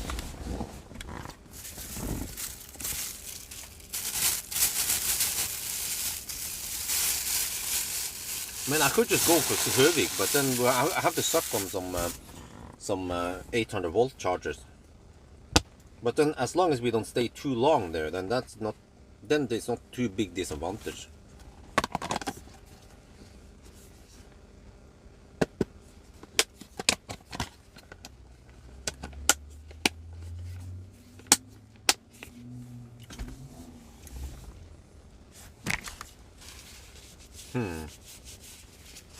Let's see if I need to restock on drinks here. I'm done with the food at least.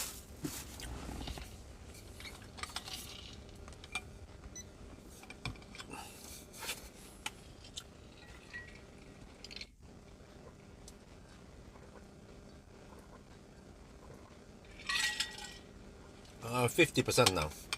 So we have another at least 20 minutes left. Maybe almost half of that. 20-25 minutes left.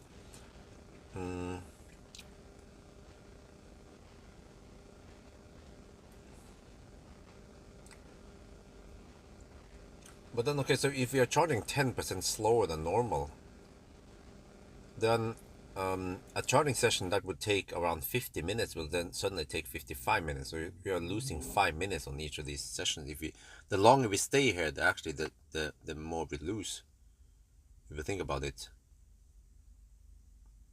So actually, well, you know what? Maybe we should get the heck out of here, and then go for that's Tesla supercharger at Torp.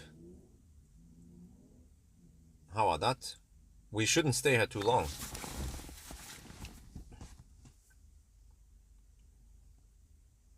Just have to walk a long distance, man, from the supercharger over to Shell.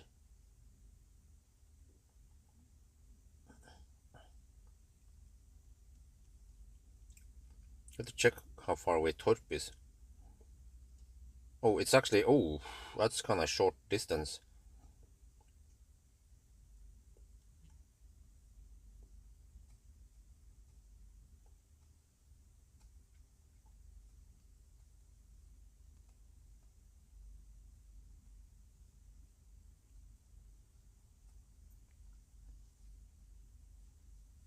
That would be not so optimal.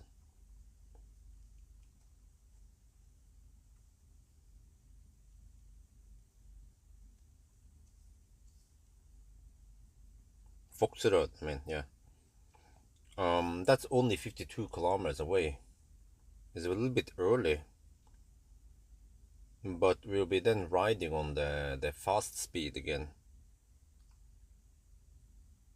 Or we have to go for some Pawel, but I don't know where they are. Well, this is tricky.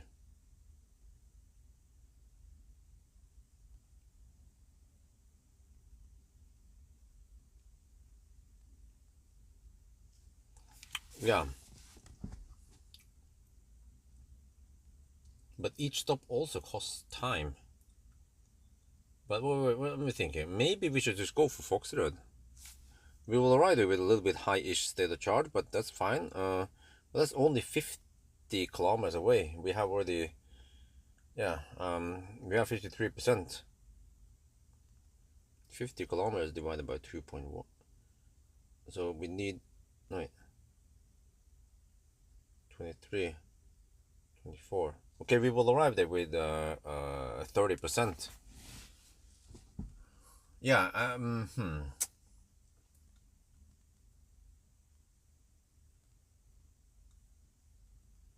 think that's the best deal. Let's unplug and get the heck out of here. Get over to Foxrød. Oh shit! Shit! You can! Holy shit! This is dangerous, man.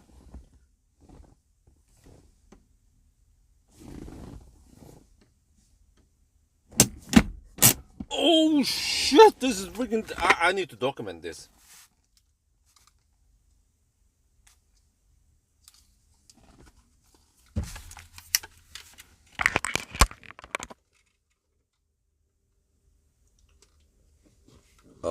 You know, when you are parked, there is no park brake. Well, I mean, you are neutral. You have to be. This is what it is, and then you have the manual park brake, and then we are on a slight slope right now, and we are plugged in. We are charging. I can see here we are charging. I'm going to show you something really dangerous here. You can release the park brake while you're plugged in. The car starts sliding backwards. Holy shit! This should not even be legal. You can possibly pull the whole freaking Ionity station with you if the car slides down. Like, oh damn, this is not safe. Okay, but I realized we have to get out of here. I'll explain eventually. Yeah, we have to get over to a supercharger instead.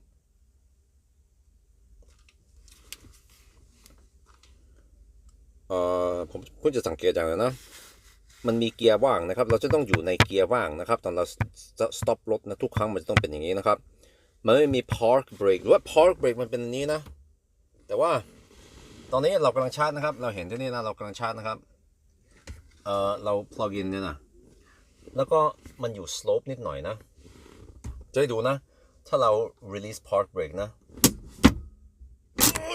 รถมันจะเริ่มไหลอันนี้อันตรายมากนะครับมันไม่น่าจะเป็นอย่างนี้แล้วนะรถคันอื่นมันจะไม่มี manual park ไปแต่ว่ามันจะมีวิธีอื่นแบบว่าถ้าเรากำลังชาร์จอยู่อะเราห้ามให้รถไหลไปไหนแต่ว่าคันนี้มันทำได้นะครับอันนี้เนี่ยไม่รู้ว่าทำไมมัน legal ที่นอร์เวย์นะมันไม่น่าจะใช้ได้ที่นี่เลยนะเขาน่าจะห้ามให้ใช้รถคันนี้เพราะว่ามันอันตรายนะครับแต่ว่าโอเคผมคิดดูเลยว่าเราน่าจะไปชาร์จที่ supercharger แทนเพราะว่ามันจะได้ชาร์จเร็วกว่านี้มันจะชาร์จ 10% เร็วกว่าตอนนี้นะครับตอนนี้กลายเป็นเราเสียเวลาที่นี่นะครับโอเคไปอีกที่หนึ่งนะครับ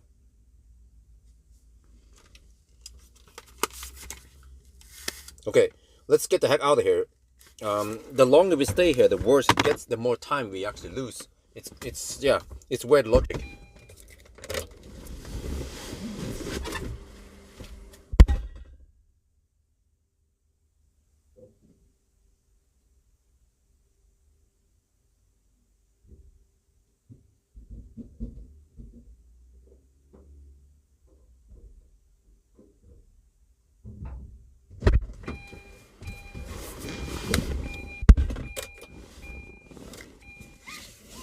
Man, this car sure likes to beep a lot.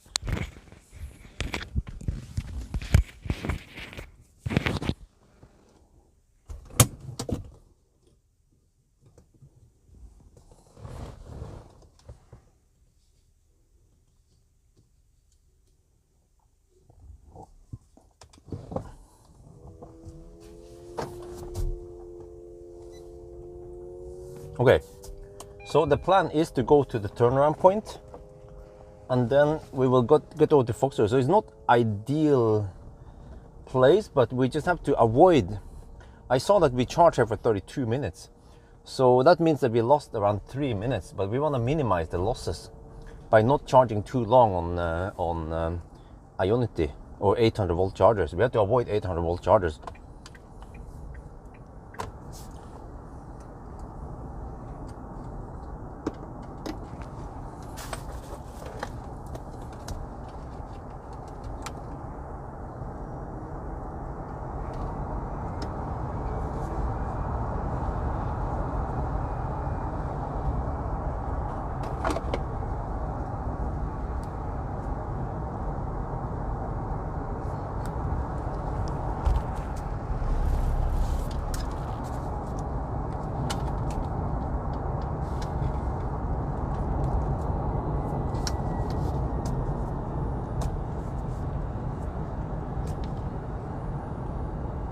Okay, you want to see how fast this car accelerates? We even have downhill right now. Okay, slow down a little bit. Then I floor it. 90% power, but look. Oh shit, I forgot to switch. Oh shit. Man, Okay, you want to see how fast this car accelerates? Let's do a little rolling here. Okay, look. I floor it in power mode, 90% power, but then for a little bit and then it slows down. I mean, I get less power. So at highway speeds, you cannot achieve 100% power. You are now limited to 60% power only. And then we hit VMAX and then it settles at 20% power. Yeah, so yeah, we just have it in, this is the cruise control. Just floor it. And that's VMAX. Shit.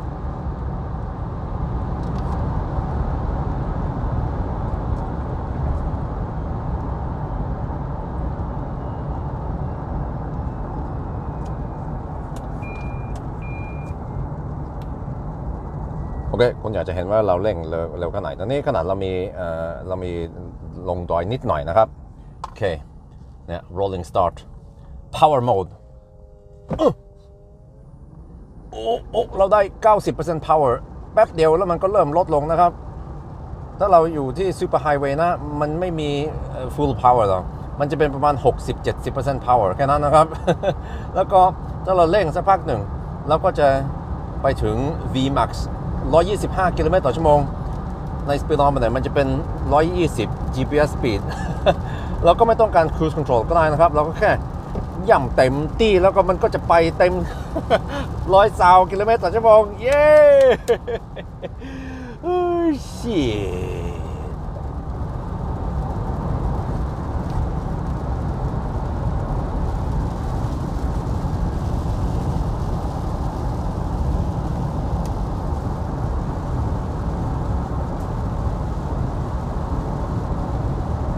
Okay, look, you got, what the heck, man?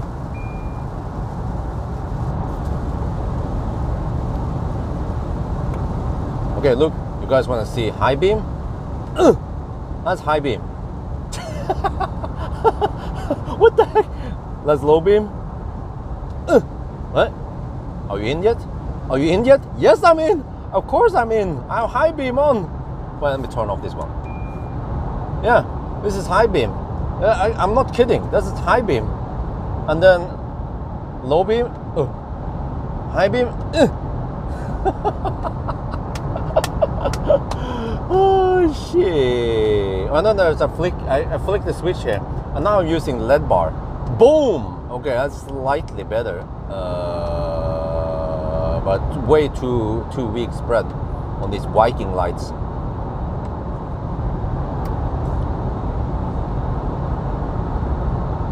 Wait, did I not record it? What the heck was that all about? Okay, let me redo it.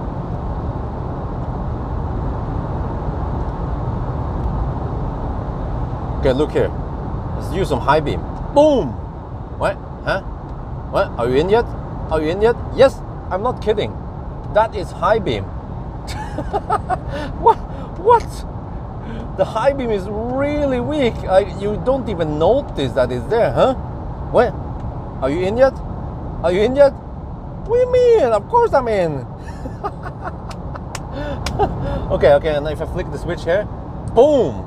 Then we have LED bar. Yeah, but the LED bar has really weak distribution, so not the best.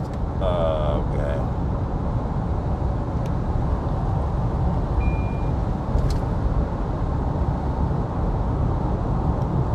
Okay, จะให้ดูนะ high beam boom เฮ้ยแหมนี่ก็เฮ้ย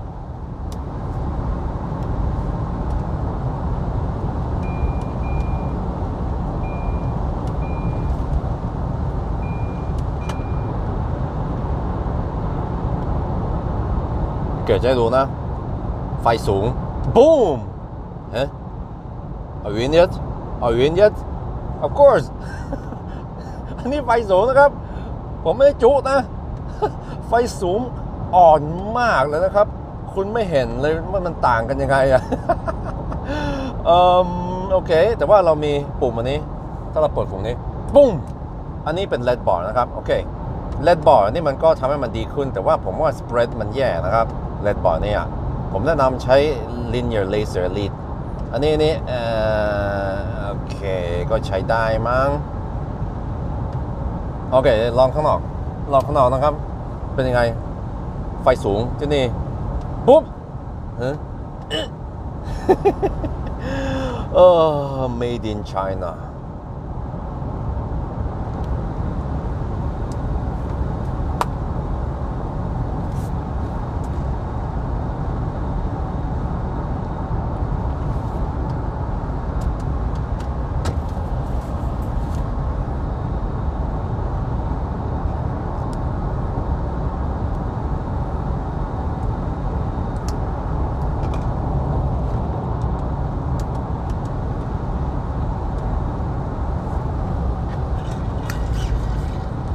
Yeah, so next stop is going to be Foxtrot. We have more than enough juice.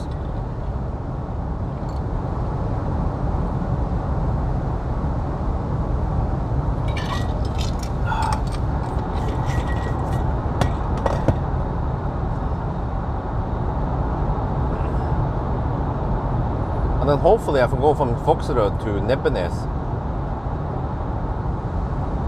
Well, cool Silver, can you calculate for me, please?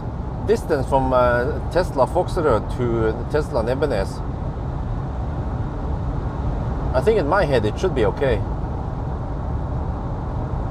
Well, actually I want to know distance. Ideally we want to have roughly 150 kilometers between each charge. 150, 160, more like 160, 150, 160 kilometers between each charge. This one was not optimal, but we learn now that we have to avoid 800 volt chargers. It's a Chinese bug.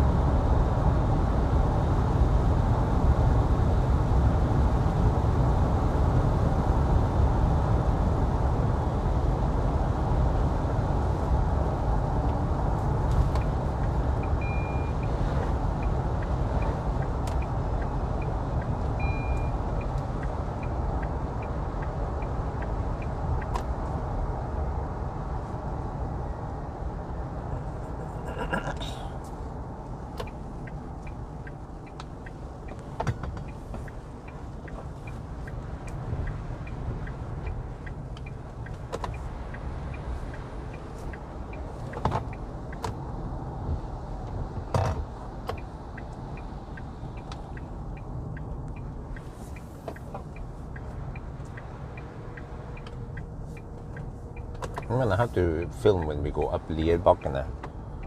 This car is so underpowered at high speed.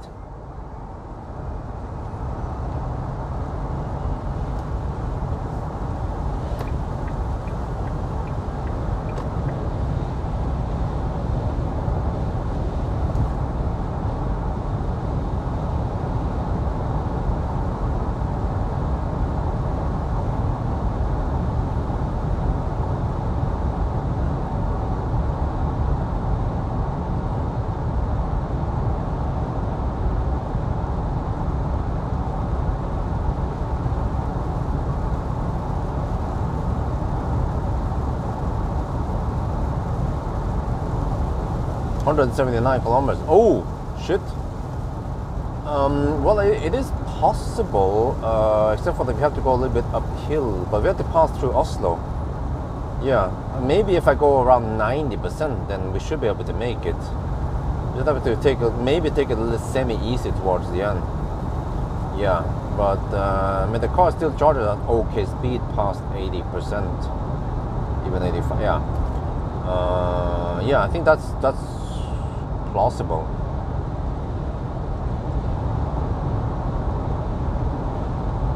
Yeah, let's go 90%, then we go for Nebbenes. A jump between superchargers for now. Unless there are some 400 volt 400 volt chem power I could use. For example, Espa might be one, but I mean, is there any reason to use recharge, right? We can just stick with superchargers then for the rest of the challenge.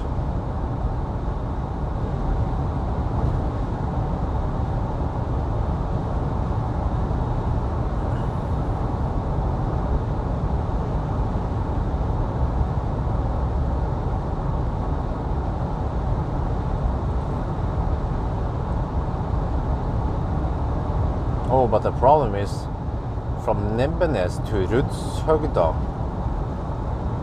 and back again. Oh yeah, that should be around 170 kilometers ish. Yeah, that works. Then I just go back to Nebbenes a couple of times and then I finish it.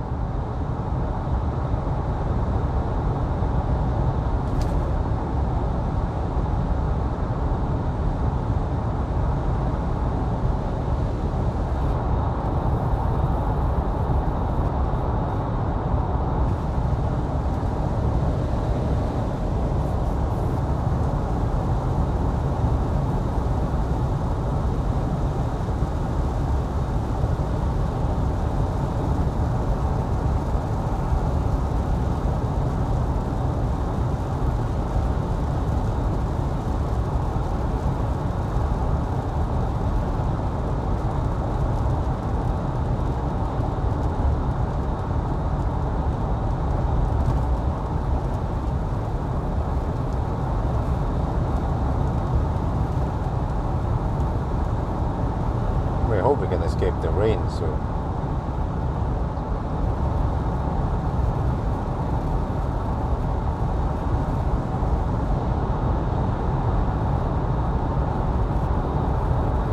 Man, I should have left earlier. Yeah, I should have realized that the best deal would be to just charge not too long at Ionity. Yeah, so I don't know, man. What's up with this Chinese bug? It's the same for Hongqi and same for this one. I actually had a little... I was suspicious about this because, yeah, I got faster speed here, but I didn't get that speed at Ionity. I was like, wait a minute, I have seen that one before. The more Chinese cars I test, the better I am at figuring out things about Chinese cars, because they tend to work or bug in similar ways.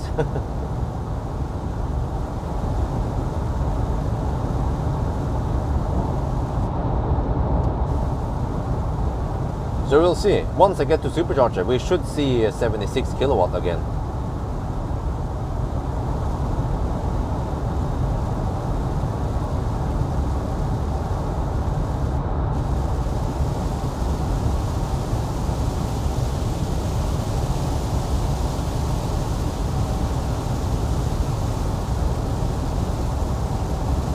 .50 kilometers to cleavage. But cleavage is not the supercharger thing. Well, there's chem power there, but I think that's 800 volt chem power.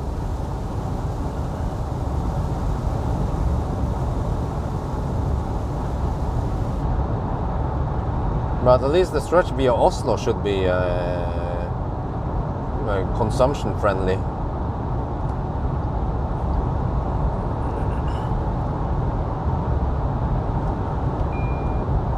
I'll just go for 90%. I think it takes a little bit extra, but it's probably worth it. Well, I have to get a feel of it, how slow it charges towards the end.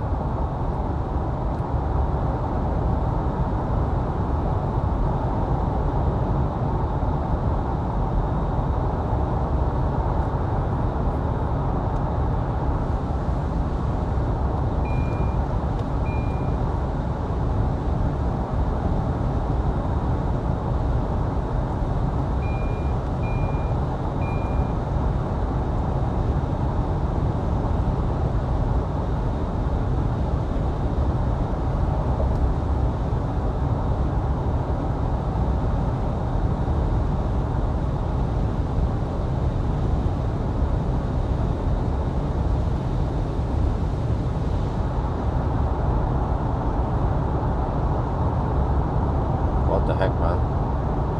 The rain sensor is on, but it's wiping now in the freaking tunnel.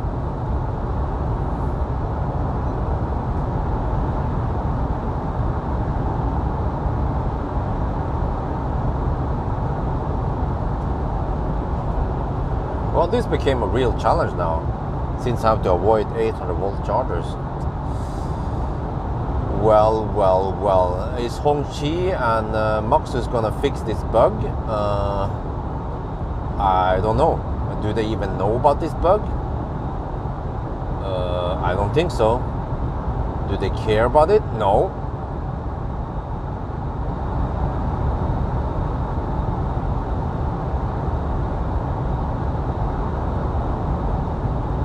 Yeah, cleavage is Tesla only.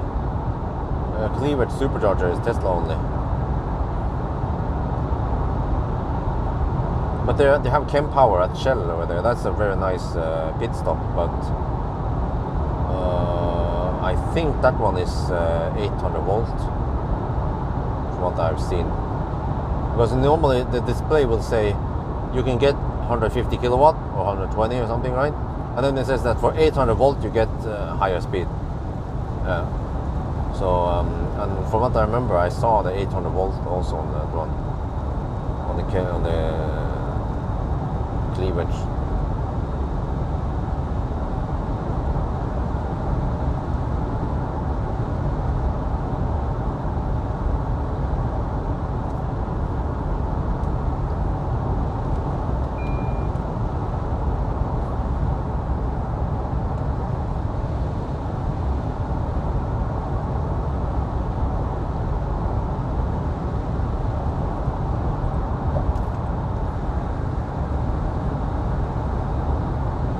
What was the time now? We're getting close to 5 hours. Holy shit, man. 5 hour mark. We are not even halfway. We have 388 kilometers. Holy macaroni.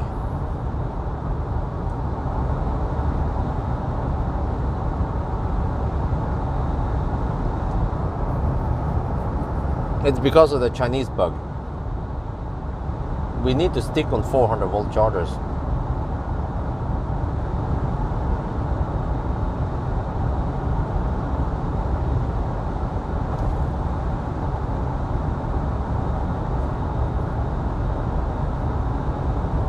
You will see on the next one if I'm right or not.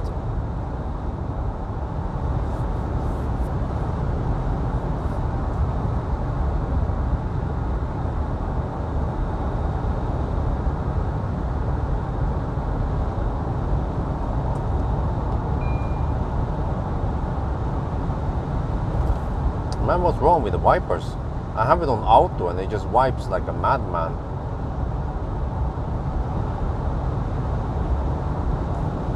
Oh, so much for the Chinese software.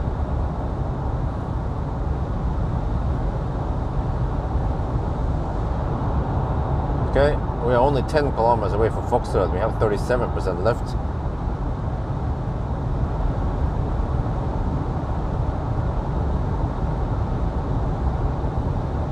But Liertoppen is a slow-ass detour, so I don't want to stop there.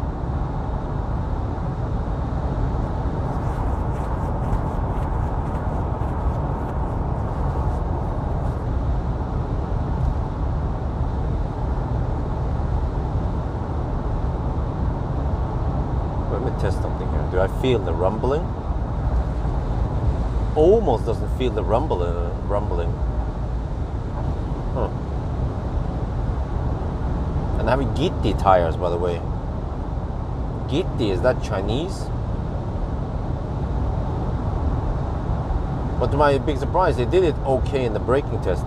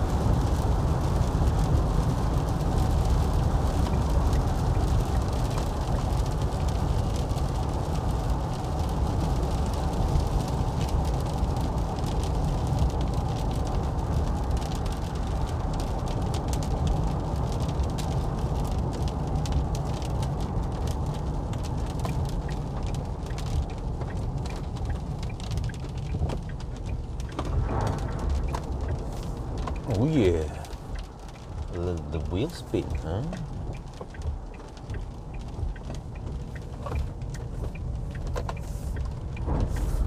Oh shit, man! I thought I had TC in this one. Man, I had to walk far if I want to go to the restroom.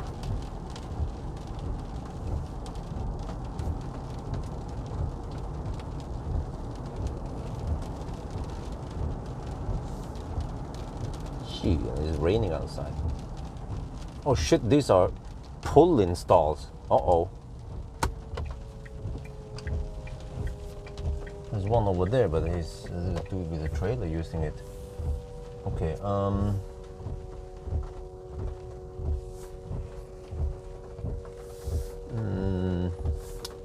how the heck do I need to back up into the... Okay, whatever. Let me just park like an idiot over here by the end of the stall. Yeah, that also works.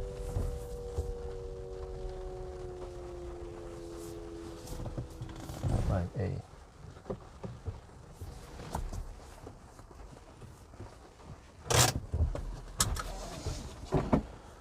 All right, let me record. Status 401 kilometer.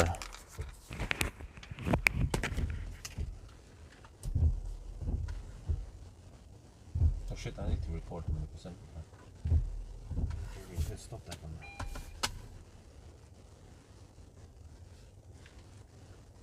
Foxerod, 32%. We left with... Oh shit, I forgot to check how many percent we had. I think it was 55%. Okay, shit. This is getting clumsy now.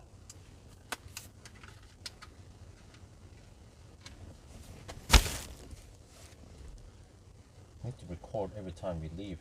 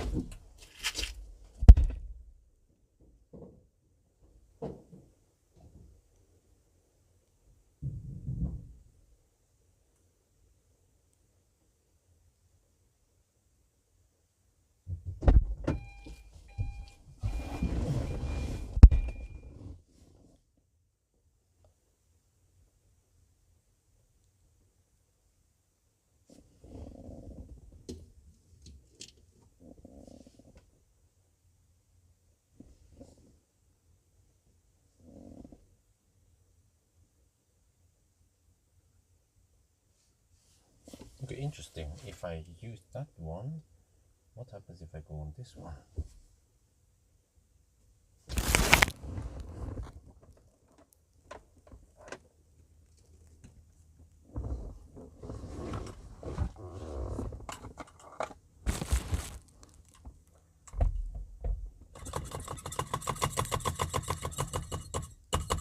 So I'm running it on the car scanner phone instead.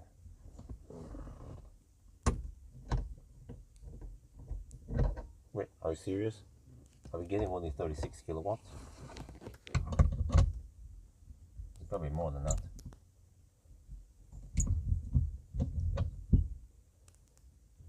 Probably just delayed.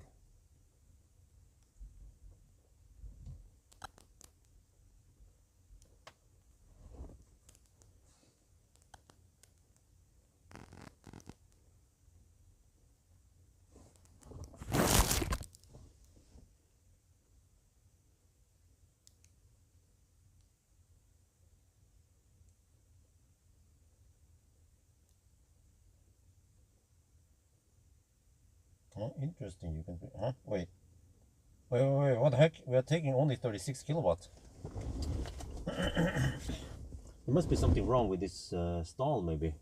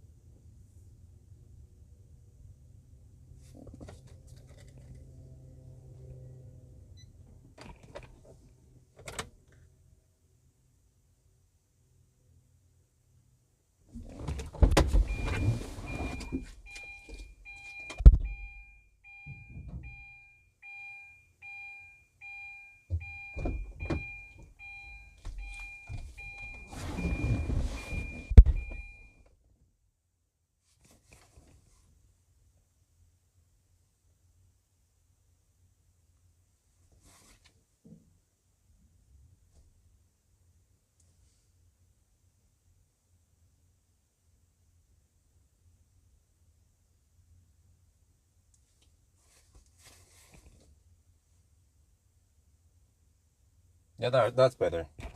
So there was, I don't know, that I deduct for that one that for some reason the first stall gave me only 37 kilowatt or 35 kilowatt. I've seen that before. Yeah. I think I need to fire up the car.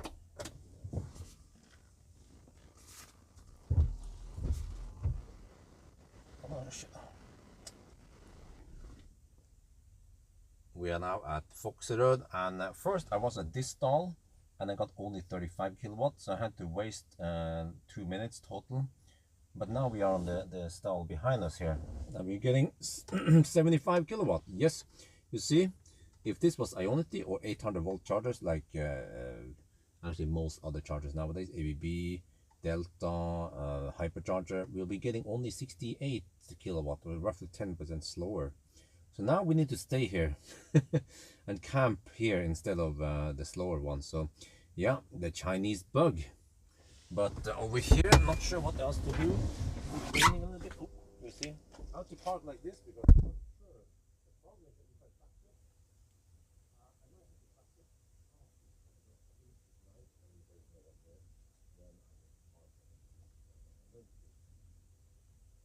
So yeah, now we stay here. Maybe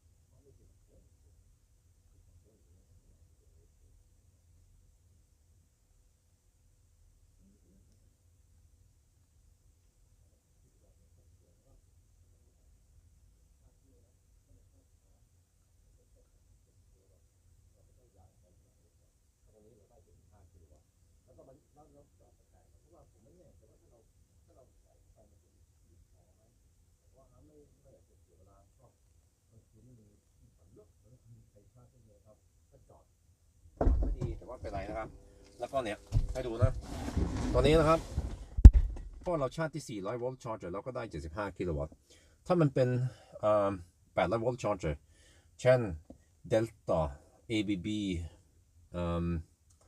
Hypercharger หรือว่า Ionity นะ Tritium มันจะเป็นประมาณ68 กิโลวัตต์นะครับก็เราก็ต้องต่อไปนี่เราต้องใช้ Supercharger อย่างเดียว หรือว่าใช้ Cam Power แล้วมันจะแพงนะครับของ Recharge ก็ต้องเป็น Supercharger โอเคตอนนี้ก็อยู่นี่อีกสักตอนนี้ไม่เรามีแบตเตอรี่เยอะหน่อยก็อยู่นี่อีกสักครึ่งชั่วโมงนะ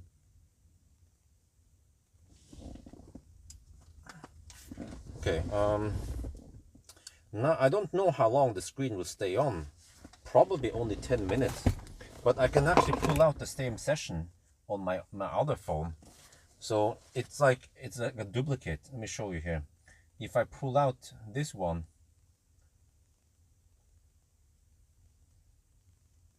you cannot start several sessions. Oh, yeah, what?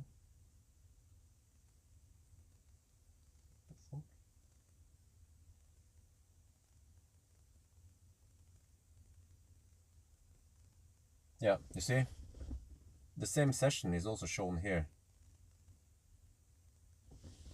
So, alright, I could just bring my phone with me and I can see, but then eventually after around 10 minutes, this one will turn off. So I have to plan ahead now. So let me see, is McDonald's open? If not, then I have to run all the way over to Shell. It takes a couple of minutes for me to run over there. And I have to plan my next stop also. Let me see. Foxerød, McDonald's is closed. Okay, that means only Shell then, alright? Do I need drinks? Let me check here. Next stop might be Nebbenes. That's a good one. Let's see. McDonald's. Nebbenes, cool. Okay.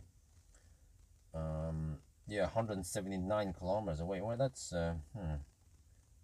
via the ring road. Okay. But wow, 179 kilometers away, okay.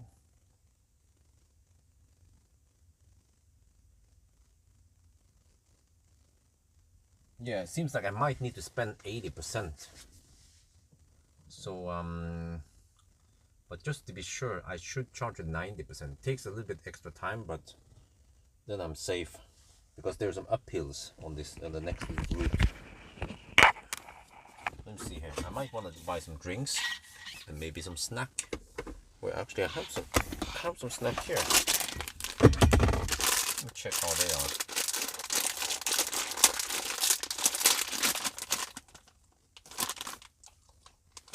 Oh, it's okay.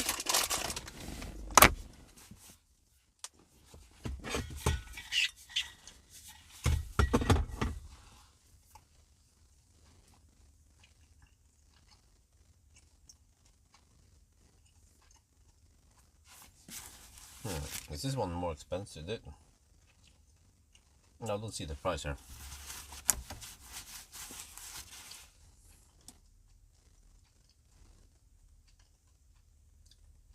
Yeah, but unfortunately, the Nebulous is nice at night. Actually, many of the Norwegian sites, the places we stop at in Norway, they are nice because, well, let me just run AC here a little bit. I want to dehumidify. They are nice because they are open at night. Many places in Sweden route is closed, except for Varberg and Spekeröd. Yeah, and Strömstad is open. Actually, it's only Helsingborg that is closed at night.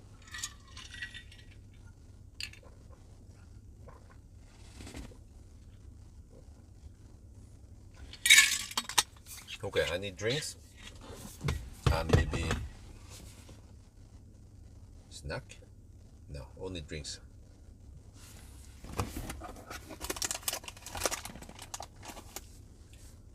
Okay, I'll be away for maybe 10 minutes. So during that time, the screen here might time out.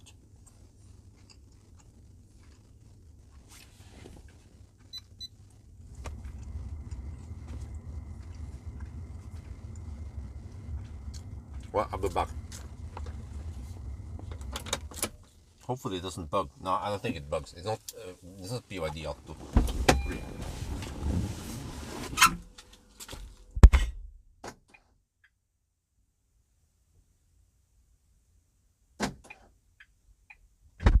I need to swipe just to touch it a little bit, so you get 10 minutes. Okay.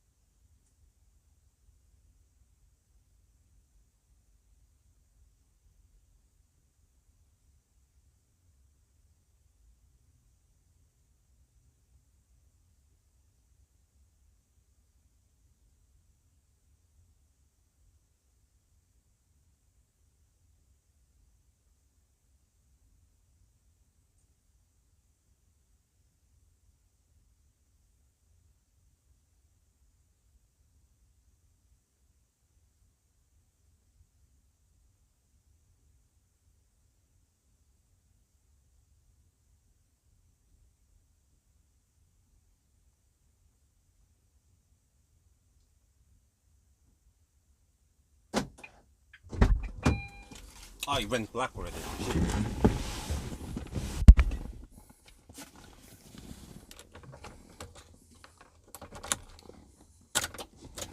I fired the heater, man. I need heat. I need to yeah, dry my stuff. But you know, I was walking by the Mer chargers and there are several cars charging there.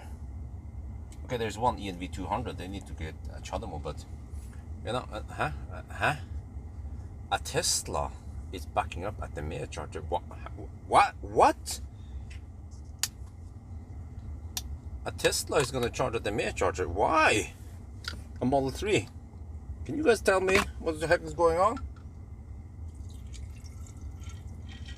Why don't they charge over here instead? There are at least three. There's an ID bus and a Q4 e-tron and something else. Yeah, an ID4. They could charge over here, cheaper. Maybe they don't know, but at least the Tesla should know that they can charge at superchargers, right? Why the heck are they charging at Mer? Doesn't make any sense.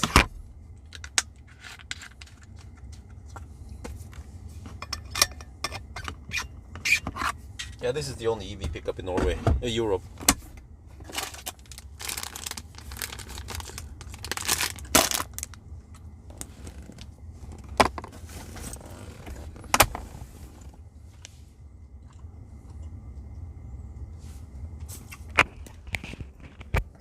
Yeah, you have to get around 90% or at least over 80%. This is gonna be tough, man. Next leg, all the way to Nebenes.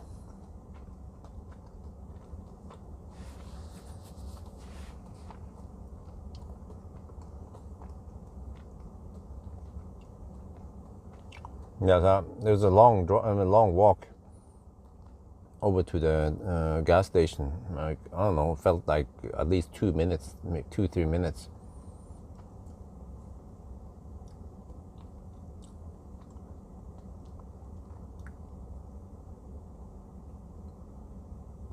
You see, a nice and steady speed over here. Yeah, alles good. Maybe I don't need AC. Let me see. If I turn off AC, what's gonna happen then? I have the heater on, but it shouldn't rapid gate.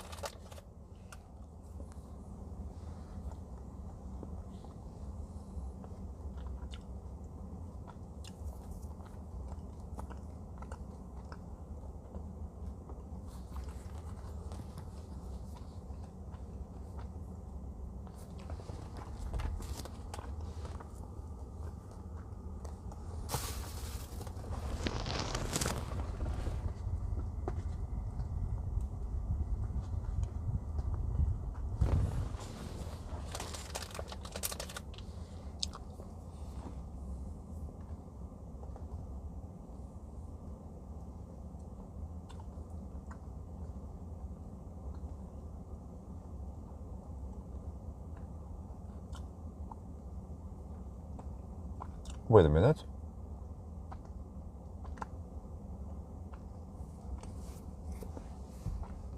I wonder if Neo has the same bug. That it charges fastest at 400 volt chargers like Tesla and Pawel.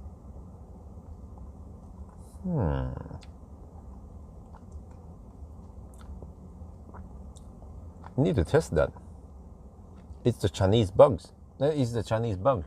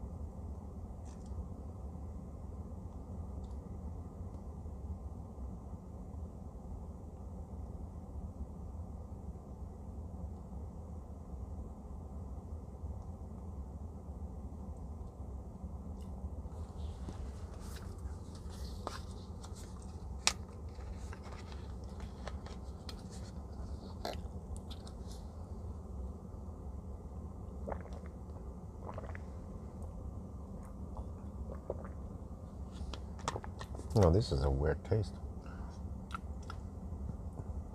Probably the last time I will buy it. Okay. Yep. Well, you guys are being very quiet now. Maybe because it's too late. It's almost 3 at night. I feel like I'm talking to myself. Wait, are we getting funky problems now? Oh shit, AC on. 66%. What the heck? Oh, that's a bit design. Yeah. The price and the kilowatt is way too close. Okay.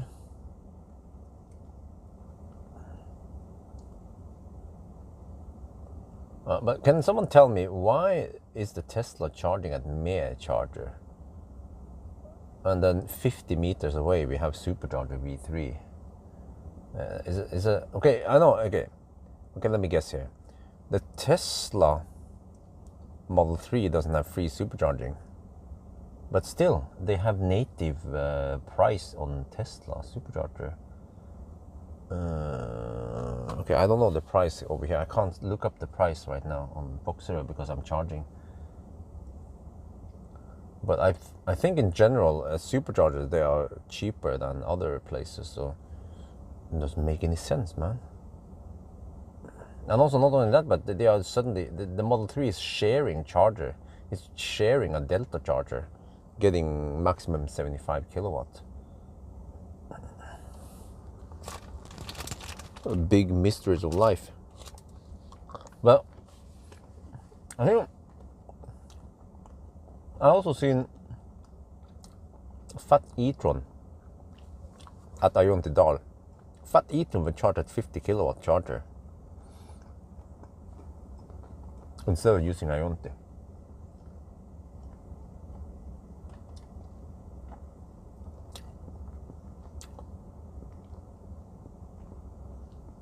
And that's also a big mystery of life.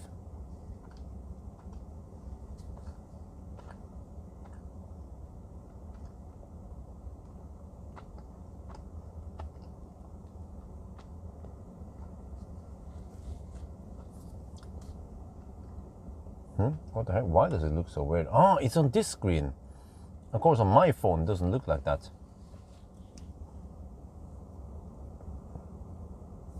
Let's see on my phone. I'm on the other phone here. Wait for it to update. There. Yeah. Ah. Huh. They haven't tested it on smaller screens. Or I don't know.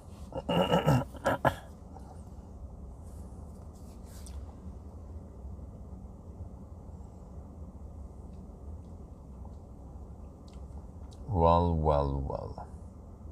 Is it gonna rapid gate though? Because right now I'm using AC.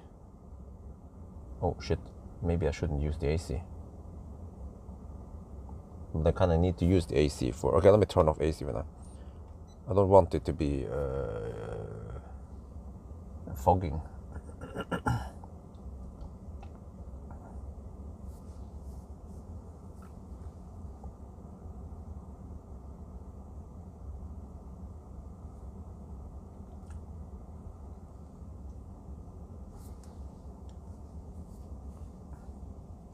Okay, so I'd say at least 85%. And if it doesn't go too slow, then maybe I could say that 90%.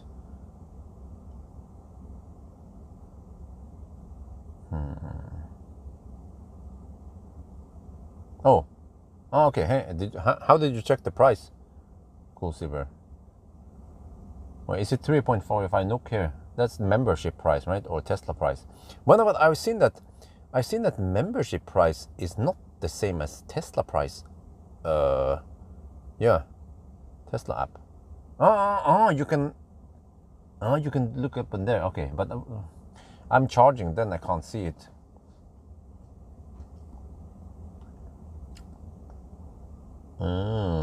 But that's a damn good price. Let me check out now. Oh shit.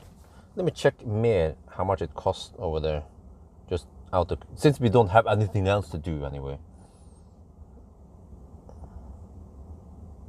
More costs. What? 7.2 NOK per kilowatt hour. Holy macaroni, that's twice as expensive. Yeah, 7.2 NOK per kilowatt hour. What about Circle K? I have the Circle K discount still. Let me see. I'm a Circle K extra member, so I get 5% discount. No, if that matters. Let me see. Okay, let me see over here. Circle K food reset. Oh, 7 NOK per kilowatt hour. 7.1. So it's, yeah. Okay. Okay, 7. All right. What about recharge?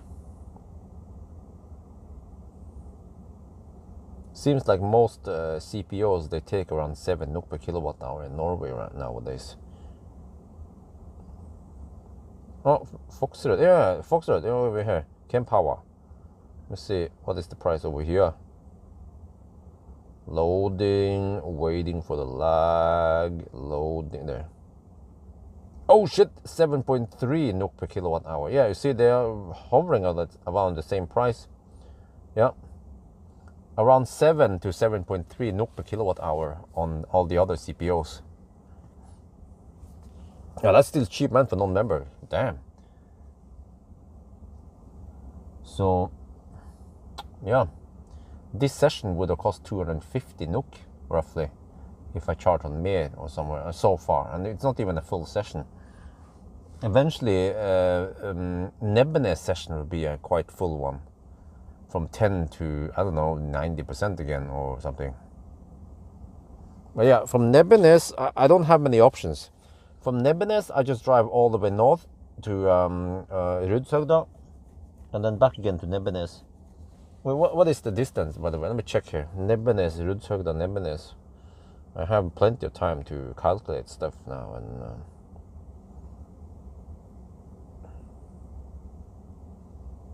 okay, Nebbenes Kronor to Rudshøgda. 84 kilometers. Okay. 84 times 2, 168. Oh, that's no problem. 168 times 400. Okay, divided by 88 kilowatt hour. I need to spend 76%, which means that if I go for around 85% from Nebbenes, then I can go back to Nebbenes. Okay, but by the time I reach Nebbenes, I'll be close to 600 kilometers. And then I just have to split it, or actually it doesn't make any sense, but whatever. Then I just go to Nebbenes a couple of times, and then, well, yeah. And then we try to 999 somewhere. But it's Sunday. Yeah, I can 999 close to Oslo, because there won't be any stau in the morning.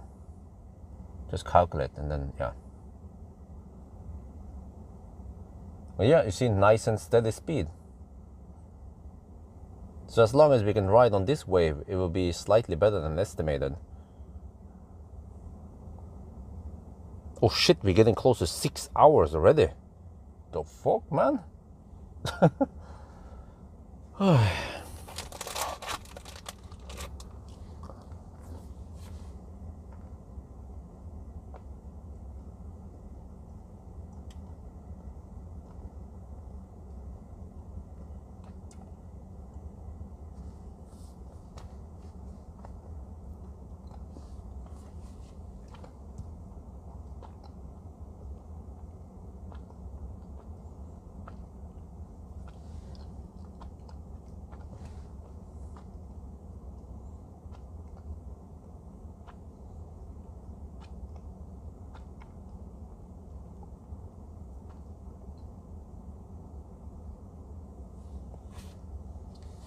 Oh, it starts throttling a little bit. Okay, let me shoot some video.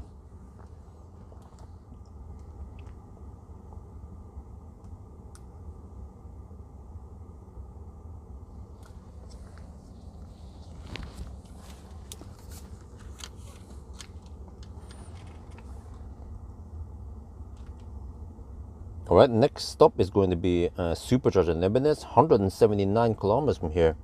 So yeah, is that possible? Yeah, I think so. We just have to charge to around 85 or 90%. This looks a bit weird, you see.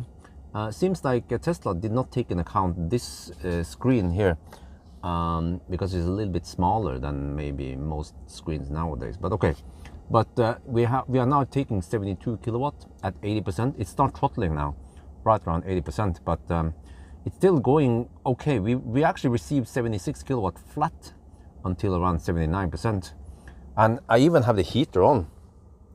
It's not like the other Chinese car I tried recently, the BYD Atto 3, where if you have the heater on, it will rapid gate. This one does not rapid gate, at least. Yeah, that's good. So yeah, oh yeah, look at that, 81% and 70 kilowatts still. Ooh.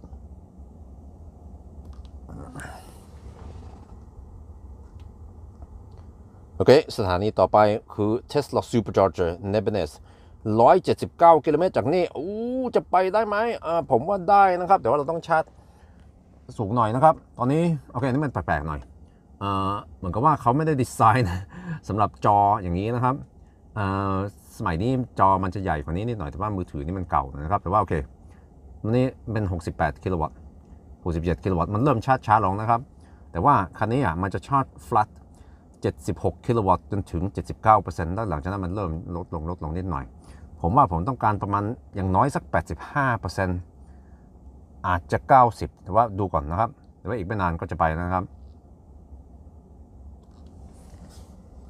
Okay, starts going a little bit slow now ish, but still not that bad. I mean, we are down to Ionity speeds kind of,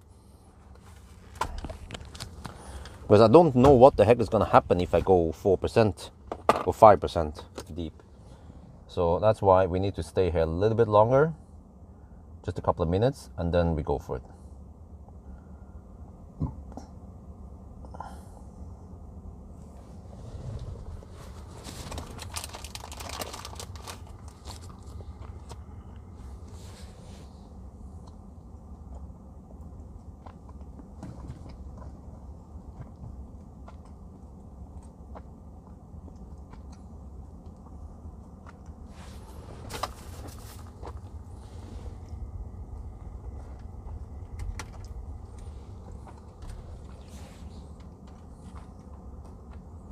But there's no risk of rapid gate, right? I need to run AC now. Trying to dehumidify the cabin here.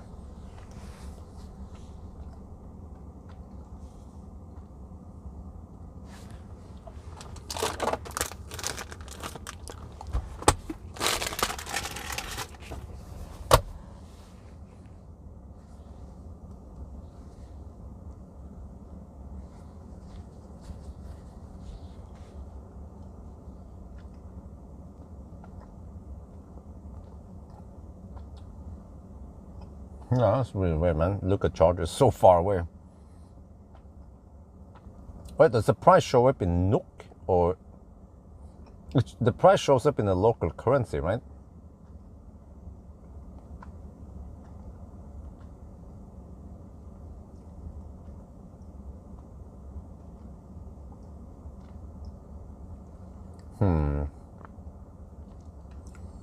Yeah, I don't know if I dare to go that deep, like 5% deep.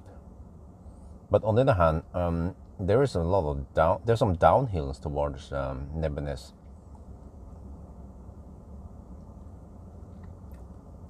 But according to my calculation, we need to spend around 80%. I also have to take into account that we have to pass through Oslo. So maybe we should be fine, but I'm just a little bit afraid what the heck is going to happen if I go too deep. I mean, the charging is fairly flat for now. Okay, 59 kilowatt. So yeah, we'll just stay a couple of extra minutes. Shouldn't hurt us too bad.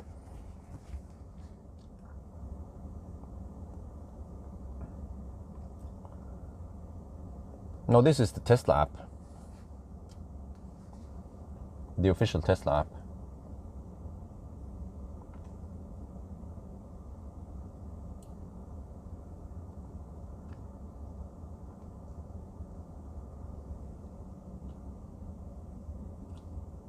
goes fairly fast-ish.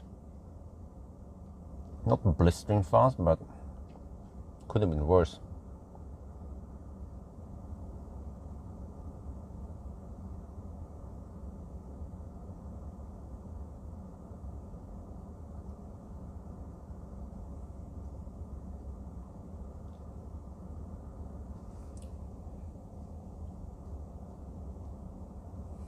Okay, 56 kilowatt. It's a little bit slower than normal. I mean, optimal would be 75 kilowatt.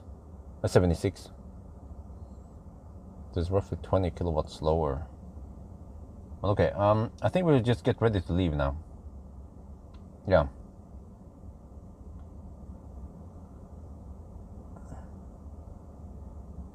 Yeah. If you scroll up a little bit, Pedro, we already talked about this. Just scroll up half a screen or something. There's not much chat activity on right now. I don't remember the numbers, but they are right up there.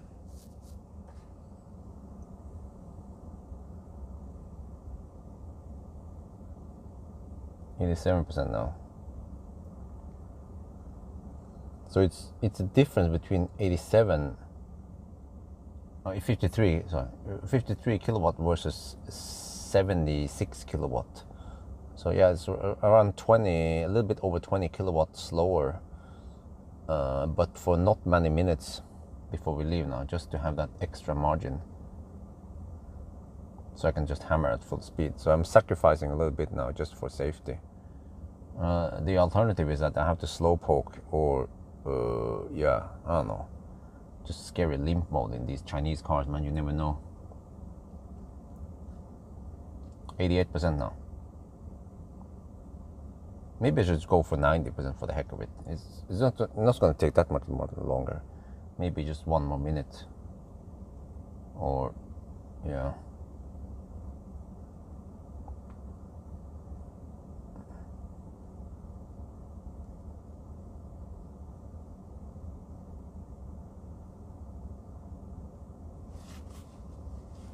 Okay, let's go for 90%. I will write down 90% here.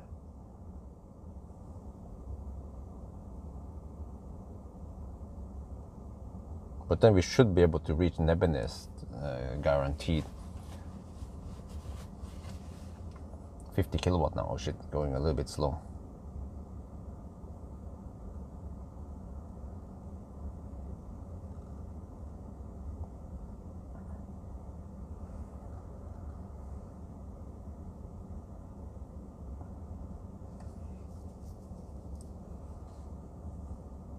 Oh, 89. Okay, almost there.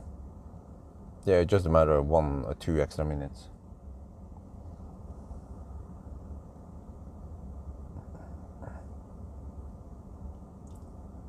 Okay, let me see. What if I SOT the charger now? I mean, what if I SOT this one?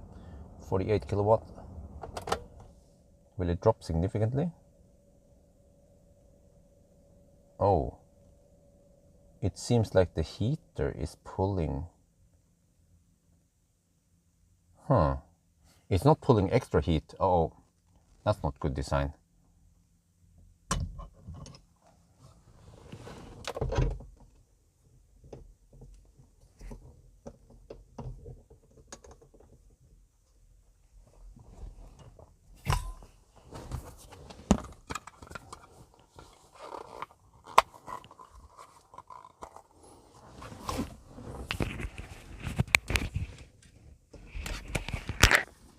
There, 90. Stop charging.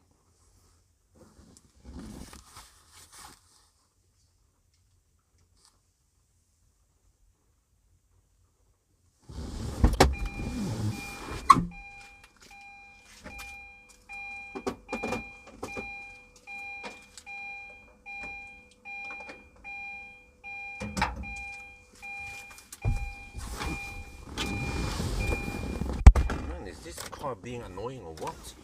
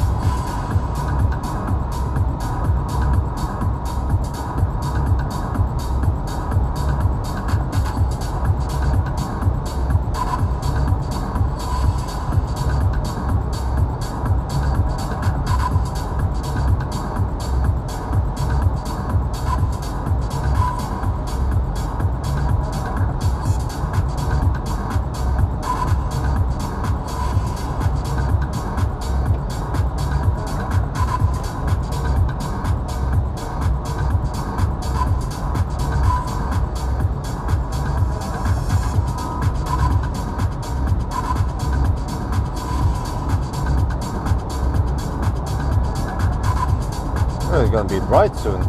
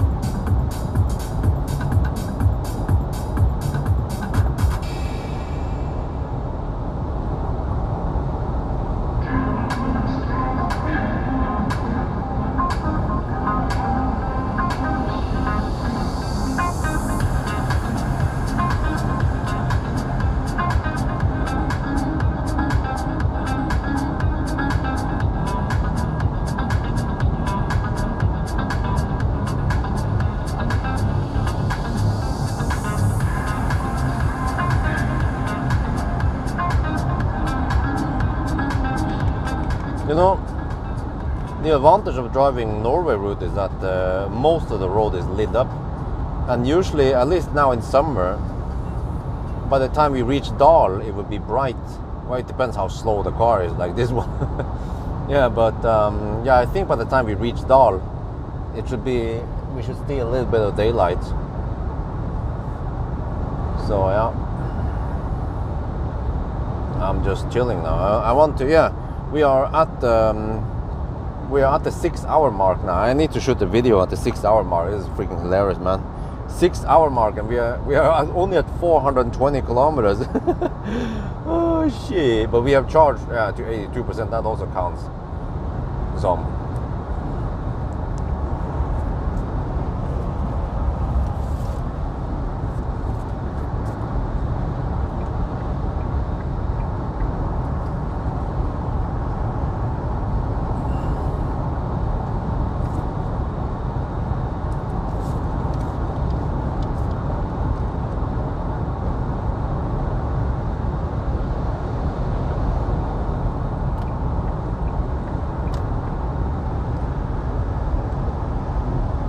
Okay, it's 3:22. We started at 9:20, but then we had 2-minute deduction. So we are currently at the 6 hour mark.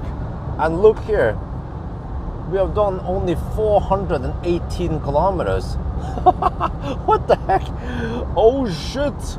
How long is this gonna take? Well, okay, we have 81% battery. That counts, of course. So yeah, we're gonna see now. Will this be 13.5 hours as I predicted, or maybe faster? Because you know what? The 13.5 hour estimation I did is based on the Ionity charging session, which is slower. So as long as we can ride on supercharger speed, then it should be faster, right? We shall see. It ain't over yet. Well, we are not even halfway yet.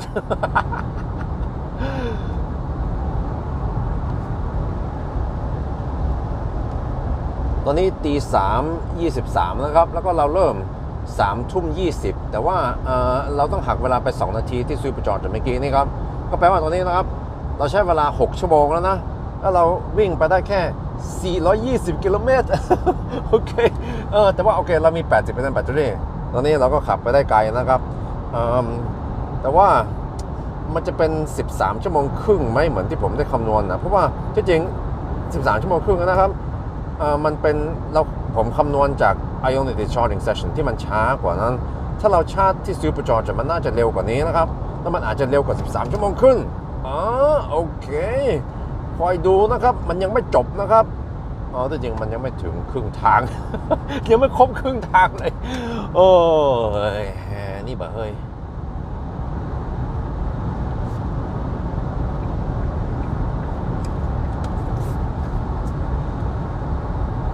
And now the windows start fogging. Shit. Well, we are in a Chinese car after all, so maybe they don't have moisture in China.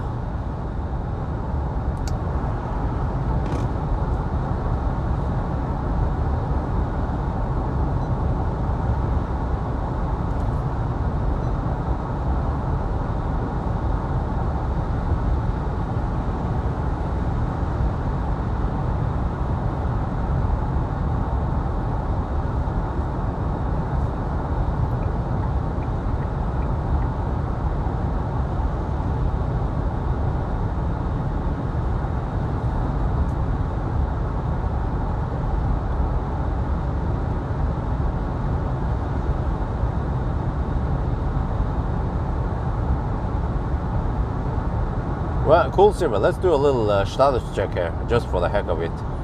424 kilometers.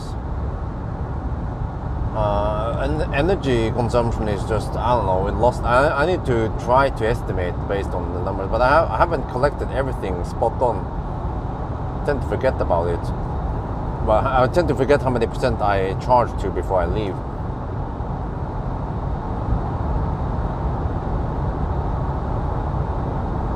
But energy consumption is around 400 watt-hour per kilometer. Maybe 390 since I don't know for sure. Well, I need to calculate afterwards, and it should be around 400 or 390.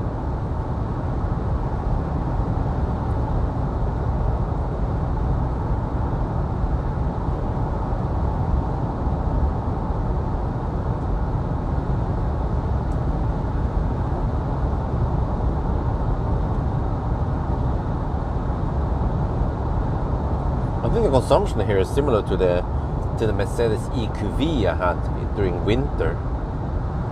Yeah, but at least the EQV charged at 100 kilowatts, over 100 kilowatts. But this one is only 75-ish.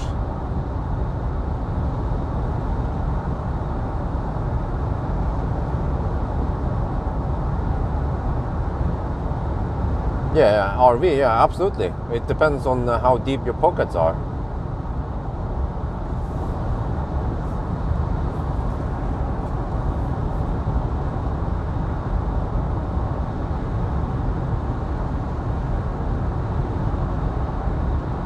Fortunately, I did sleep a lot I got a good night's sleep last night, plus that I had a freaking, I think it was a 3-hour nap this afternoon. So I should not be too tired. This is the perfect Saturday. If I can just get that 3-4 hour nap in the afternoon, that will be very. It's good for safety that I don't drive at night too tired. Wi-Fi. Wait, shit. I think we drop out around here.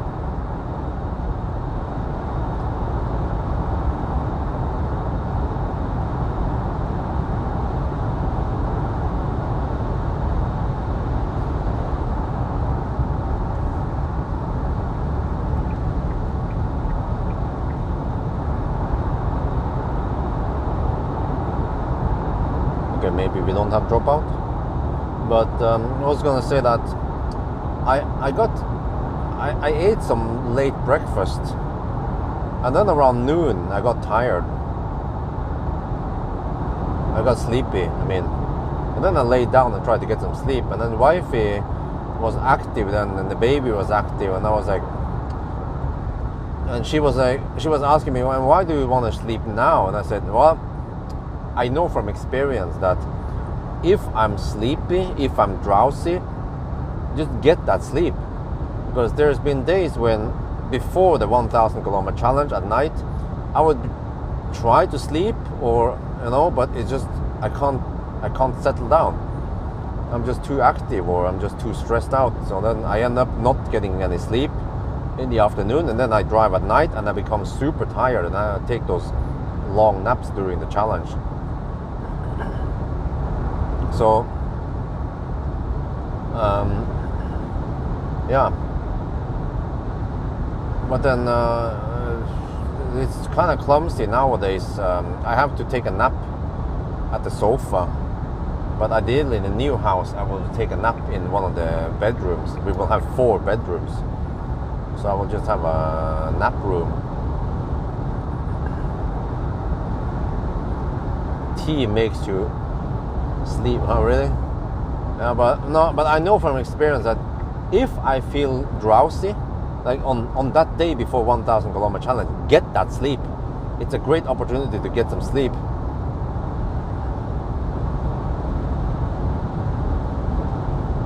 So hopefully I can finish the challenge now, even if it's a freaking 13.5-hour challenge.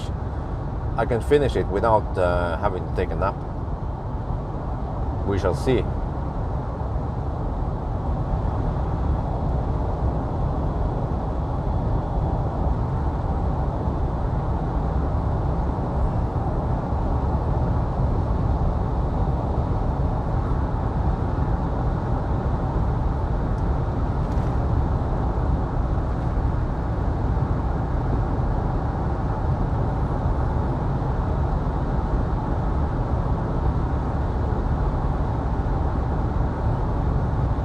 So yeah, tomorrow I'm planning on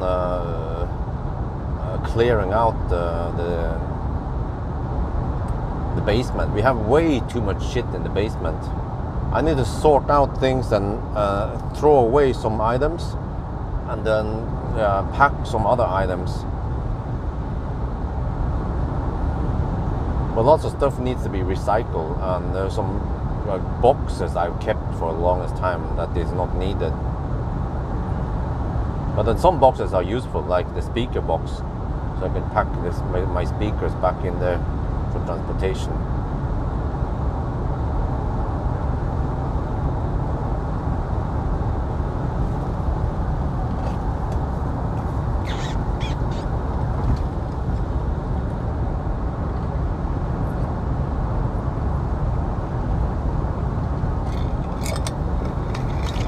Wait, let me see. It's supposed to not rain that much on the Norway route.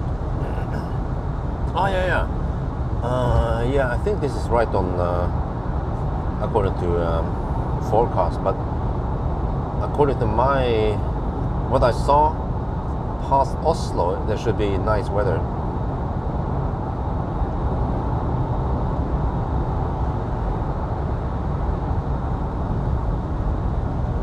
Okay, let me see. So how do I count this? It is as we started at 9:22, so that means 2 hours and 28 minutes. Wait, 9:22. 2 hours and 38 minutes before midnight.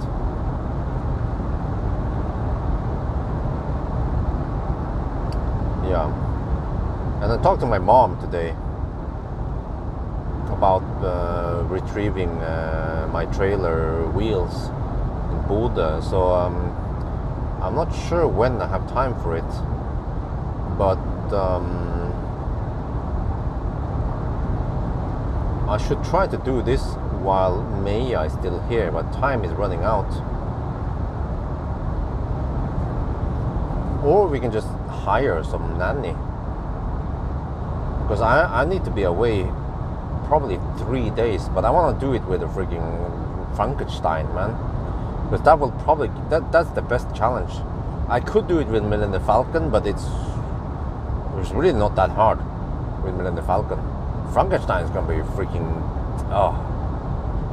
pain in the butt. Plus that I have to take the wheels out at night and just put them under the car. Some shit. People are probably not gonna notice that there's a wheel under the car. And then I can sleep in the Leaf at night while AC is charging or some shit like that. But then, wait, but I have to bring EcoFlow. That will also take up some space. Wait, and there's the Leaf has that hump in the back there.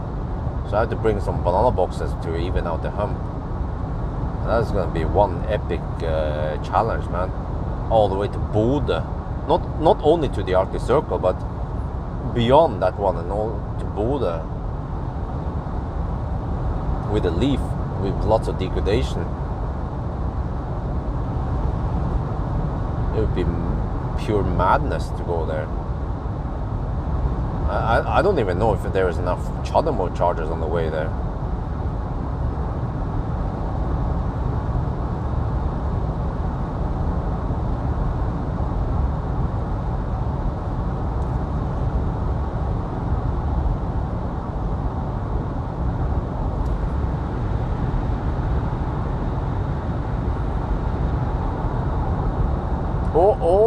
Or alternatively, I can use Millennium Falcon. It would be a lot more convenient. I mean, he will still need to charge a while. Yeah, that's true. Okay, can we make a poll? Cool Silver, can you make a poll? To Bode with Frankenstein or Millennium Falcon? Right now I'm a little bit split between them. I'm not sure. I will go for whatever that gives the most views.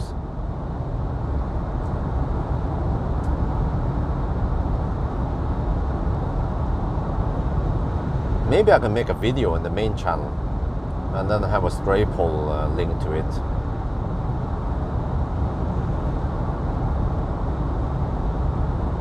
Either one works for me. It will take a little bit longer with the Leaf,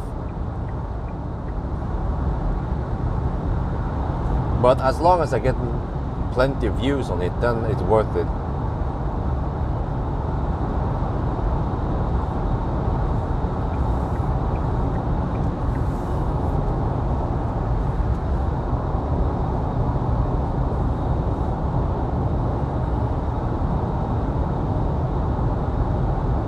Another thing is that the Leaf, it will be a little bit expensive for the Leaf because it needs to charge on mostly recharge, and yeah, it can't use Tesla and it can't use Ionity, so it's just expensive charging all the way and back again.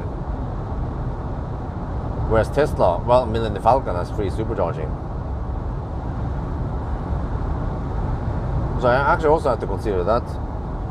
And as long as I get okay view count on Millennium Falcon, then maybe I'll just use Millennium Falcon then.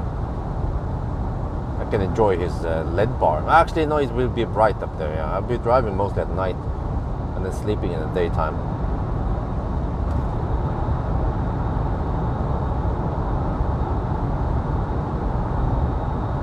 At least Millennium Falcon has cruise control.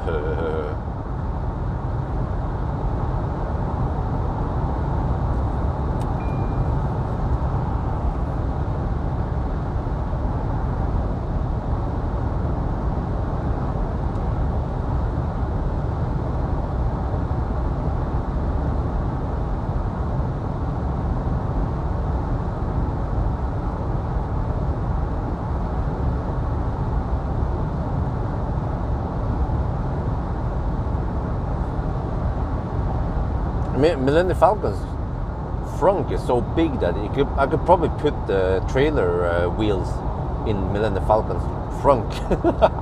Yeah.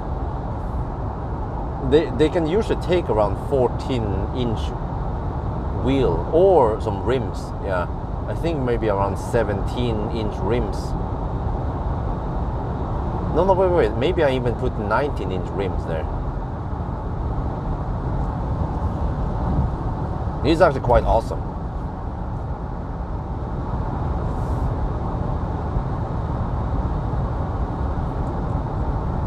Or yeah, you know, but you know what I could do? In November, for Millennium Falcon's birthday, I could travel to Bode, but then the weather is gonna be shit. No, I wanna go in summer. It's like the 10-year anniversary. Like, Ralph is gonna cry, man.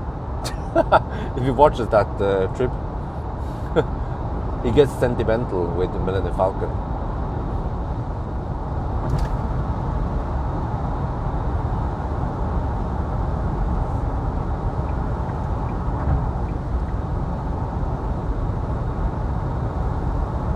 Oh,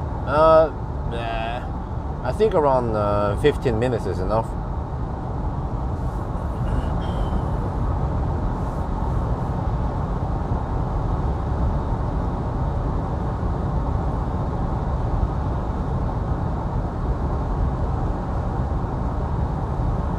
So we're basically, now we have roughly 1.5 hour drive and 45-minute charge. It's 2-to-1 ratio.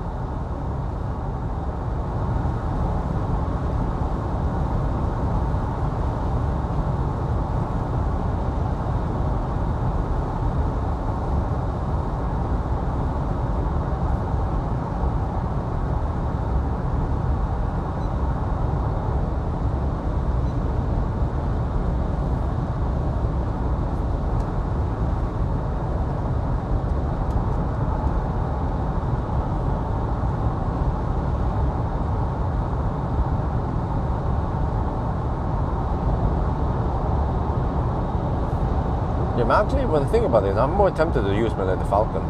Because Millennium Falcon, I don't have to dig around with freaking EcoFlow and shit like that. Just bring some sleeping equipment. I have to find out. I have so many window covers. I don't remember which one is which.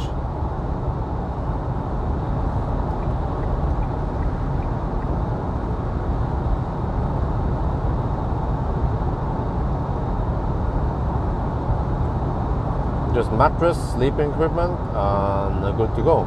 And actually, Millennium Falcon should travel to Bodø fairly fast.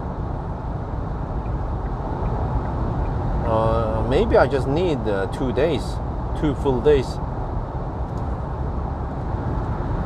But I want to start at night and then travel, hammer through the night, and try to sleep in the daytime to avoid traffic. And well, Laderstad is not the problem. I'll use supercharger. But just traffic in general. But the only downside is that at night many of the places will be closed, and I might want to have some dinner at one point.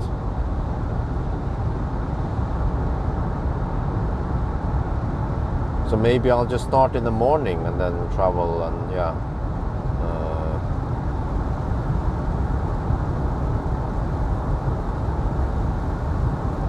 But there will be long days.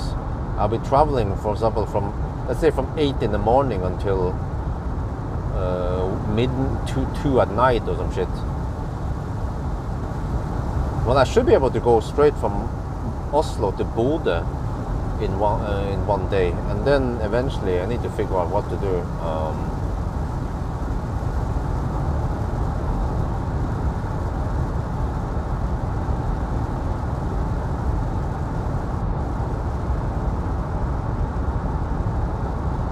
Yeah, I estimated 13.5 hours, but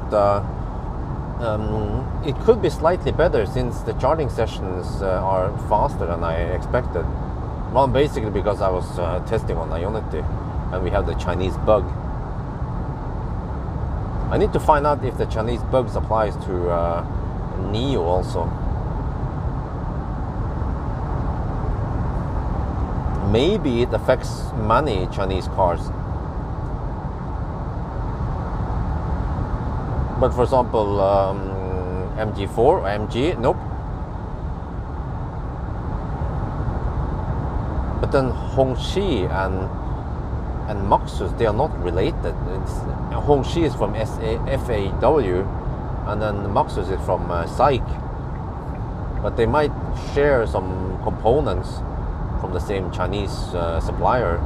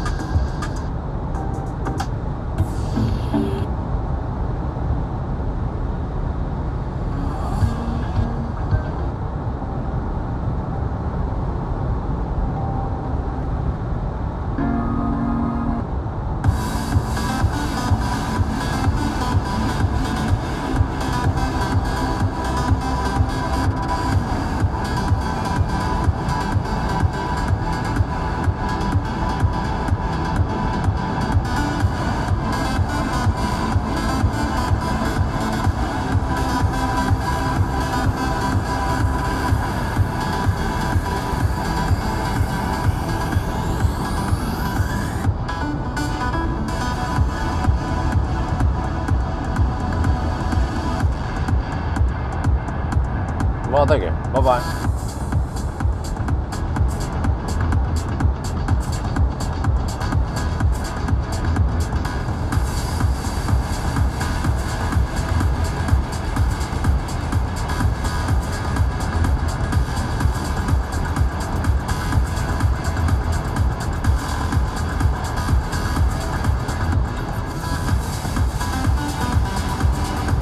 Yeah, you know, Millennium Falcon will be able to travel quite far. Like from Oslo, he can. Well, I think I should be staying on superchargers only. So from Oslo, maybe I should top up quickly at Elverum, the new Elverum, and then I can go to Alvdal, and then from Alvdal maybe depends how long I want to stay there, but might want to have a little lunch or some shit at Alvdal, and then I can go straight from Alvdal to, let's say, Steinkjer. Yeah, Steinkjer supercharger. Freaking superchargers everywhere now. But if I take a dimmer and I charge it 90%, well, actually, no, that's not going to happen. Even in dinner, I will reach 80% maybe. But then I should at least be able to drive around 300 kilometers on 80%, since it's Norway. So I mean, it's still okay, travel-wise. It's just that, yeah. But then working Frankenstein will be horrible. But in the beginning, I will charge. When the battery is nice and warm, not too hot, before rapid gate, I only need to charge for around 15 minutes every time. Yeah, drive around 1 hour and then charge 15 minutes until rapid gate, and then I don't know, then what?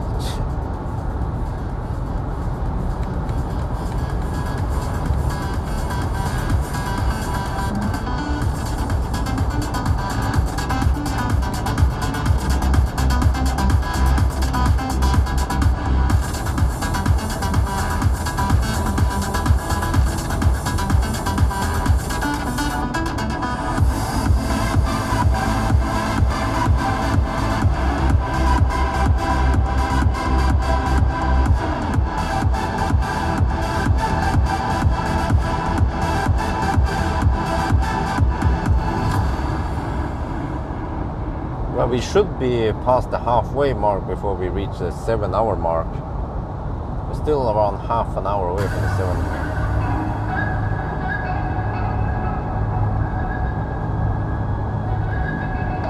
Yeah, because Millennium Falcon has some history behind him, which could possibly give him lots of views.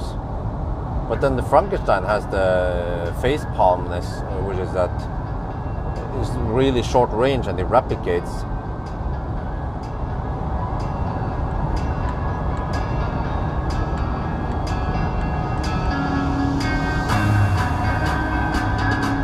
Yeah, when I think about this, for Millennium Falcon, it would be like a typical road trip style video, where I can travel some distance between them. But with Frankenstein, it would be so frequent.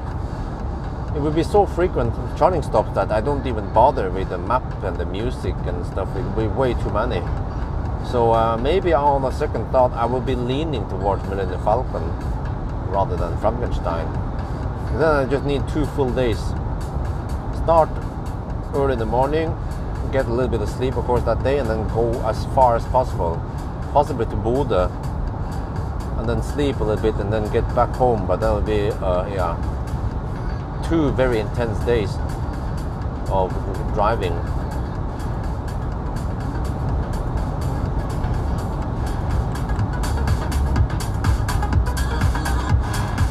ABC, always be clubbing.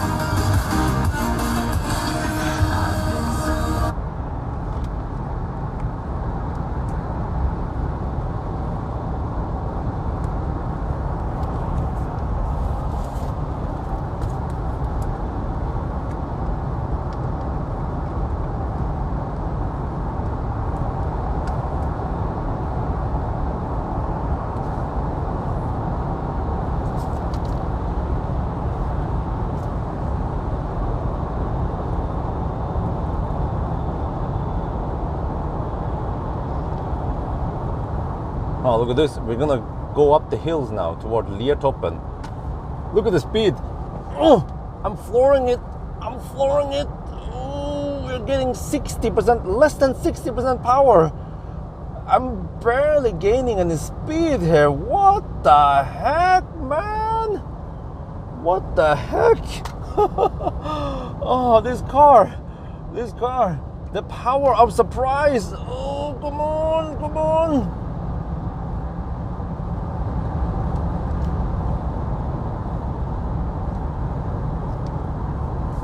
เนี่ยเรากำลังจะขึ้นดอยนะครับแล้วก็จะดูนะถ้าเราเร่งเต็มโอ้มันเกือบจะไม่ขึ้นแล้วนะครับโอ้เราได้ไม่ถึง 60% power เนี่ย come on โอ้โอเคเราขึ้นแล้วตอนนี้มันเริ่ม flat แล้วนะโอ้โหคันนี้มันเป็นยังไงเนี่ย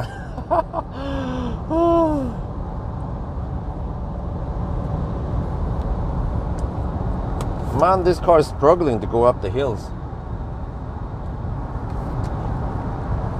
It was strange.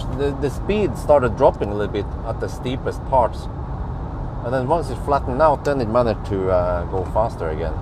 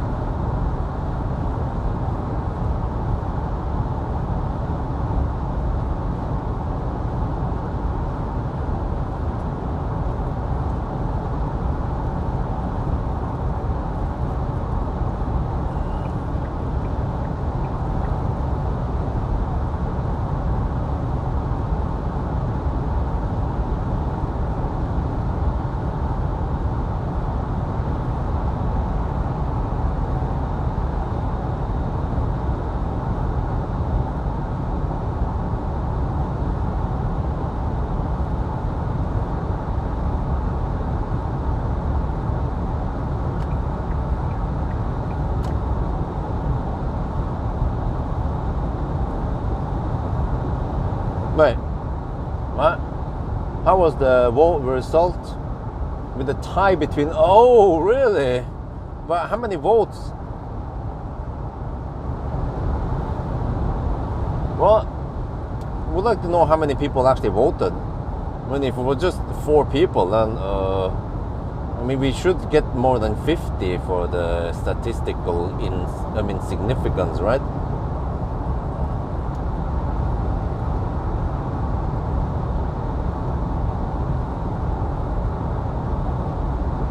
Well, it doesn't even roll downhill nicely. Like, when you roll downhill, you need to have a steep enough hill, otherwise it will be losing speed if you try to roll down in neutral.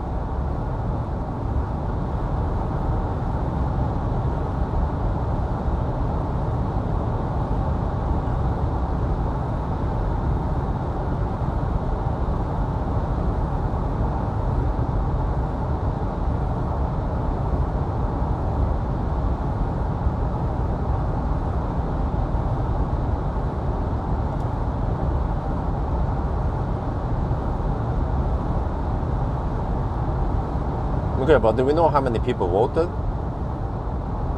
6? Oh, 6 people? What? Is that even a valid vote? Sounds like a rigged election.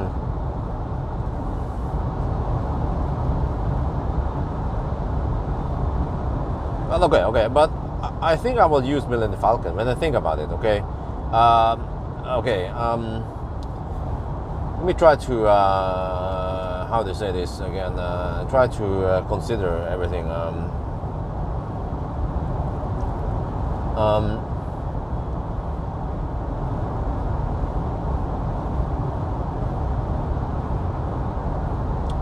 Frankenstein is a very, challenge-wise, Frankenstein is just through the roof.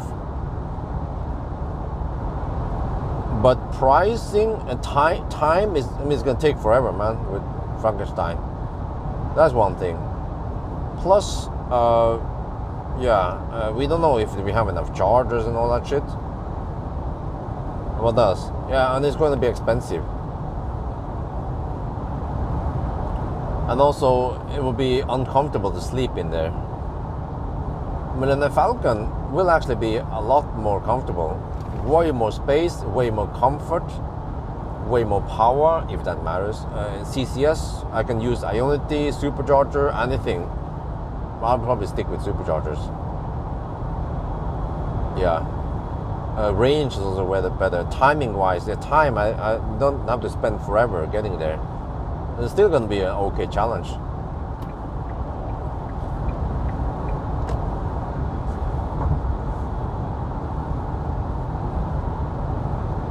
This is a 10-year-old Tesla.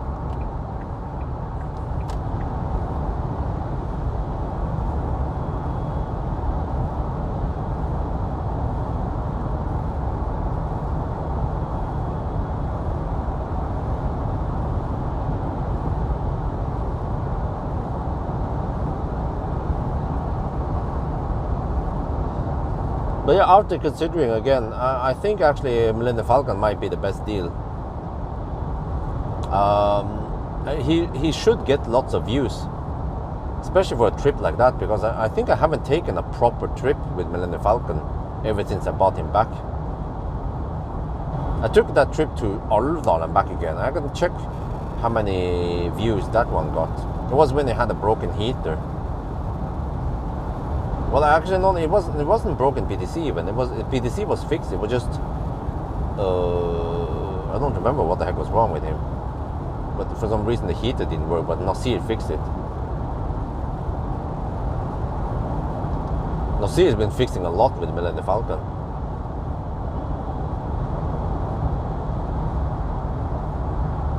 Yeah, because in a way, it is actually also relevant to use a 10-year-old Tesla for a long trip, you know. I mean, even, yeah, I lent it out to a friend, my doctor friend, the guy I borrowed the Fat e-tron and the Fat Taycan and the i3. So I just lent it up to him for free. He had to pay for some toll roads. That's it. It was just 1,000 NOK for toll road. So that was, yeah. So he was super happy because he was planning on doing that with an i3, which would have been very painful. I know it. So comfort-wise, it's way better to use Millennium Falcon. But they actually drove. They drove all the way to Germany with Millennium Falcon, and actually they went also in. They ventured into Netherlands on the way back, and then they took the land route, Puttgarden, Rødbyhavn, back to Oslo. 24K for and 20. Oh, that is okay view count, but yeah. But also, I saw that Frankenstein videos were getting lots of views.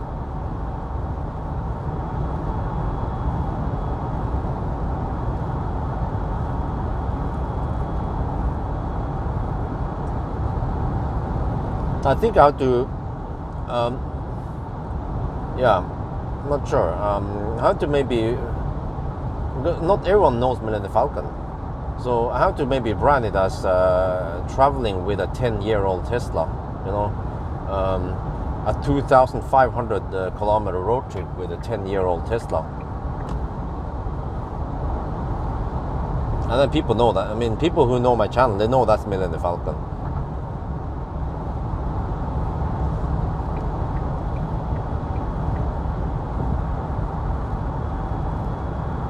But he charges slow. I mean, I saw it on the way back when they plug in at Halmstad. I saw that they arrived with 8%, and he received 125 kilowatt for just a couple of seconds, and then it dropped to 115 kilowatt, and then 100 kilowatt, and then by the time they reached around 70%, they were down to around 40 something kilowatts. So yeah, he is charging quite slow.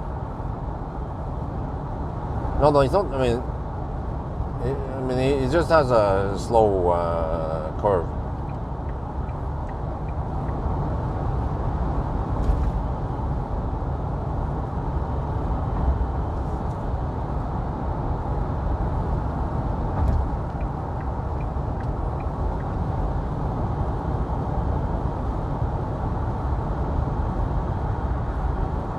Yeah, well, actually, Optimus had better curve because he had a flatter curve. It went from 85 kilowatt to 90, 95 kilowatt eventually, but Millennium Falcon charges slower than that.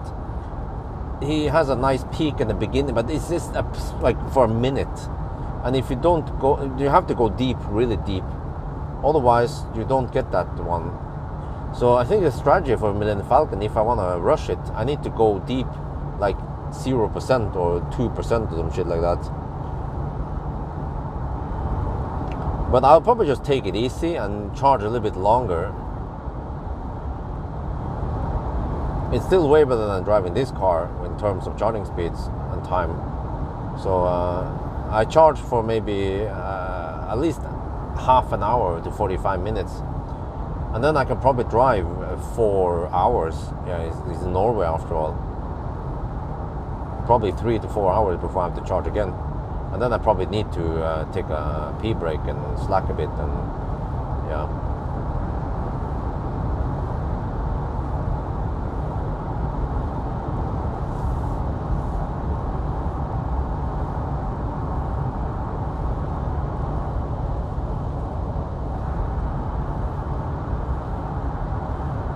But then, well, actually at night I should try to start with full battery. Not sure how I'm gonna do it. I could plug in at the supercharger, or no, I'm not sure. But I'll probably just camp at the supercharger when I'm stationary or something. I mean, well, I'm getting ready to sleep, and then I can always move the car. Normally, I need some time to shoot video and stuff.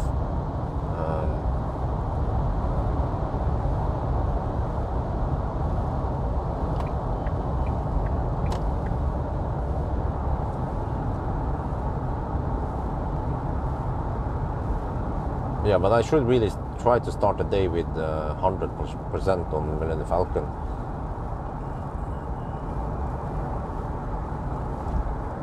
Somehow.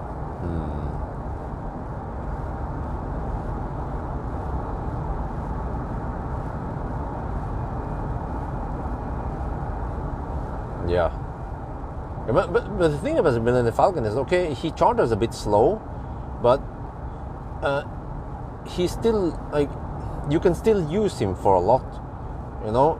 You can go on freaking Europe road trips even, or travel. I mean, or carry shit with. I can move some of my shit with the Falcon. He's so spacious, and he's comfortable, and he's still fast. Okay, maybe he's not that fast anymore on the autobahn. He has lost some of the oomph, but I mean, he's still very good.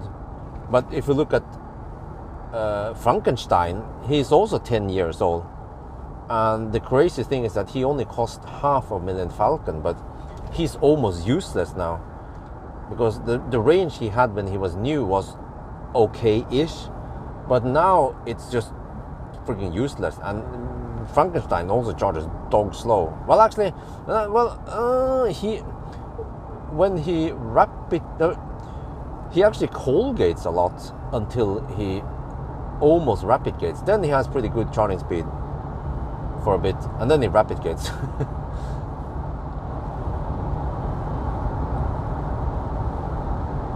But yeah, practical range for Frankenstein is around 50 to 80 kilometers, and that is so low that you can't use it for long trips. You don't have that much space.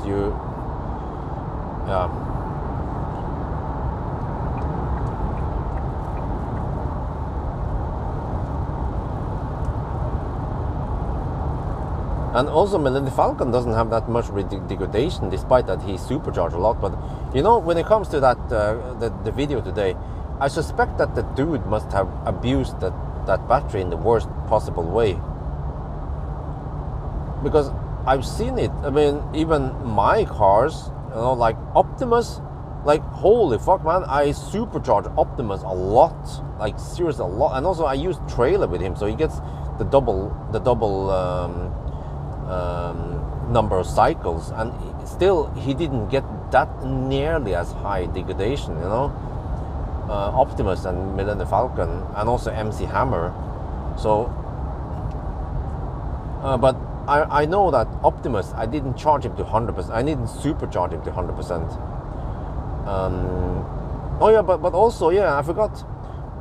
I suspect that the Millennium Falcon and Optimus, they actually didn't. The battery temperature didn't go that high on those classic cars versus Model 3. Model 3 seems to be the first one that they started going like over 50 degrees while supercharging. But I never noticed for Millennium Falcon and Optimus how hot they are.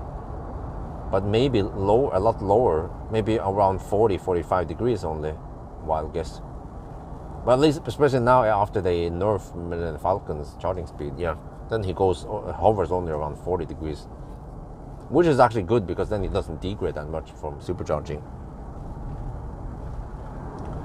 But I suspect that, yeah, if you supercharge a lot to 100%, that kills the battery. I've done it, of course, a couple of times on long road trips. But for the most time, I'll just be, even on trips, I would supercharge to 90% only. Or 95, but then not for too long. But that taxi driver must have supercharged a lot to 100%, or at least 97, which is the true set of charge. But I don't think he deep discharged too much. He probably just topped it up to very often, maybe daily, or yeah.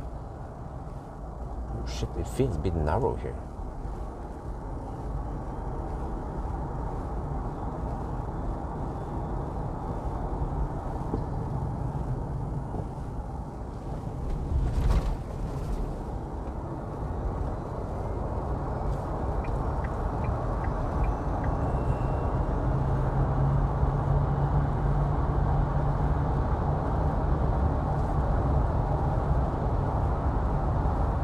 Yeah, 65. Yeah, man, some of those cars, they go really hot. Yeah, I remember the Panasonic batteries, they get really hot, but the LG batteries actually runs at a lower temperature from what I remember. So I mean, yeah, it's not ideal, but if you know how Teslas are designed or programmed, then at least avoid going past 90% when you supercharge. Well, I mean, okay, it doesn't hurt the battery too much if you do that just occasionally on a vacation or something, but the taxi driver must have done it very often. I think this is something that many people didn't understand in my video, that it's the combination of high temperature and high state of charge, and probably time also. Those three components together makes it worse. But I never pushed my batteries that high or that long. Optimus, man, it takes forever for him to charge to 100%. I would mostly be charging to 90% or even lower, like 70%, and then hammer for the next one. And Millennium Falcon did go to supercharge to over 90% many times. But he also AC charged a lot. But eventually, when we got more superchargers, then Millennium Falcon would usually only supercharge to around 60%, even 60-70%, and then go for the next one.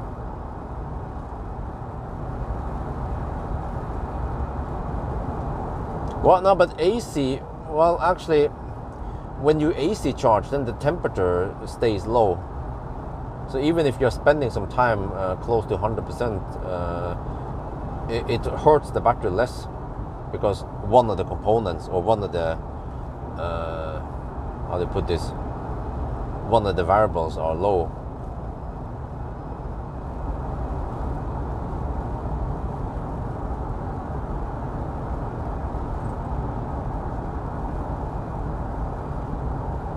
It is almost as, you know, if, good comparison is high interest rate.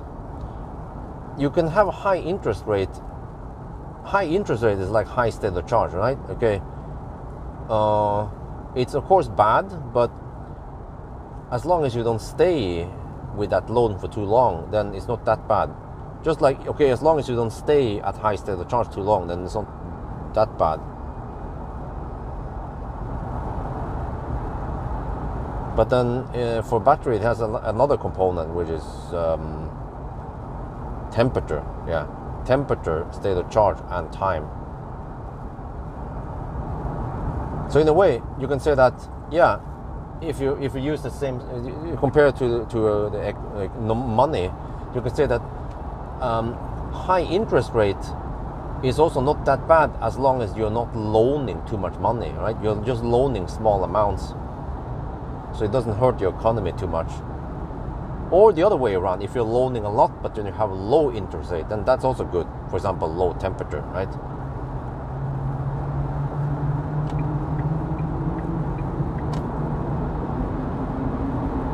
Now someone is hammering it. We'll record this.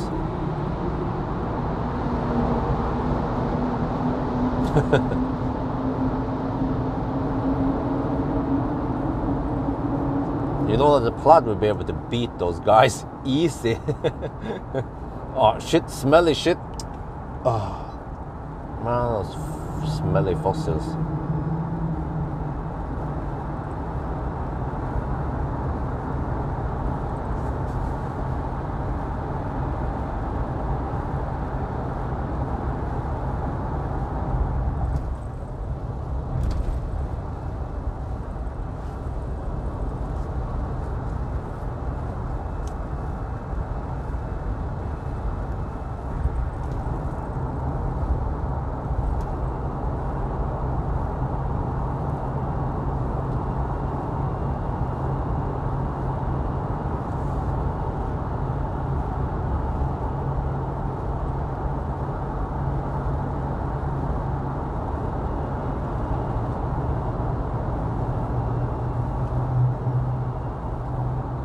What the heck, man?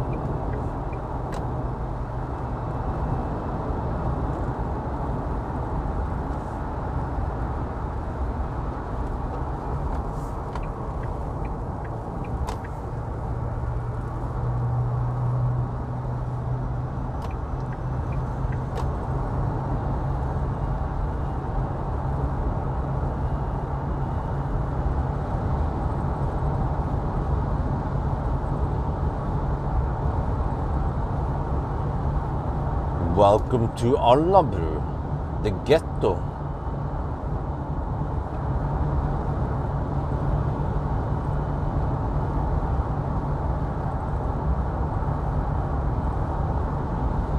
Well, some people might want to get that range past 90%. Because this is the thing, you know. If you know that you have to drive on a long trip, what do you do then? Do you AC charge past 90%? Or do you just charge to 90%, but then you know that you have to DC charge past that point? Right? So which one do you go for? Do you charge to 100% and then you need to DC charge slightly less? Or do you start from 90% and home, but then you have to DC charge more? I would choose to AC charge to 100%. But then, of course, not stay too long there, and then I go for then I go for it.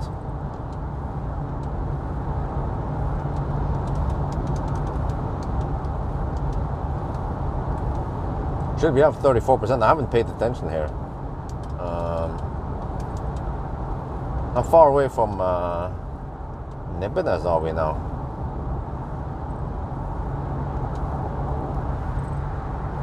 I think we are around 60 kilometers away from Nebenes.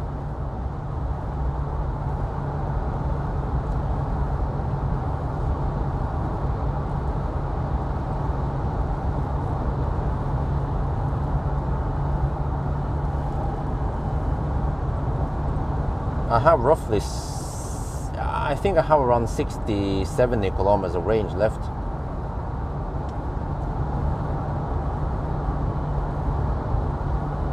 going semi-slow around here.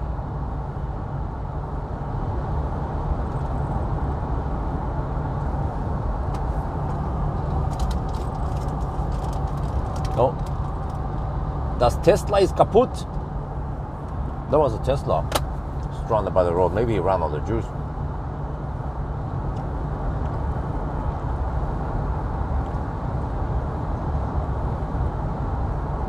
Okay, we are almost at the 7-hour mark. Let's have a little status check in 2 minutes.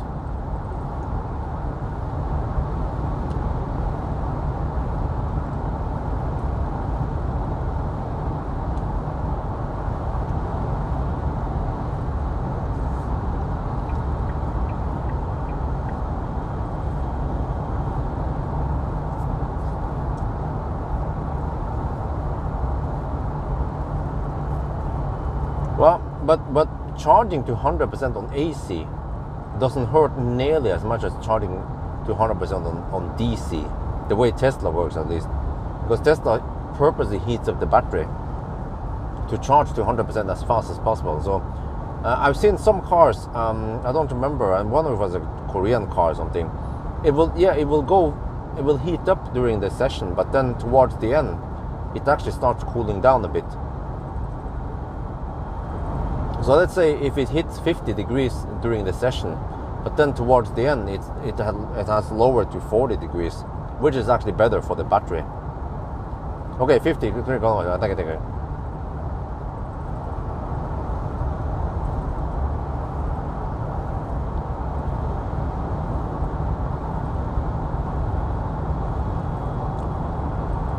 Okay, there. 7-hour mark. 527 kilometers done. We're down to 32%.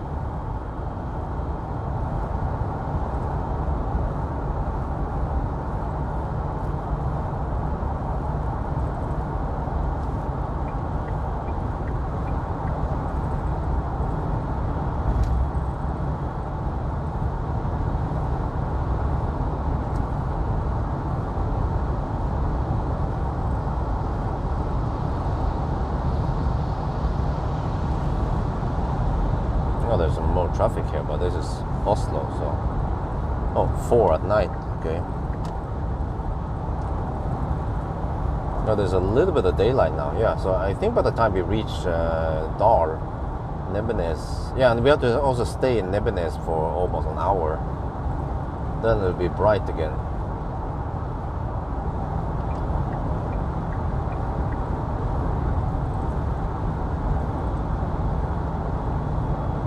So I think a good strategy is, yeah, you can fast charge during long trips, but avoid going past 90%, or even better, if you avoid going past 80%, which actually is similar to what I do at 1,000 kilometer challenge, right? I just go to 60-70% most of the time, which is better for the battery, and also it's faster that way.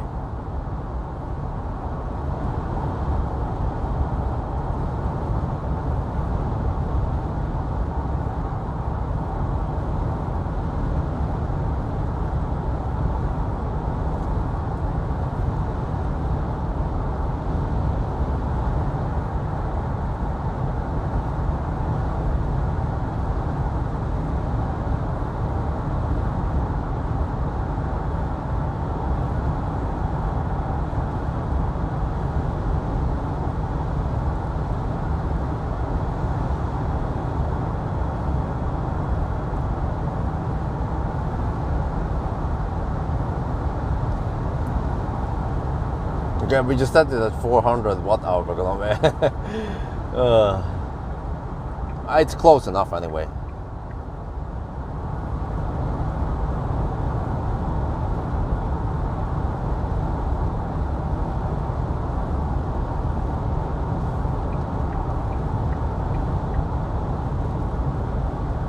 This is the second rain wave we're supposed to get.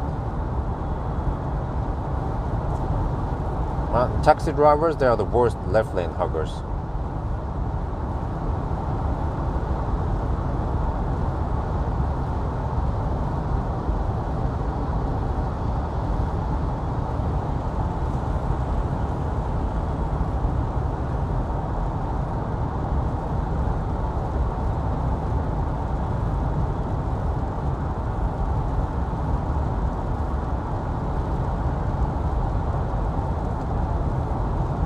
Yeah.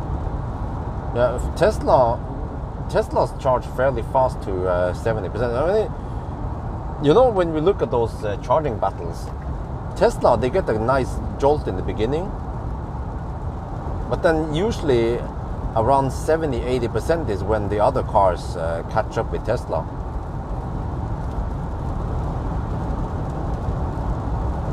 So which means that as long as you're riding on the high speed wave, the low state of charge wave, you could just charge around 60, maybe even 60. And Tesla, in general, they have pretty good range even at 60%. So you could even go around 60-70% and then go for the next one. But practically, when I'm traveling with family, it might not be practical to charge only 20 minutes and then hammer to the next one. So we might end up staying there longer, right?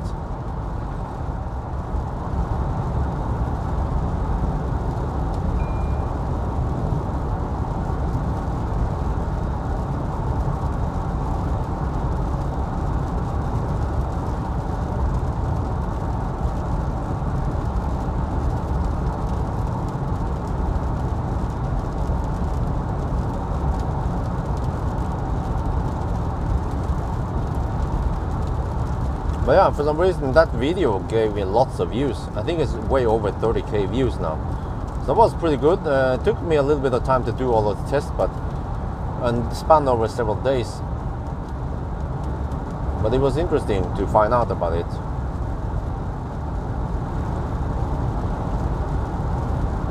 And I see that many people have their own opinions about things.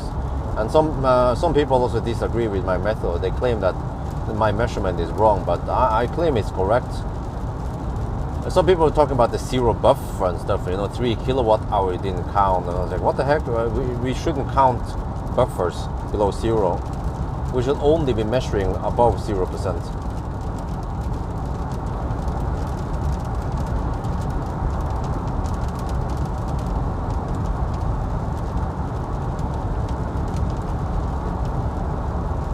But this should be the last rain wave we're supposed to get. Because I remember that it's supposed to be nice and dry.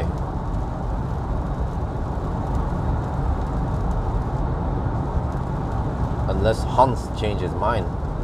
Well, I have to say it's very busy.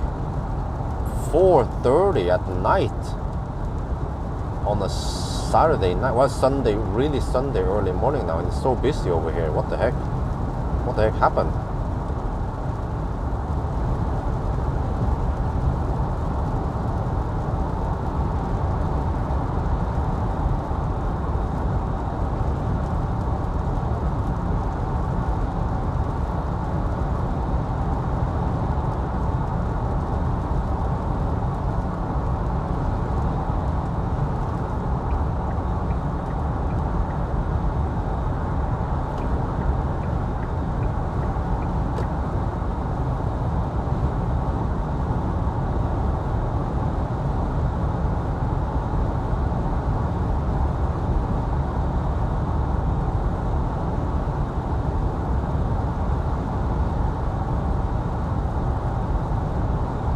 What the heck is this traffic? Huh? The fuck?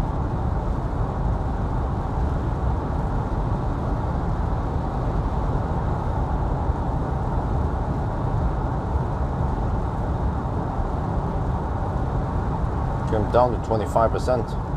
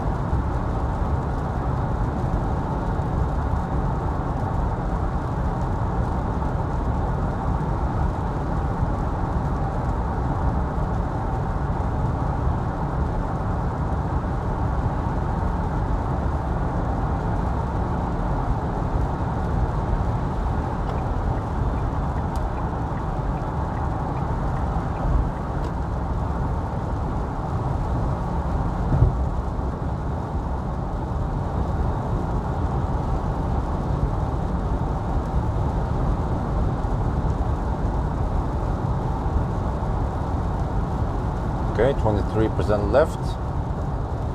It should be fine. Should have at least 30 kilometers of range left then. It's good that we clear out of Oslo before the traffic starts.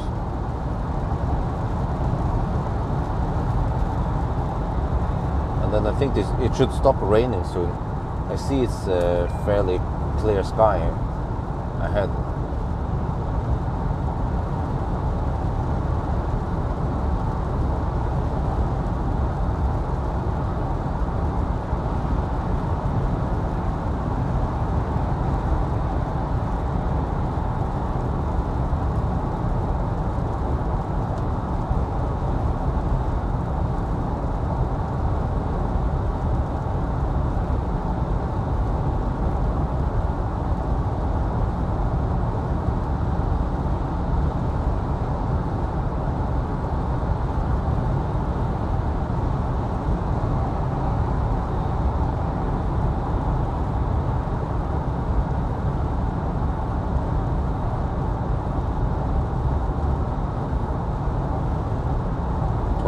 Percent left. Go.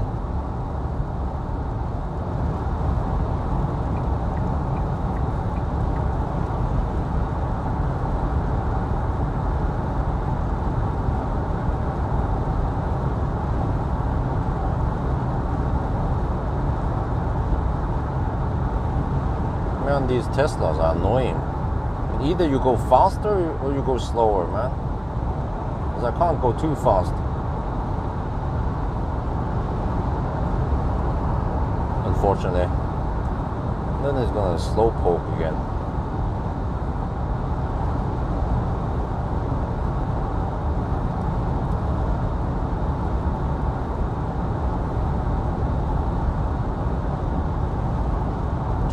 %. Getting close to Jessheim now, my new home. Yes, home.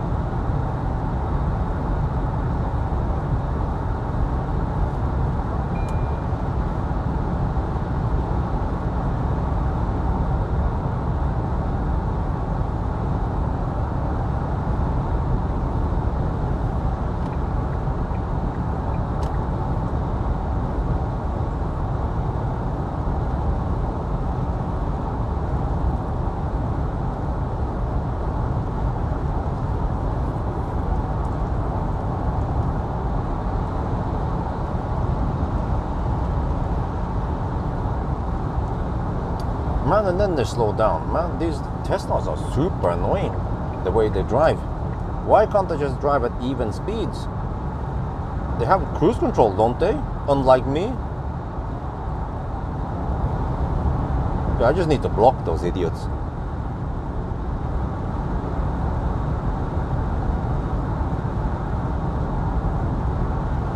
I don't want to just overtake them, and then right after I overtake them, they overtake me.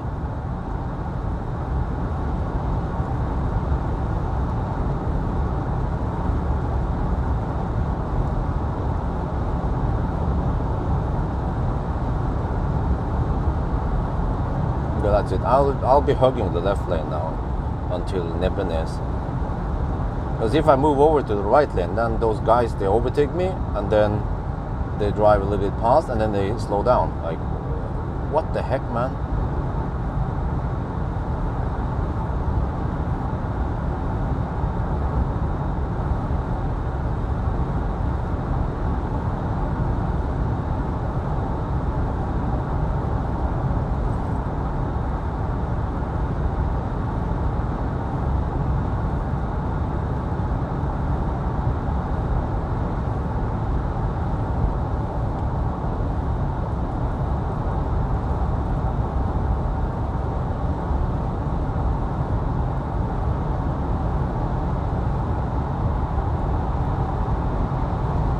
Now he undertakes me.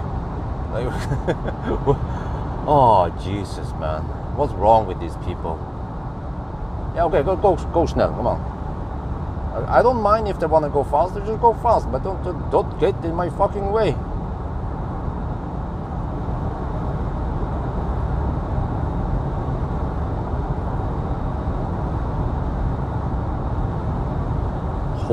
Let's hope that he goes towards Gardermoen, towards the airport.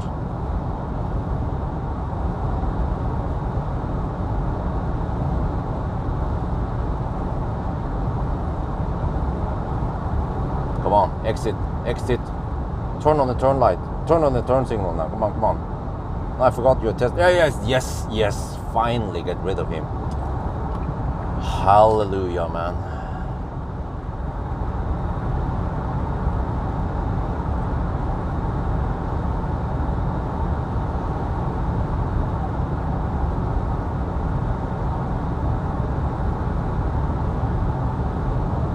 Yeah, the other guy too. Oh, good. Got rid of them.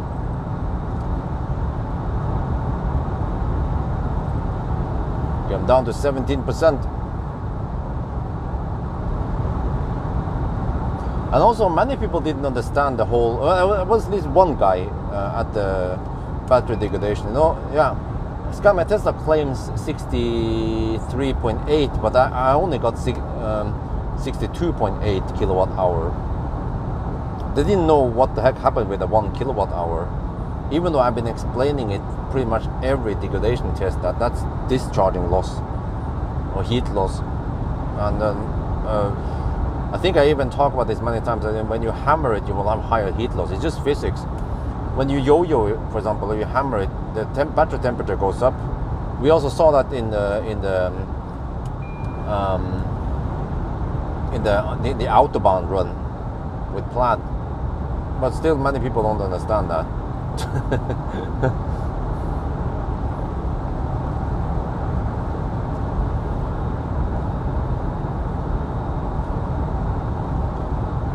Yeah, it's getting bright now.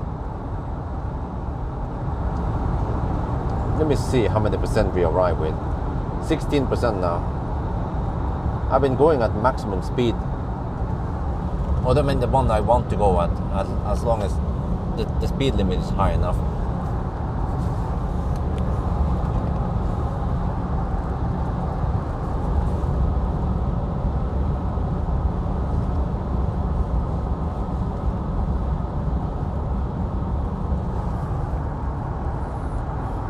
But yeah, just in case you guys are wondering, what the heck was I bitching about?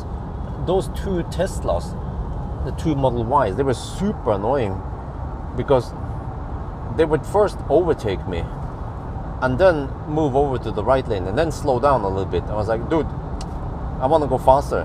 So then I overtook them. But I can't go too fast. And then right after I overtook them, they will quickly overtake me again. And then they will slow down, move over to the right lane and slow down. Like, that is so typical Nissan behavior. Okay, 15%. Wait, let me see. I went for 90%. Let me see. Maybe my predictions were spot on now. We will arrive with 10% at Nebenes. No, yeah, I don't know. But you know what? I noticed that, nothing... I don't want to talk smack or anything, but just observation that when I was riding the test... I was riding a car with one of my friends. He also drove similar. Like, he wasn't paying attention to what speed he was driving. Like we were on the motorway, right? He was driving, and then like it's 110 zone, but he would just be cruising behind. Like he would be, if he would be in the left lane, if there was no traffic, he would be cruising at 110, 120 kilometers per hour. But then suddenly he got behind a car, and then he would just camp behind that car, going at 100 for a long time, even though he had the possibility to overtake. I've seen this very, very often. Like many cars, Norwegians, they drive faster until they catch up with another car, and then they don't want to overtake. Even though it's on the motorway, they can overtake safely. But also I've seen this in Østerdalen, where you have to go, you know, there's only B roads, right? But same there, you know, they will be cruising at 100 kilometers per hour or 90 plus, and then they catch up with me, and then they just camp behind me, just like during Sunday driving. Like, instead of just doing a quick hammer, it's over within 10 seconds with modern cars today. They decide to camp instead. Yeah.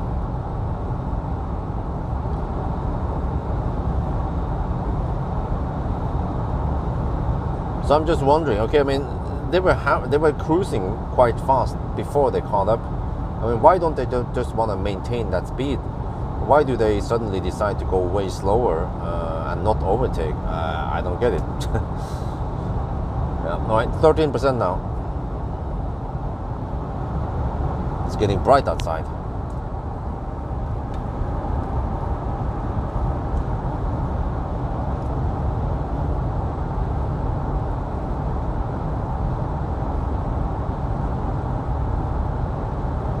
Okay, so I need to figure out how many percent we need to go to Rudshøgda and back again. But once we reach Rudshøgda, then that's it. Then we are free to do whatever. That's the upside of the Norway route. Because as of today, there is no extended Norway route yet that we can hammer further. Maybe one day they will open up Porsgrunn stretch to be full 110 zone all the way, but that's going to take some time.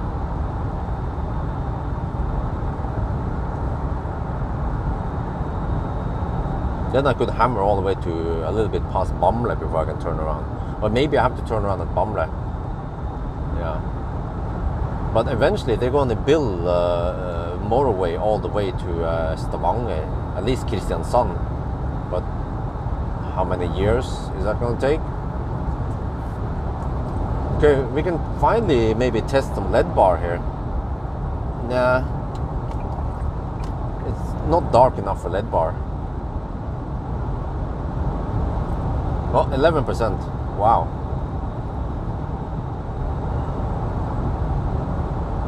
Okay, let's try some lead bar. Guys, ready for it? Are you ready for some Viking light? Boom! Well, maybe the spread isn't that bad after all. I'm not sure. Maybe I got a wrong impression of the spread, but nah, I'm not sure. I feel like the spread here is not as good as laser. Yeah, I don't know about you guys. It seems to be concentrated more towards the center. See? Boom! Or maybe it's because I'm sitting so high. I'm sitting up on my high horse.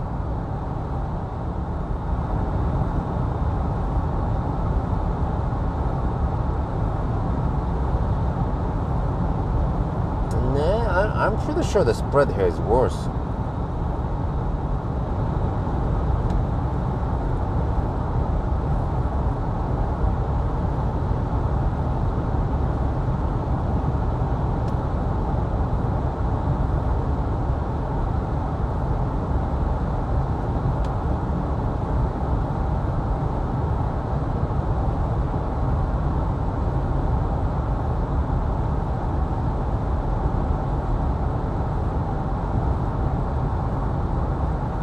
Yeah, exactly, right? But you guys have seen linear laser, what they look like. Boom!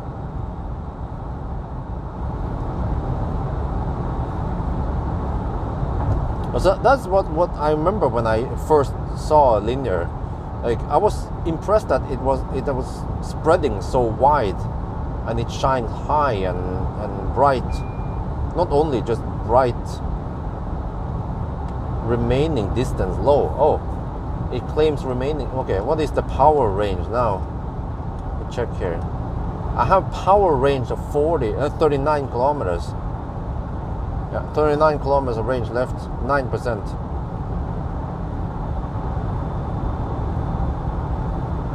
.38 kilometers of range left.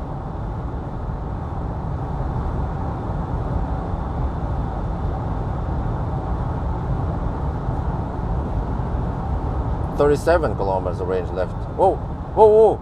I can feel it. It's slowing down a little bit. Yeah, I cannot maintain speed now. So you see, at 8%, we start seeing some limitations.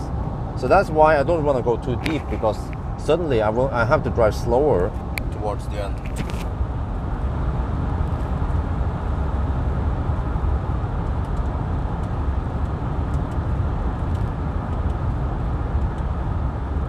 Okay, 578 kilometers.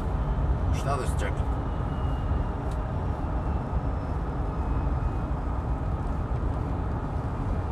Oh yeah, I will exit this one. So.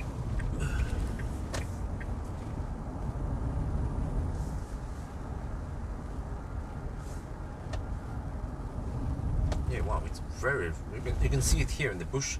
It's very concentrated on the middle.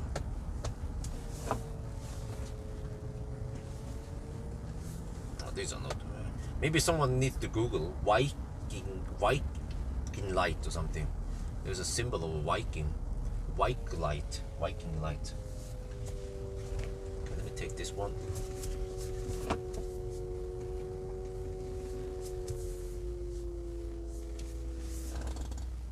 B. Okay. Plug into 12B.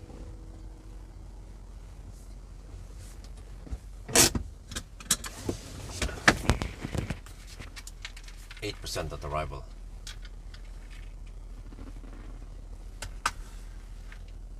Nebeness. Okay.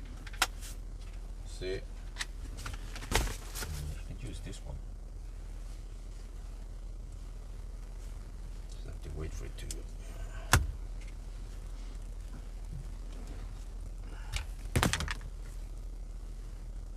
Right. Charge on Tesla. 12B. Come on.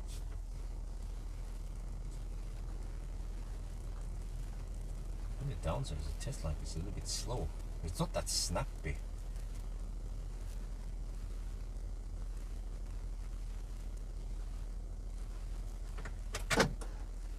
Charge there. Doing a little bit double checking. It was 12B. Holy shit, it's annoying. 12B. There. Charge now. Okay.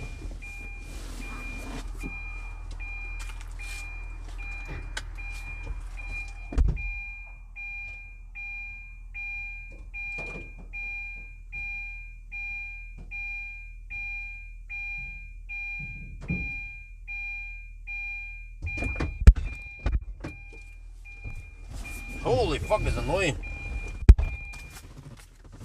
Okay.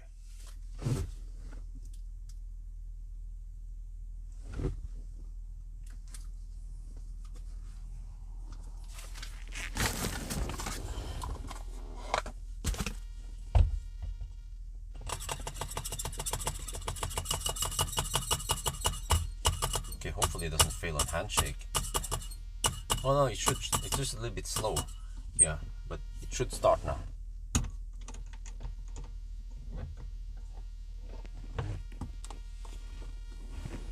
There, okay.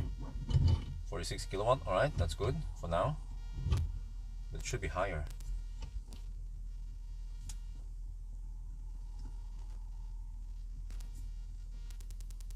$76, all good. Alles good. Okay, 74, well, okay. So now I have to figure out, it was, what was the distance again? Rudshögda.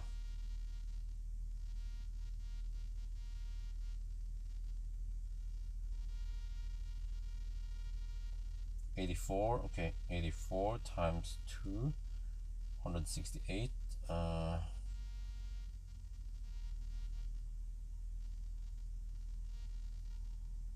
Okay, 70, yeah, so I need 85% to be safe. Yeah, 85. So at least I don't have to go for 90% this time.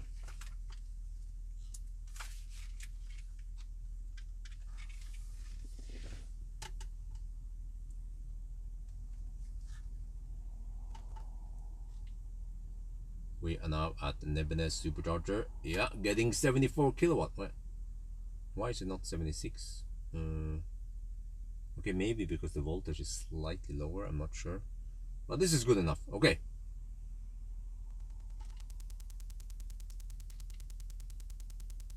เรามาถึง Nebeness Supercharger นะครับแล้วก็ตอนนี้เรารับ74เอ้ยทำไมไม่เป็น76อ่ะมันอาจจะเป็นเพราะโวลต์มันต่ำนิดหน่อยนะโอเคดูก่อนอีกไม่นานมันน่าจะเป็น75แล้วก็สักพักก็จะเป็น76นะครับ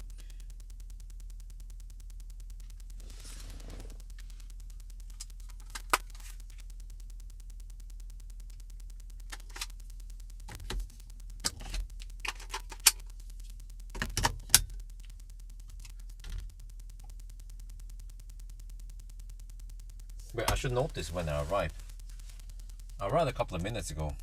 Was it 52 or 50? Yeah, around 52, right? When we arrived. This is 75 kilowatt. Oh yeah, okay, alles gut.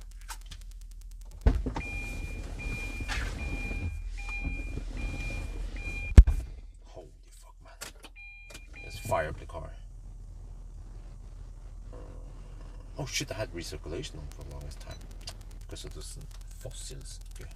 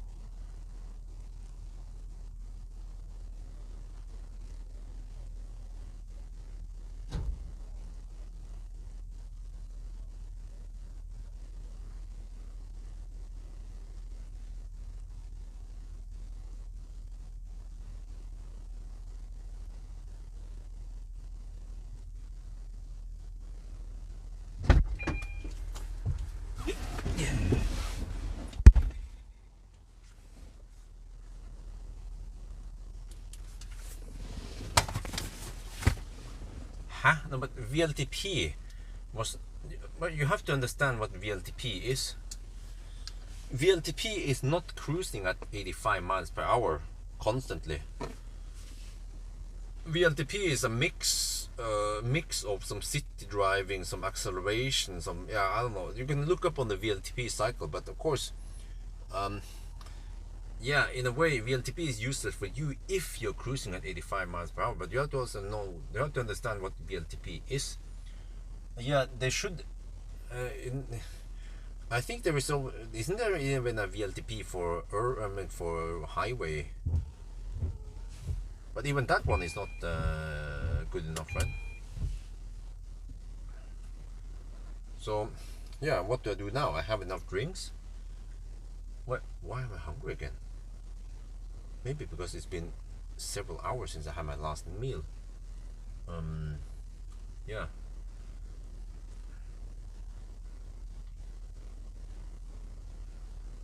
By the way, Fremont is spelled with one E.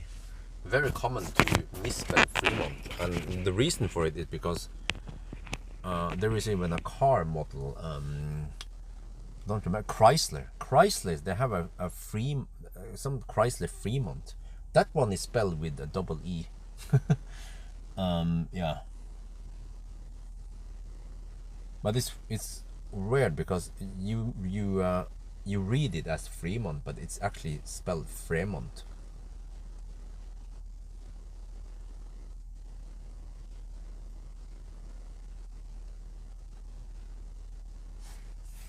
Okay, anyway, shit, it started raining now. I wanted to go to the restroom and so on.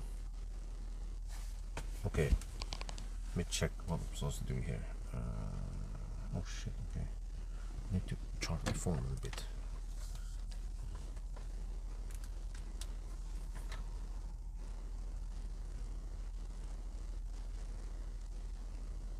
Let me check the rain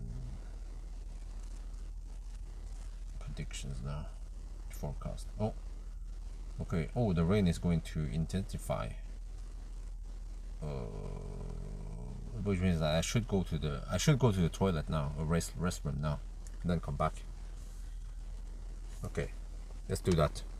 I should do my pee now. Okay, let me see. Zoop. So we have roughly 10. Oh, what the heck, man? We have roughly 10 minutes of screen time before it goes blank. I'll be back.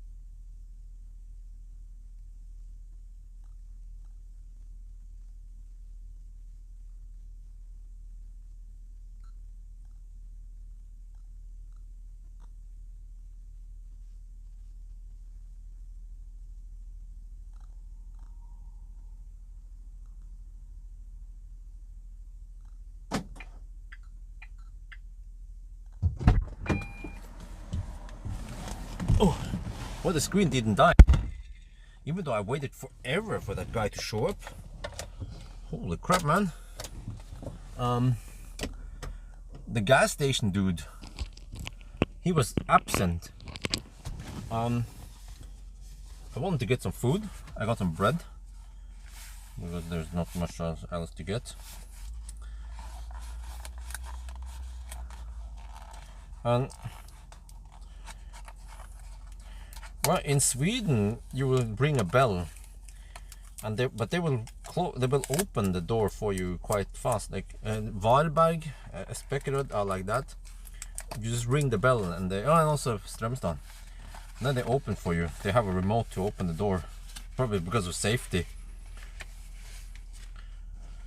But here, as long as you stand in front of the door, then I heard the alarm. There was some bell ringing in the inside, and I was standing there for many minutes, and suddenly the dude showed up like, oh, I was like, oh, the heck, man.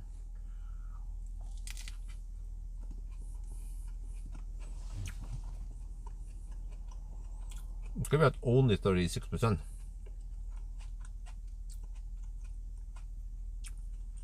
It's been charging for about 20 minutes now, and we have another half an hour left. Well.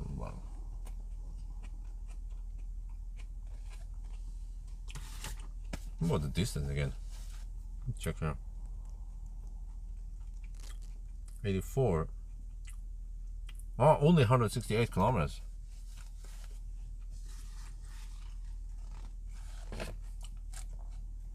Okay, so 168 kilometers. Yeah, that means that the 500.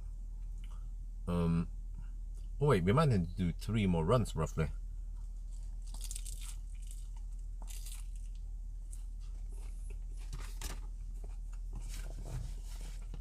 Wait.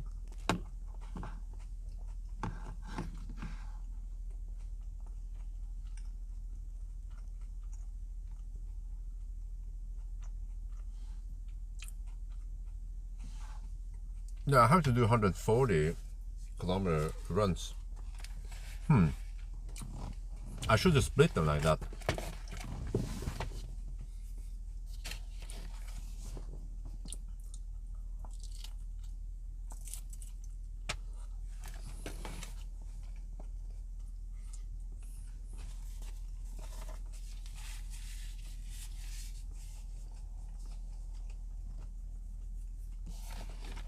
Well, except for that, by my own rules, I have to go to Rudshögda first. Yeah. Should I break my own rules? What do you guys think?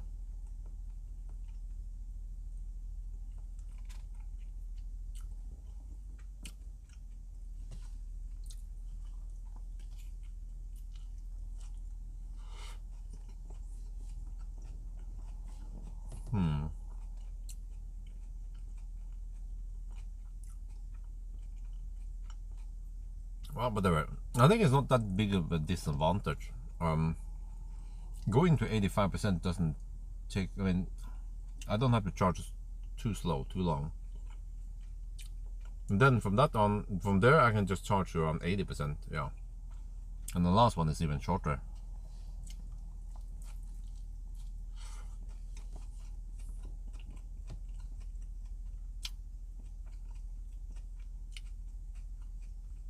But I will have to charge it nevertheless 3 times.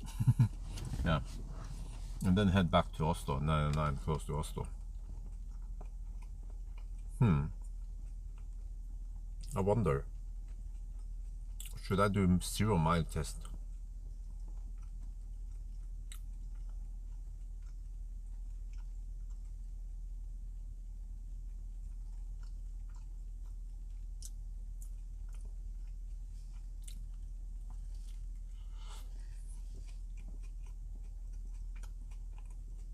Yeah, here comes the rain, as forecasted. Wait, did I not run the heater? It's a little bit cold.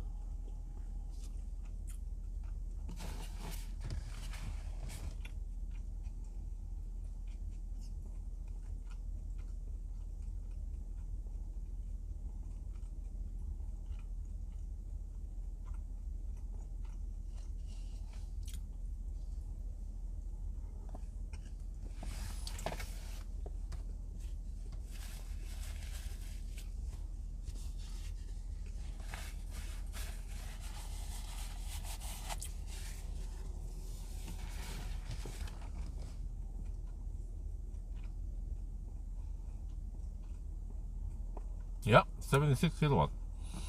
Ah. If you want to tweak this, you don't want to go too deep. So you can at least ride on 75, 76 kilowatt. Oh, wait, 75 now, shit.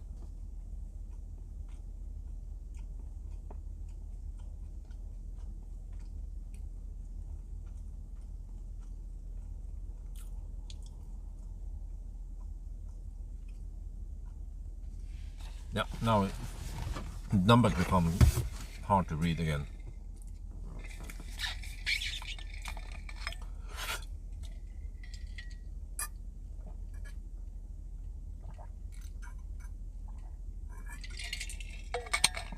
Wait a minute. Shit. Or I need to record a charging session.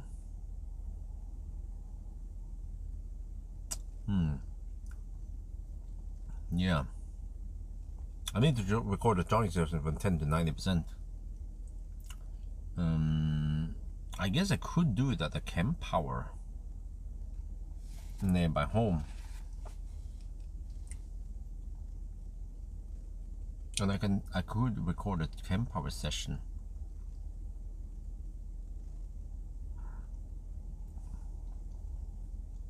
Yeah, if I open it on my phone.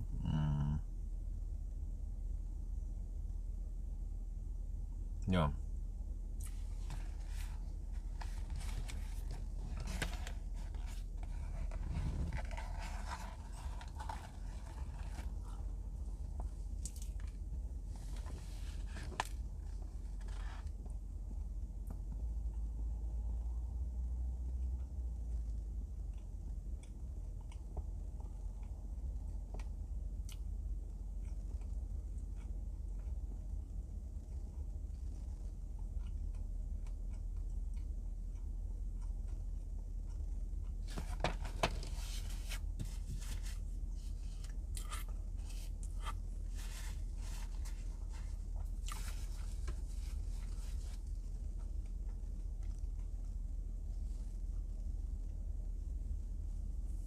Oh, yeah, I could go to Ullevål and record it there, yeah, of course.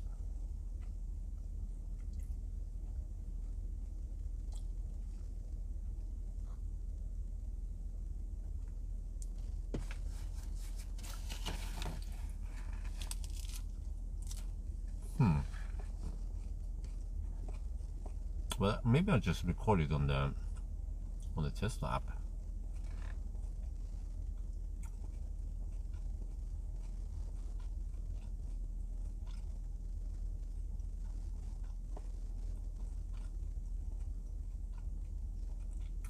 Even though it looks a bit weird. But as long as I just highlight with a red ring around it, then it's easier to read it.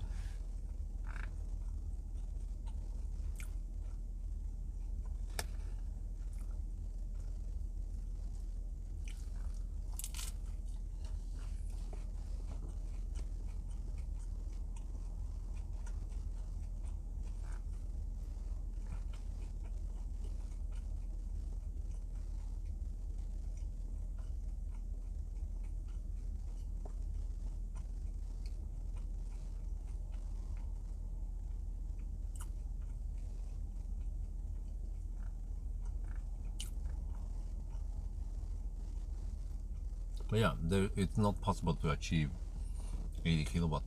Seems like 76 kilowatt is the highest.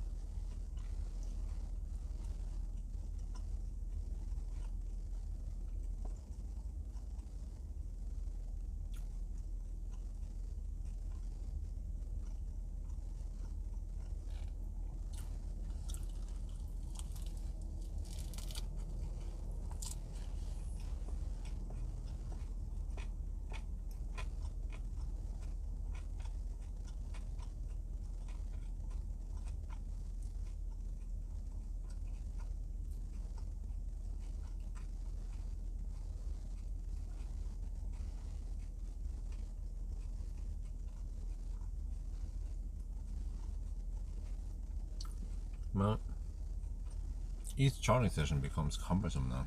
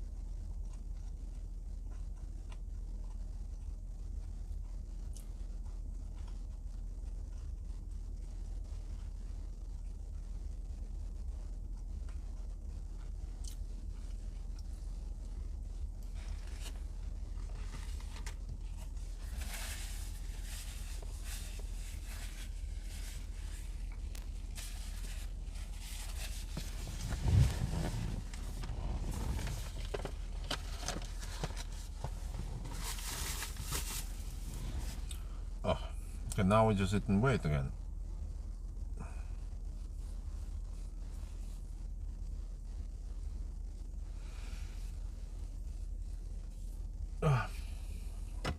Well, the real challenge.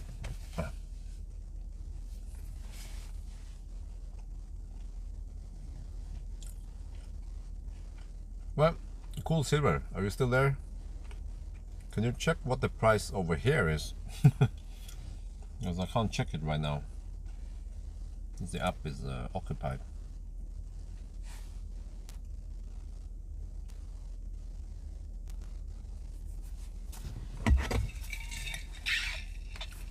Man, we just passed the 7-hour mark. No, 8-hour mark. Shit, 8-hour mark already.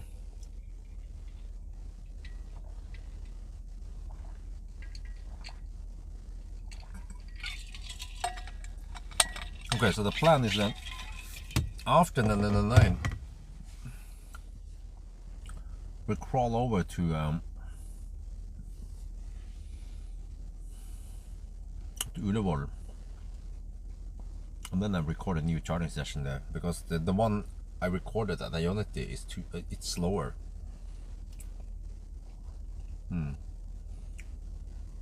So I have to get the best possible charging session without bankrupting myself. Well, so that means at the Ullevål then. Otherwise, I could charge at Pawel recharge near my home. Yeah.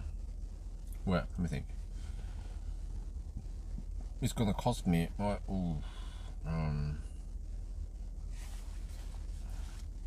10 to 90%.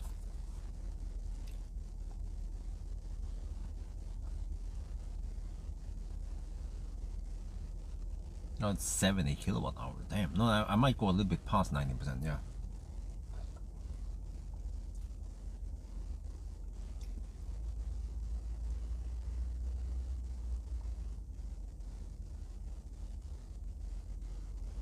Holy shit, it's gonna cost 550 NOK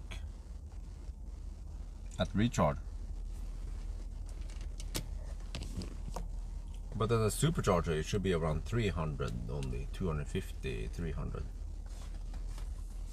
Yeah, that's worth it, because it will cost me around 15 minutes, let's say 20 minutes, half an hour extra drive round trip, but then I save 300 NOK. That is definitely worth it.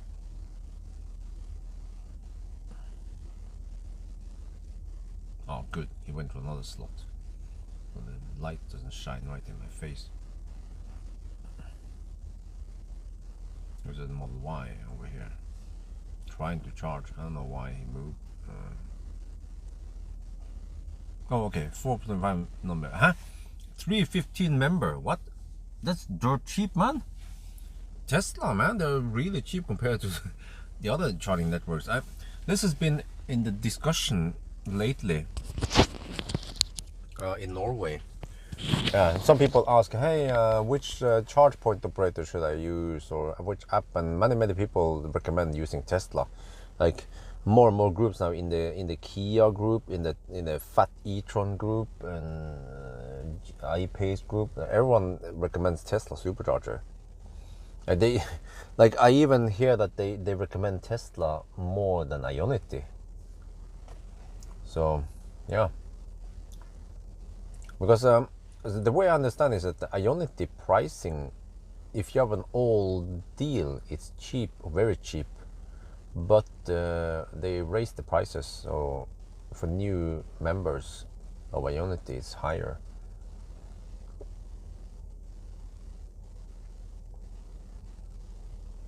Yeah, in US, yeah. US is like a different dimension, man.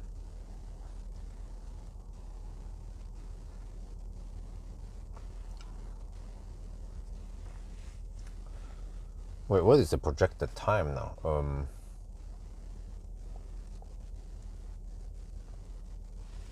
I didn't notice. Okay, we came here at 50, at 7.5 hours, roughly.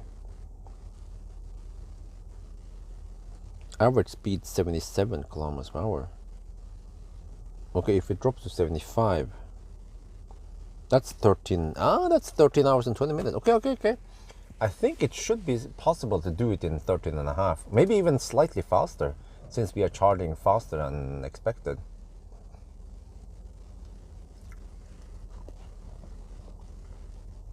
We shall see. Now we have passed through Oslo. Yeah, from here we just have high speed. Well, except for that the high speed is not that high. 120 kilometers per hour max.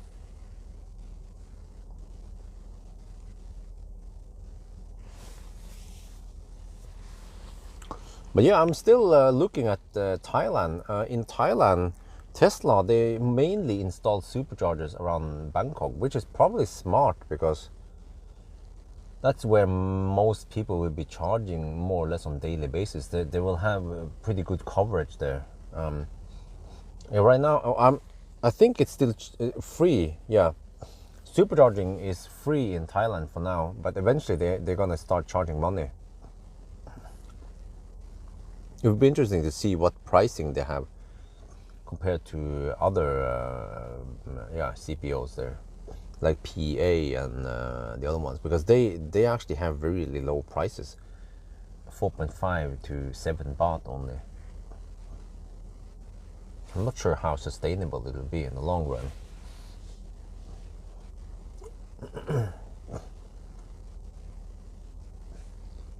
Okay, let me see. So I have to go to 85% this time.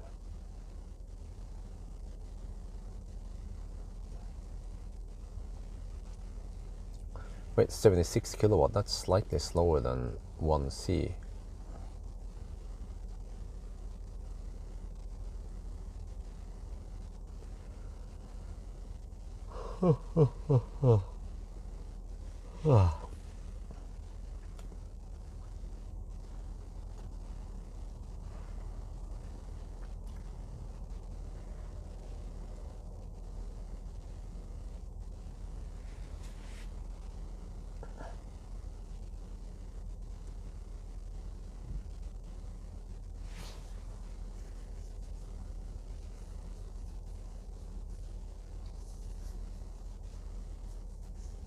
Well, actually, if I charge to, if I manage to arrive with 10% and I charge to 90%, then I don't have to, yeah. Oh, I have an idea. For the last leg, I could just charge at 90% and deduct the time. But then I can go straight home. I don't have to waste another 1.5 hour going to Ullevål. Yeah, so if I can time it right, then that'd be great. Yeah.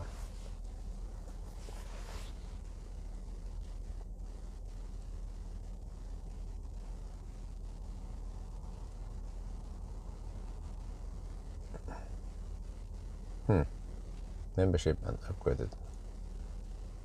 Okay. Oh yeah, the magic dock thing. Which is an adapter, right? Some adapter that creates a CCS, the big chunky CCS or some shit.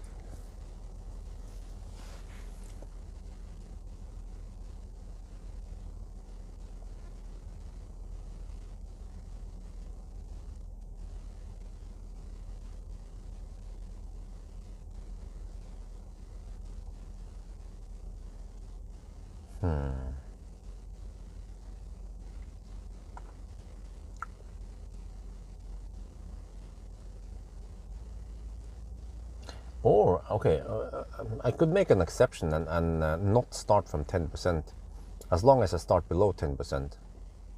And I could just record it from the beginning. I just have to make sure that I touch the screen enough so that it doesn't sleep. So I could make I could go to 90% on the next run. That would be the best. And then I just deduct a couple of minutes because I charged to 90%. It's not ideal. Normally I wouldn't charge to 90%, but I'm just doing it for the charging test. Yeah, okay, I think that's the plan. Because I might arrive back here with somewhere between 5 and 10%, and that'll be good enough for recording it.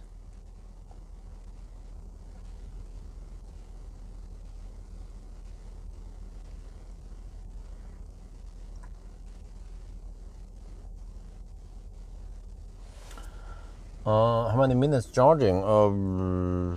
40.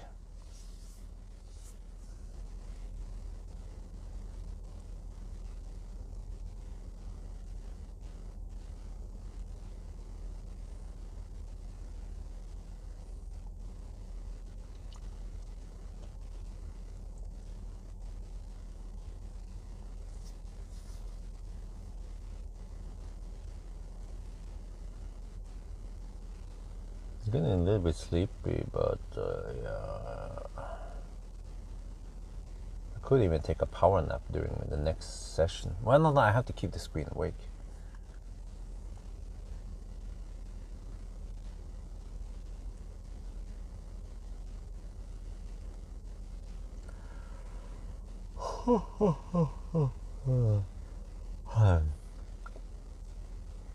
Yeah, when I think about it, that would be the best deal if I can do a charging test here, and then after the challenge I can go straight home and take a rest.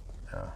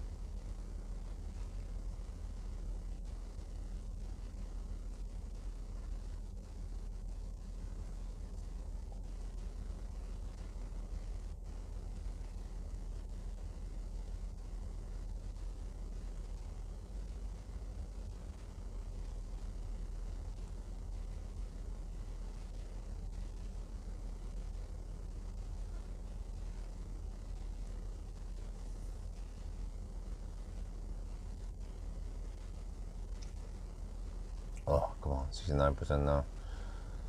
Yeah, it will start throttling at 79%. Man, actually this one would have been perfect for recording. Why didn't I think about it before, man? I should have recorded this session and gone for 90%.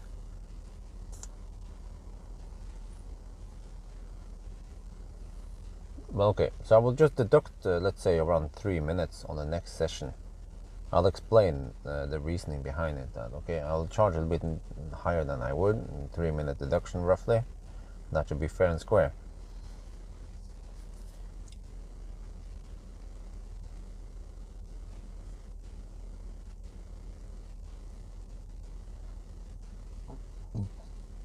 Charge Finder has it, huh? Really? Okay. For Tesla, right? Oh, they must have imported those data into, yeah, cool. 70% now. Oh, 15 more, and then we're good to go.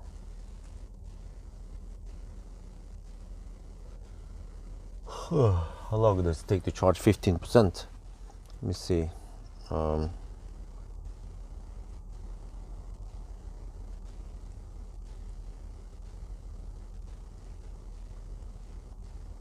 Around 10 minutes.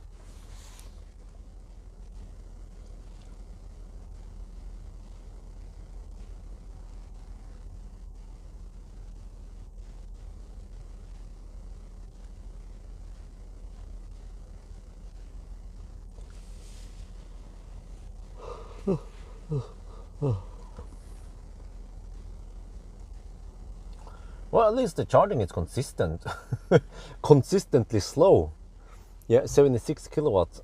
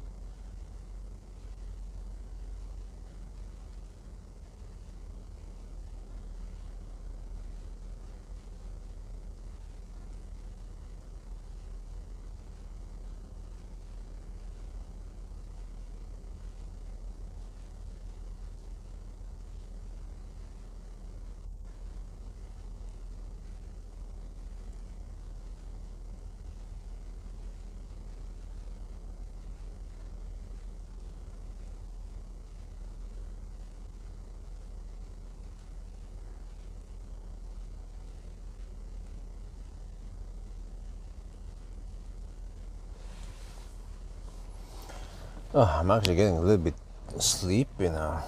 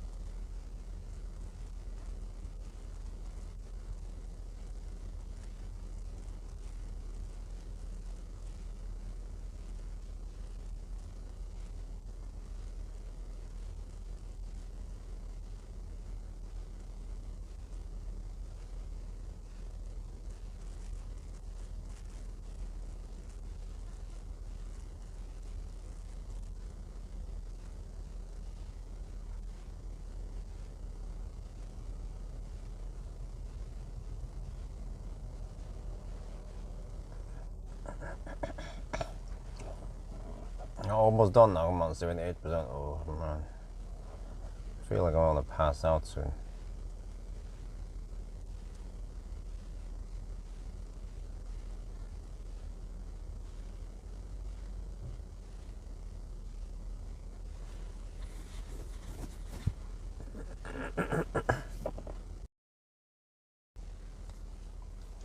$79. Yeah, now it starts throttling. It should start throttling now.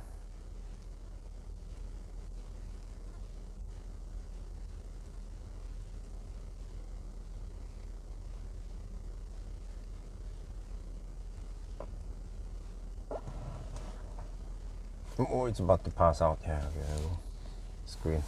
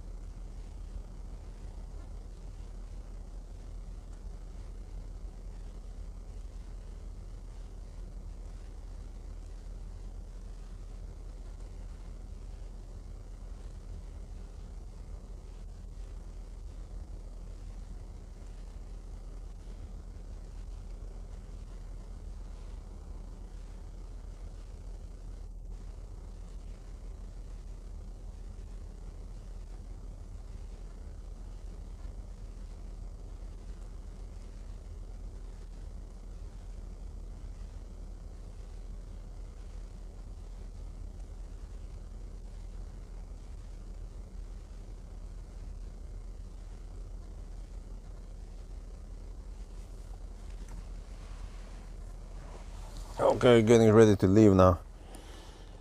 Oh, if I don't activate, I'm gonna pass out soon. Oh, shit.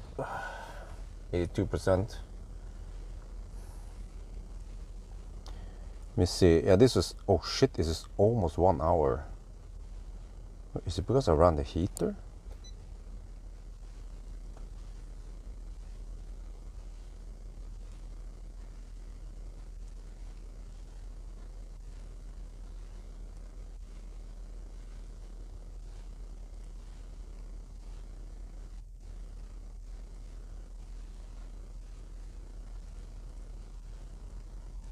Oh, sorry, part two. Oh. Yeah, okay, let's switch over to part two. Yeah, it's cumbersome to do that while we're driving. Okay, let's go.